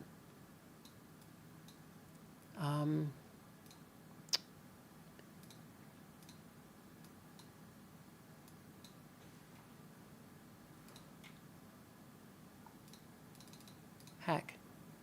What have I done?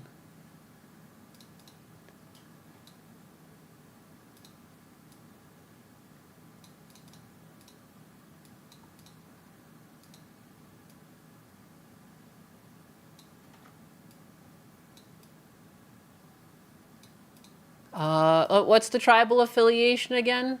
Something about his cake? Dumpy rear end. Oh, clothing. Tribal affiliation. Wears a helmet. Might be special. Brown eyes because he's full of shit. That's what I always told my one brother with brown eyes. I'm like, you fucking... Your brown eyes give you away.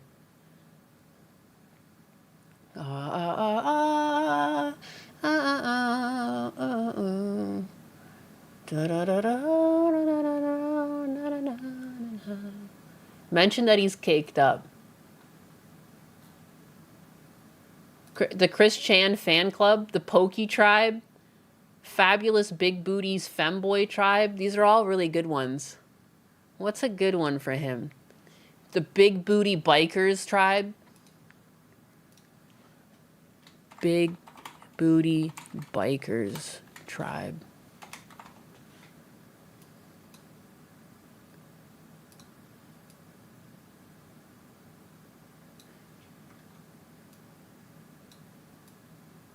Feather alert has been activated by the CHP on behalf of the San Francisco Police Department.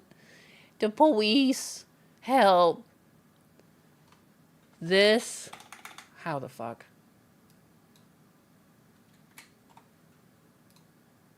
I need to write something similar. Well, yet different. What is going on? Stop, Photoshop. You're drunk. You're drunk. I have never written down that way. All right.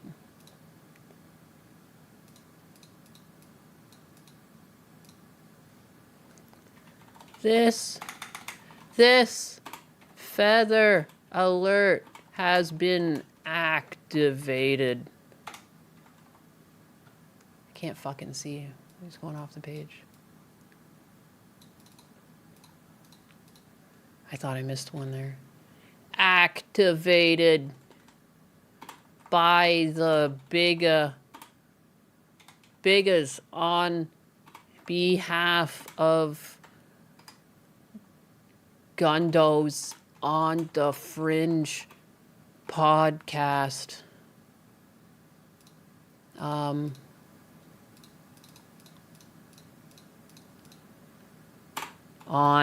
March 4th, 2026. What is it? Be warned, the individual is caked up and dangerous. Approach with caution. He is also... Caution. He is also known to be traveling with a small feral wolf. What else? Tribal affiliation, starving anime music artist. Thought you were trying to activate sleeper cell logic. Fluffy is armed and dangerous.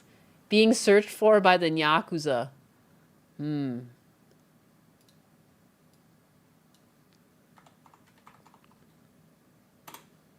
behalf of Gundos on the Fringe podcast on March 4th.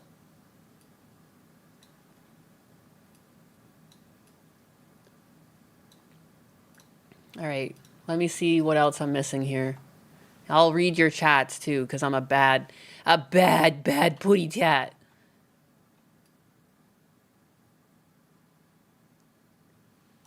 All right. Real big as use Krita. Psh. Ktush. All right, what would you guys like to change? What the fuck? Ignore my last message. LOL. What did I ignore? I'm pretty sure I ignored most people's messages. Not that I singled any one person out. Call 455. She hates us. She hates us. If seen. 455. What's 455? Wait, what's like a pizza joint's like name? He's prone to show cursed images. Prepare yourself. That's not him. That's Kershaw. Don't get them confused. Do not approach. Leave model kits and vitamins to attract and call the cops. That's a good one. Do not approach. Leave model kits, canned tuna, or vitamins to attract and call local law enforcement.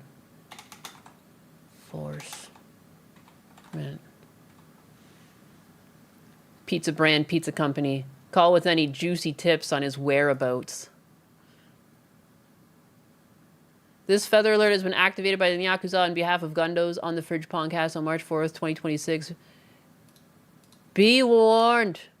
The individual is caked up and dangerous. Approach with caution. He's also known to be traveling with a small feral wolf. Do not approach. Leave model kits, canned tuna, or vitamins to attract and call local law enforcement. It is unclear if whether or not he plans to stream. He is a wild animal. Yes. Okay, what else? Motorcycle gear is a good bait for Gundo traps. Notice me, senpai! Whee! Oh, wait, I heard money come in. 1 second. I gotta look at the money first. Money! I should look at my monies. Where did I put my tabs with my back ends? I need to see my back end. I need to see my back end right now, and none of these are my back end. Oh my god, there's more money coming in and I still can't find it. Did I somehow close all my back ends? I always have a tab with all my back ends. I've lost them. Oh, here it is. Forbidden cat belly with the 2. Can you Photoshop in a massive cake? Absolutely not. Or maybe I can, actually. I can see what I can do there. With the $2. K to the Swiss with the 5. Thank you. K to the Swiss loves the feather alert. Loves the feather alert. All right. Just making sure I've gotten everything there. Thank you for all the support. She read the wrong chat, goddammit. What, do I need another one? Did I miss something else? What did I miss? K to the Swiss, Forbidden Cat Belly. Rockwell Hardness Boopits with the 5. Learning radio, comms, and civil aviation calls is hard for me to learn. Social media vanity is a cancer doll woman, elucidator with the 2. Memories of Rem, when will we send them to the fields? Nyanus merch, $5. What did I miss? I could buy myself a banana. What did I miss? How am I missing this? What did I miss? Motorcycle gear is also good bait for Gundo traps. Notice me, senpai. Call me Mama Susan. Call Mama Susan. What am I missing here? I think the way you can Photoshop the waist skinnier and the thighs thicker, well, I think what I can do, I realized with a little bit of backwards engineering, anything is possible, realistically. Realistically. What is this? Where is his icon here? Boop.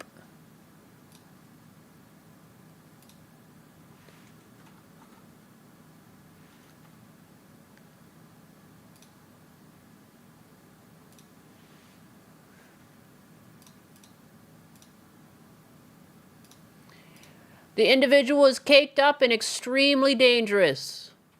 I repeat, caked up and extremely dangerous. This is not a drill.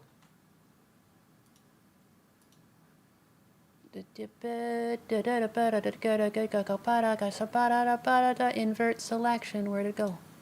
There we go.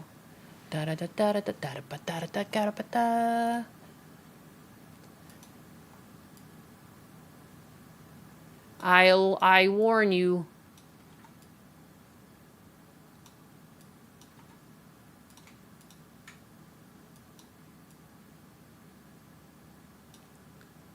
Doesn't even look real. It doesn't even look real.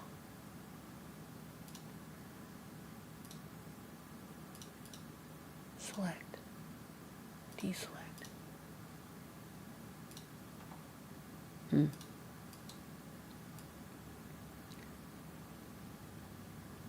Doo-doo. Oh, this is like so difficult. The booty too big. You ever get that problem when your booty's just too big?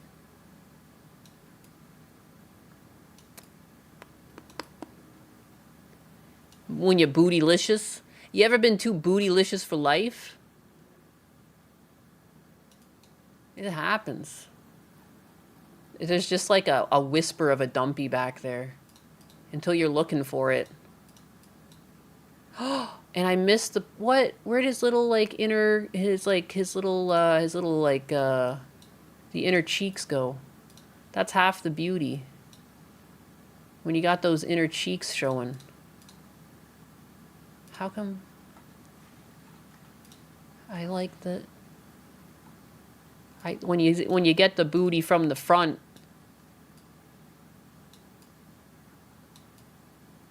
Beautiful. Yeah, baby, you're sick. Oh, you know you're thick. You're sick with it. You're thick with it. You like that? It's so realistic. It's just like real life. It's like I'm looking at Gundo right now. That's crazy. I've never seen such beauty. All right. That's a vagina to the uninformed. Maybe it is. I should fade it out a little bit into the background. There you go. Caked up. Camel toe silhouette. It looks so wrong, but it looks so right at the same time.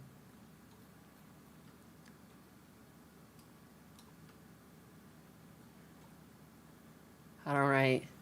The crack helps drive the point. Needs more pee pants. No! He's not peeing his pants. He's not peeing his pants. That's not right. I was driving. Anyone can fly a plane. The real test is if you can fly it with nothing but your gut.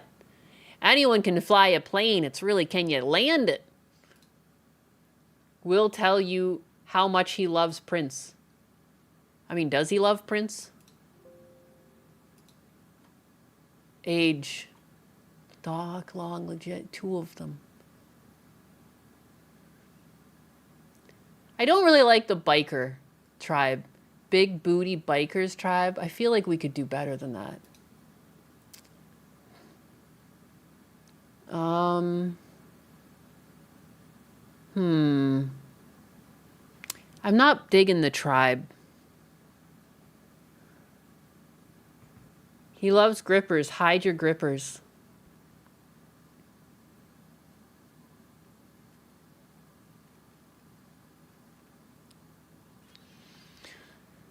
God.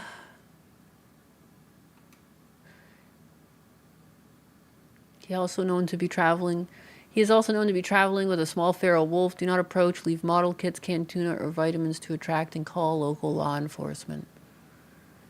Someone said Keiko Key earlier. It's close, but still not doing it for me. What? Let me look up like actual tribes. Let me see. Actual Native American tribe. Let's see if we can get one and cake one up. Navajo, Cherokee, Crow, Blackfeet, Black Booty. That's like, is that too far? Not as clear.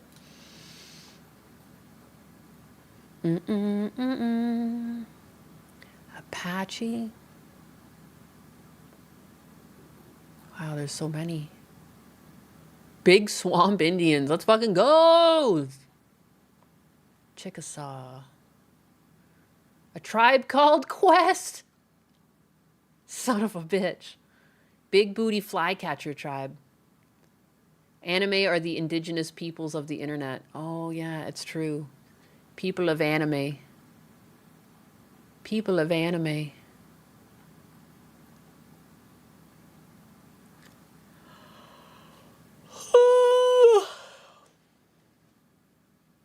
Maybe he's a Seneca Indian.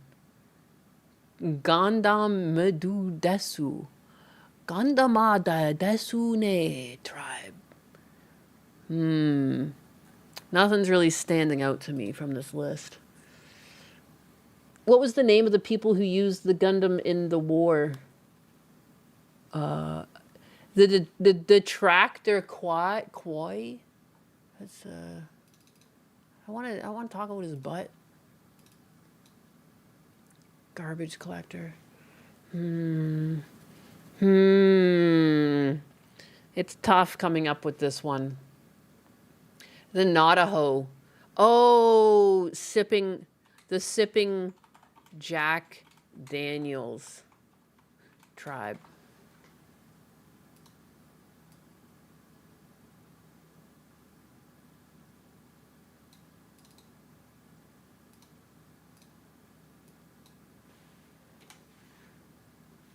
How about just sipping Jack Daniels? I feel like he said that before. I feel like he's made a joke about this on stream. About being something about the Jack Daniels. Dancing with Whiskey Fire. Dancing... Tribal... Oh, yeah. No, yeah. Okay, so that was... tribal affiliation. That's what it was. It was dancing with Jack Daniels, wasn't it?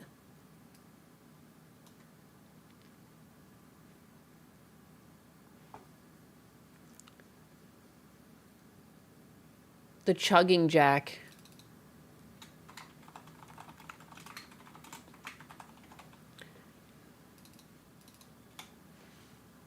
Fuck it. Let's just do Dancing with Jack Daniels, because I'm pretty sure he said this.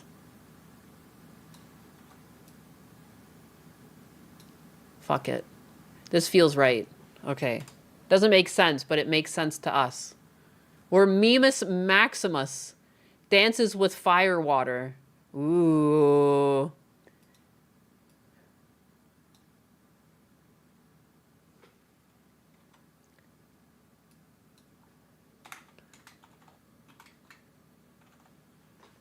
Dances with firewater. I guess that's his name, though, huh? That is his name. That's not the tribe.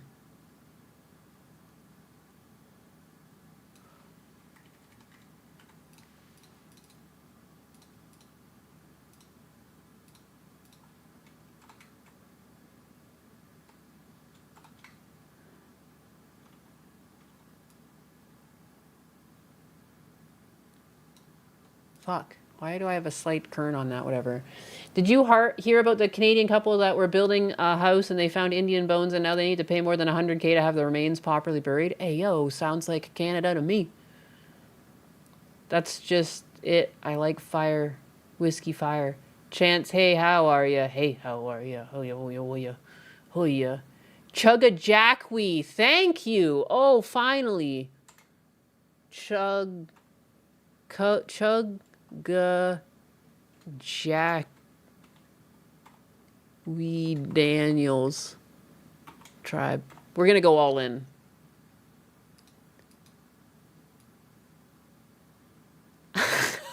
Dude, I'll have you know that I could have had my tribal card in Canada. I was the third generation that could have accepted it, and therefore the final generation, and I didn't because I didn't want to it felt like I was taking money meant for kids on reservations, even though they would have paid for my schooling outright. It just didn't feel like it was for me. So I just want to put that out there that I'm not being a fucking racist, all right? Okay? I'm allowed to do this. Kekawawi. Fuck. In for a penny, in for a pound. This feather alert has been activated by Nyakuza on behalf of Gundo's On the Fridge podcast on March 4th, 2026. It's unclear whether or not he plans to stream. He is a wild animal. Be warned, the individual is caked up and dangerous. Approach with caution. He is also known to be traveling with a small feral wolf. Do not approach. Leave model kits, canned tuna, or vitamins to attract and call local enforcement. Local law enforcement or pest control.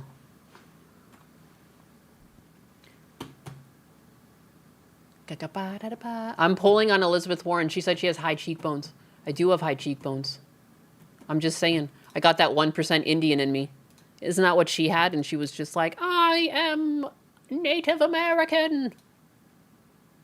Chugga Shine. All right, Chugga Jack Wee Daniels tribe is already what I want. I've given up. That's the one I like. Because it's just too on the nose to being like ridiculous. It's just got the perfect amount of ridiculousness to me. Not animal control. I thought about animal control, but I don't want like Fluffy I don't want animal control to take Fluffy.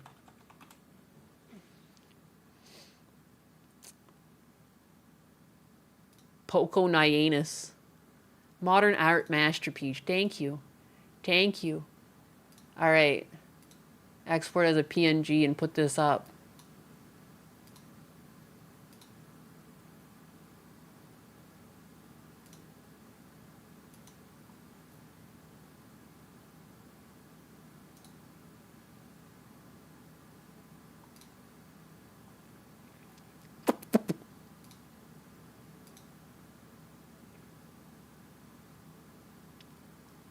Cake-a-wah-wah.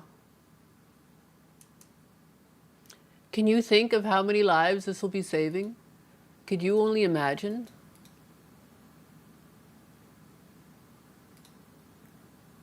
Oh. Feather alert.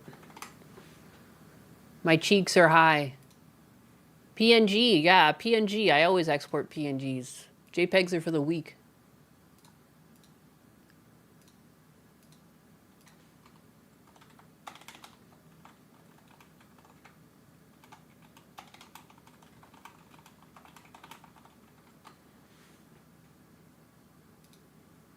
There, the feather alert's been posted. Now I'm going to send that to him.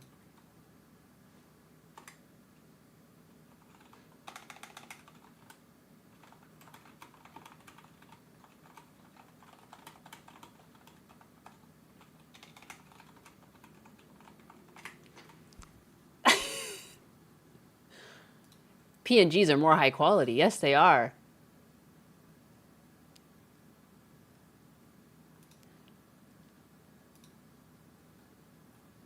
Amazing. So borderline racist. I mean, it's on them. Why the fuck is California making a feather alert for Indian people?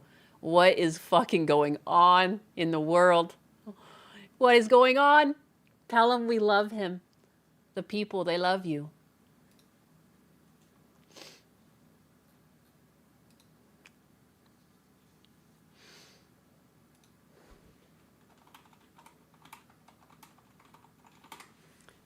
I said the kids say they love you. The children say they love you. Twitch mod jailed for stalking a streamer has been arrested again, targeting her after her release. Oh, how fun. How fun is that? Hot diggity. Wow. Do I look like I know what a JPEG is? You even understand? He was essential to my childhood. My childhood. Holy crap.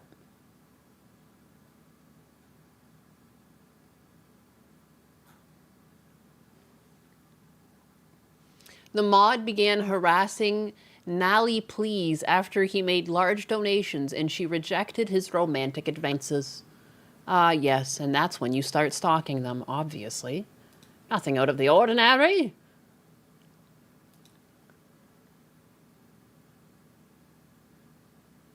Because of your family's red underhue and our skin tone and how racially ambiguous your mother looks, we get asked if there's native in your family and we just reply with a shoulder shrug. It's good rage bait. Fair enough. I am Gundo's biggest OP. I kid. No, you're his enemy now. Hot diggity dog.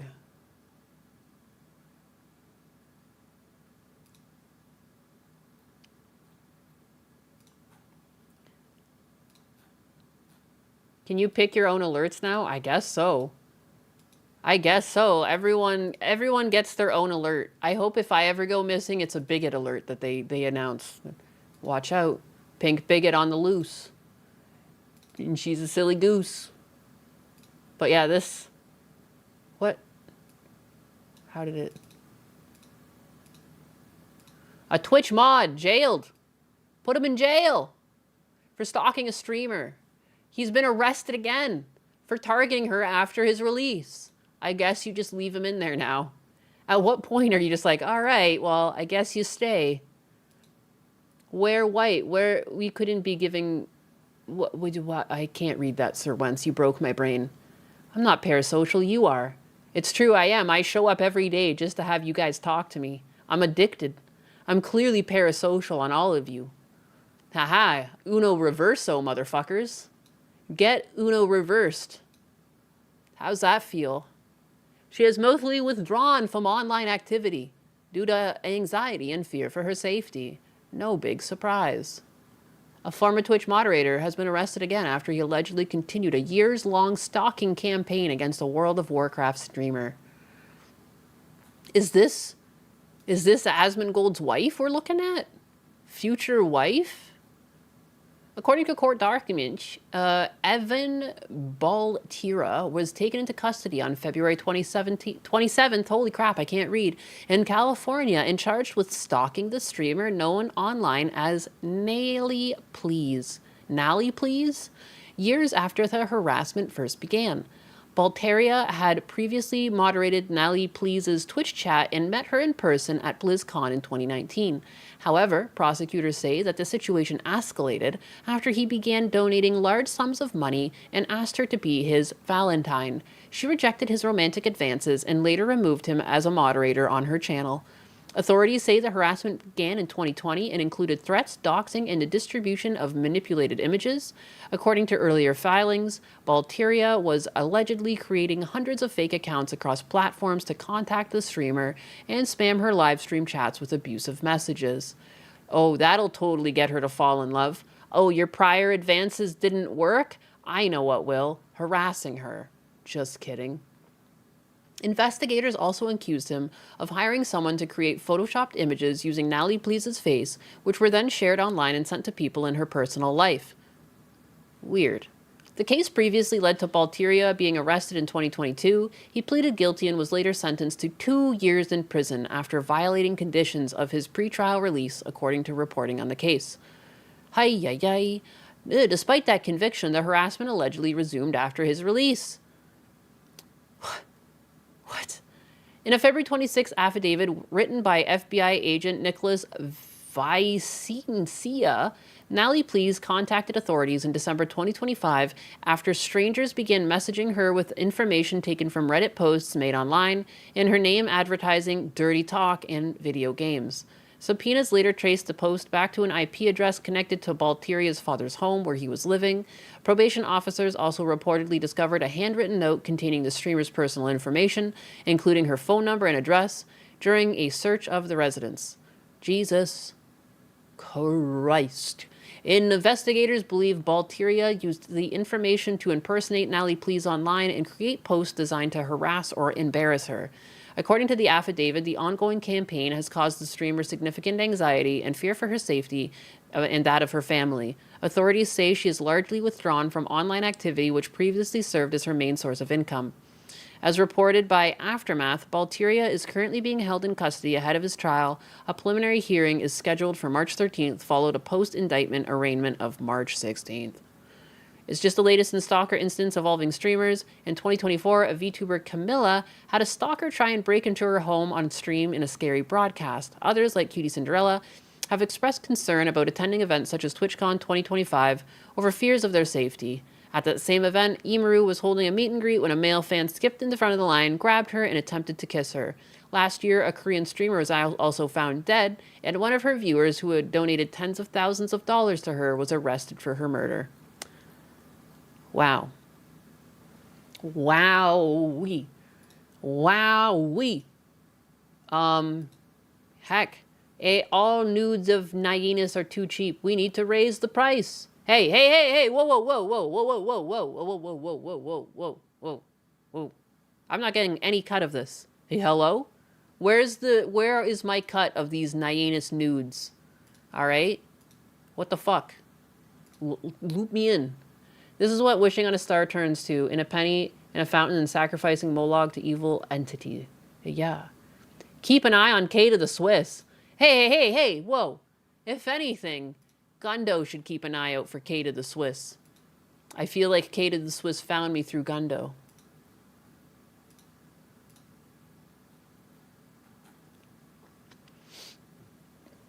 All proceeds go to Husbanus. All proceeds go to my pop anus. Papa anus. The real money is Husbanus's calendar. Oh my god. Oh my god. My icon for Husbanus on my phone is just his shirtless chest. Looking buff. Looking like a snack. But anyways, I should probably go at some point. It's 3:30. I should go eat some lunch. I haven't eaten anything yet today. I'm kind of hungry.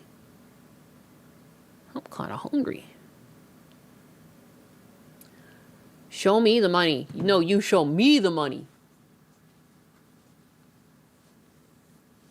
I won't show you, though. He might have found me through Cecil. Oh, that's true, too. Kate of the Swiss is everywhere. Everywhere, always. All at once. He always reminds me of chocolate. Treat yourself. I will treat myself to some sort of food. I wonder what I'll make. When Husbanus isn't here, I'm like, I just go... I get pretty basic. I might just make like a breakfast sandwich. Some egg and some cheese. Some bakey.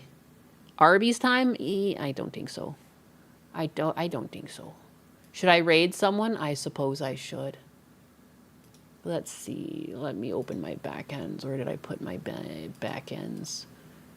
I didn't close them, did I? No.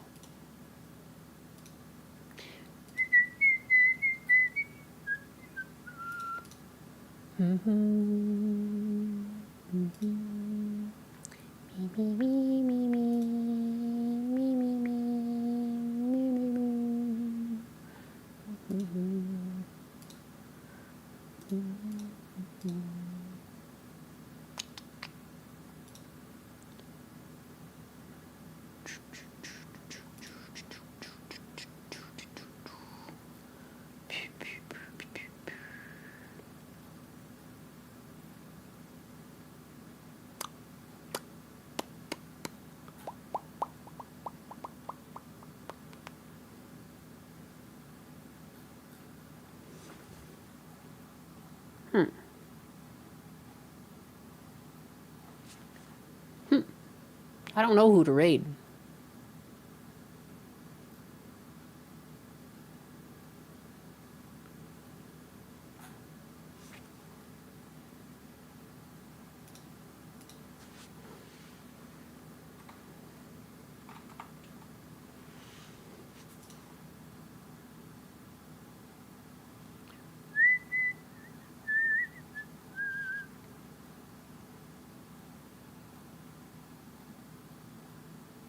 I don't know. I don't really see much on Kick. Let me go look over here.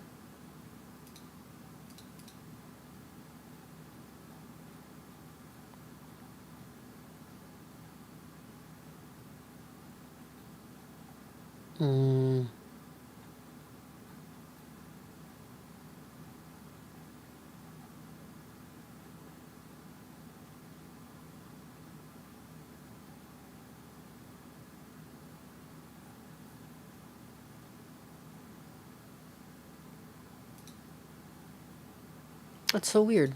I thought, oh yeah, here it is, the redirect.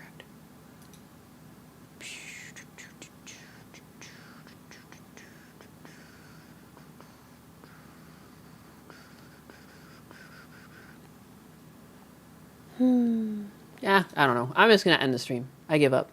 This is too difficult. Bye-bye. Fare thee well. Until we yap again. Bye. I'm not doing shit. Just because, like, I don't see channels that are online, which makes it difficult. Maybe I'm not following people, but I don't know.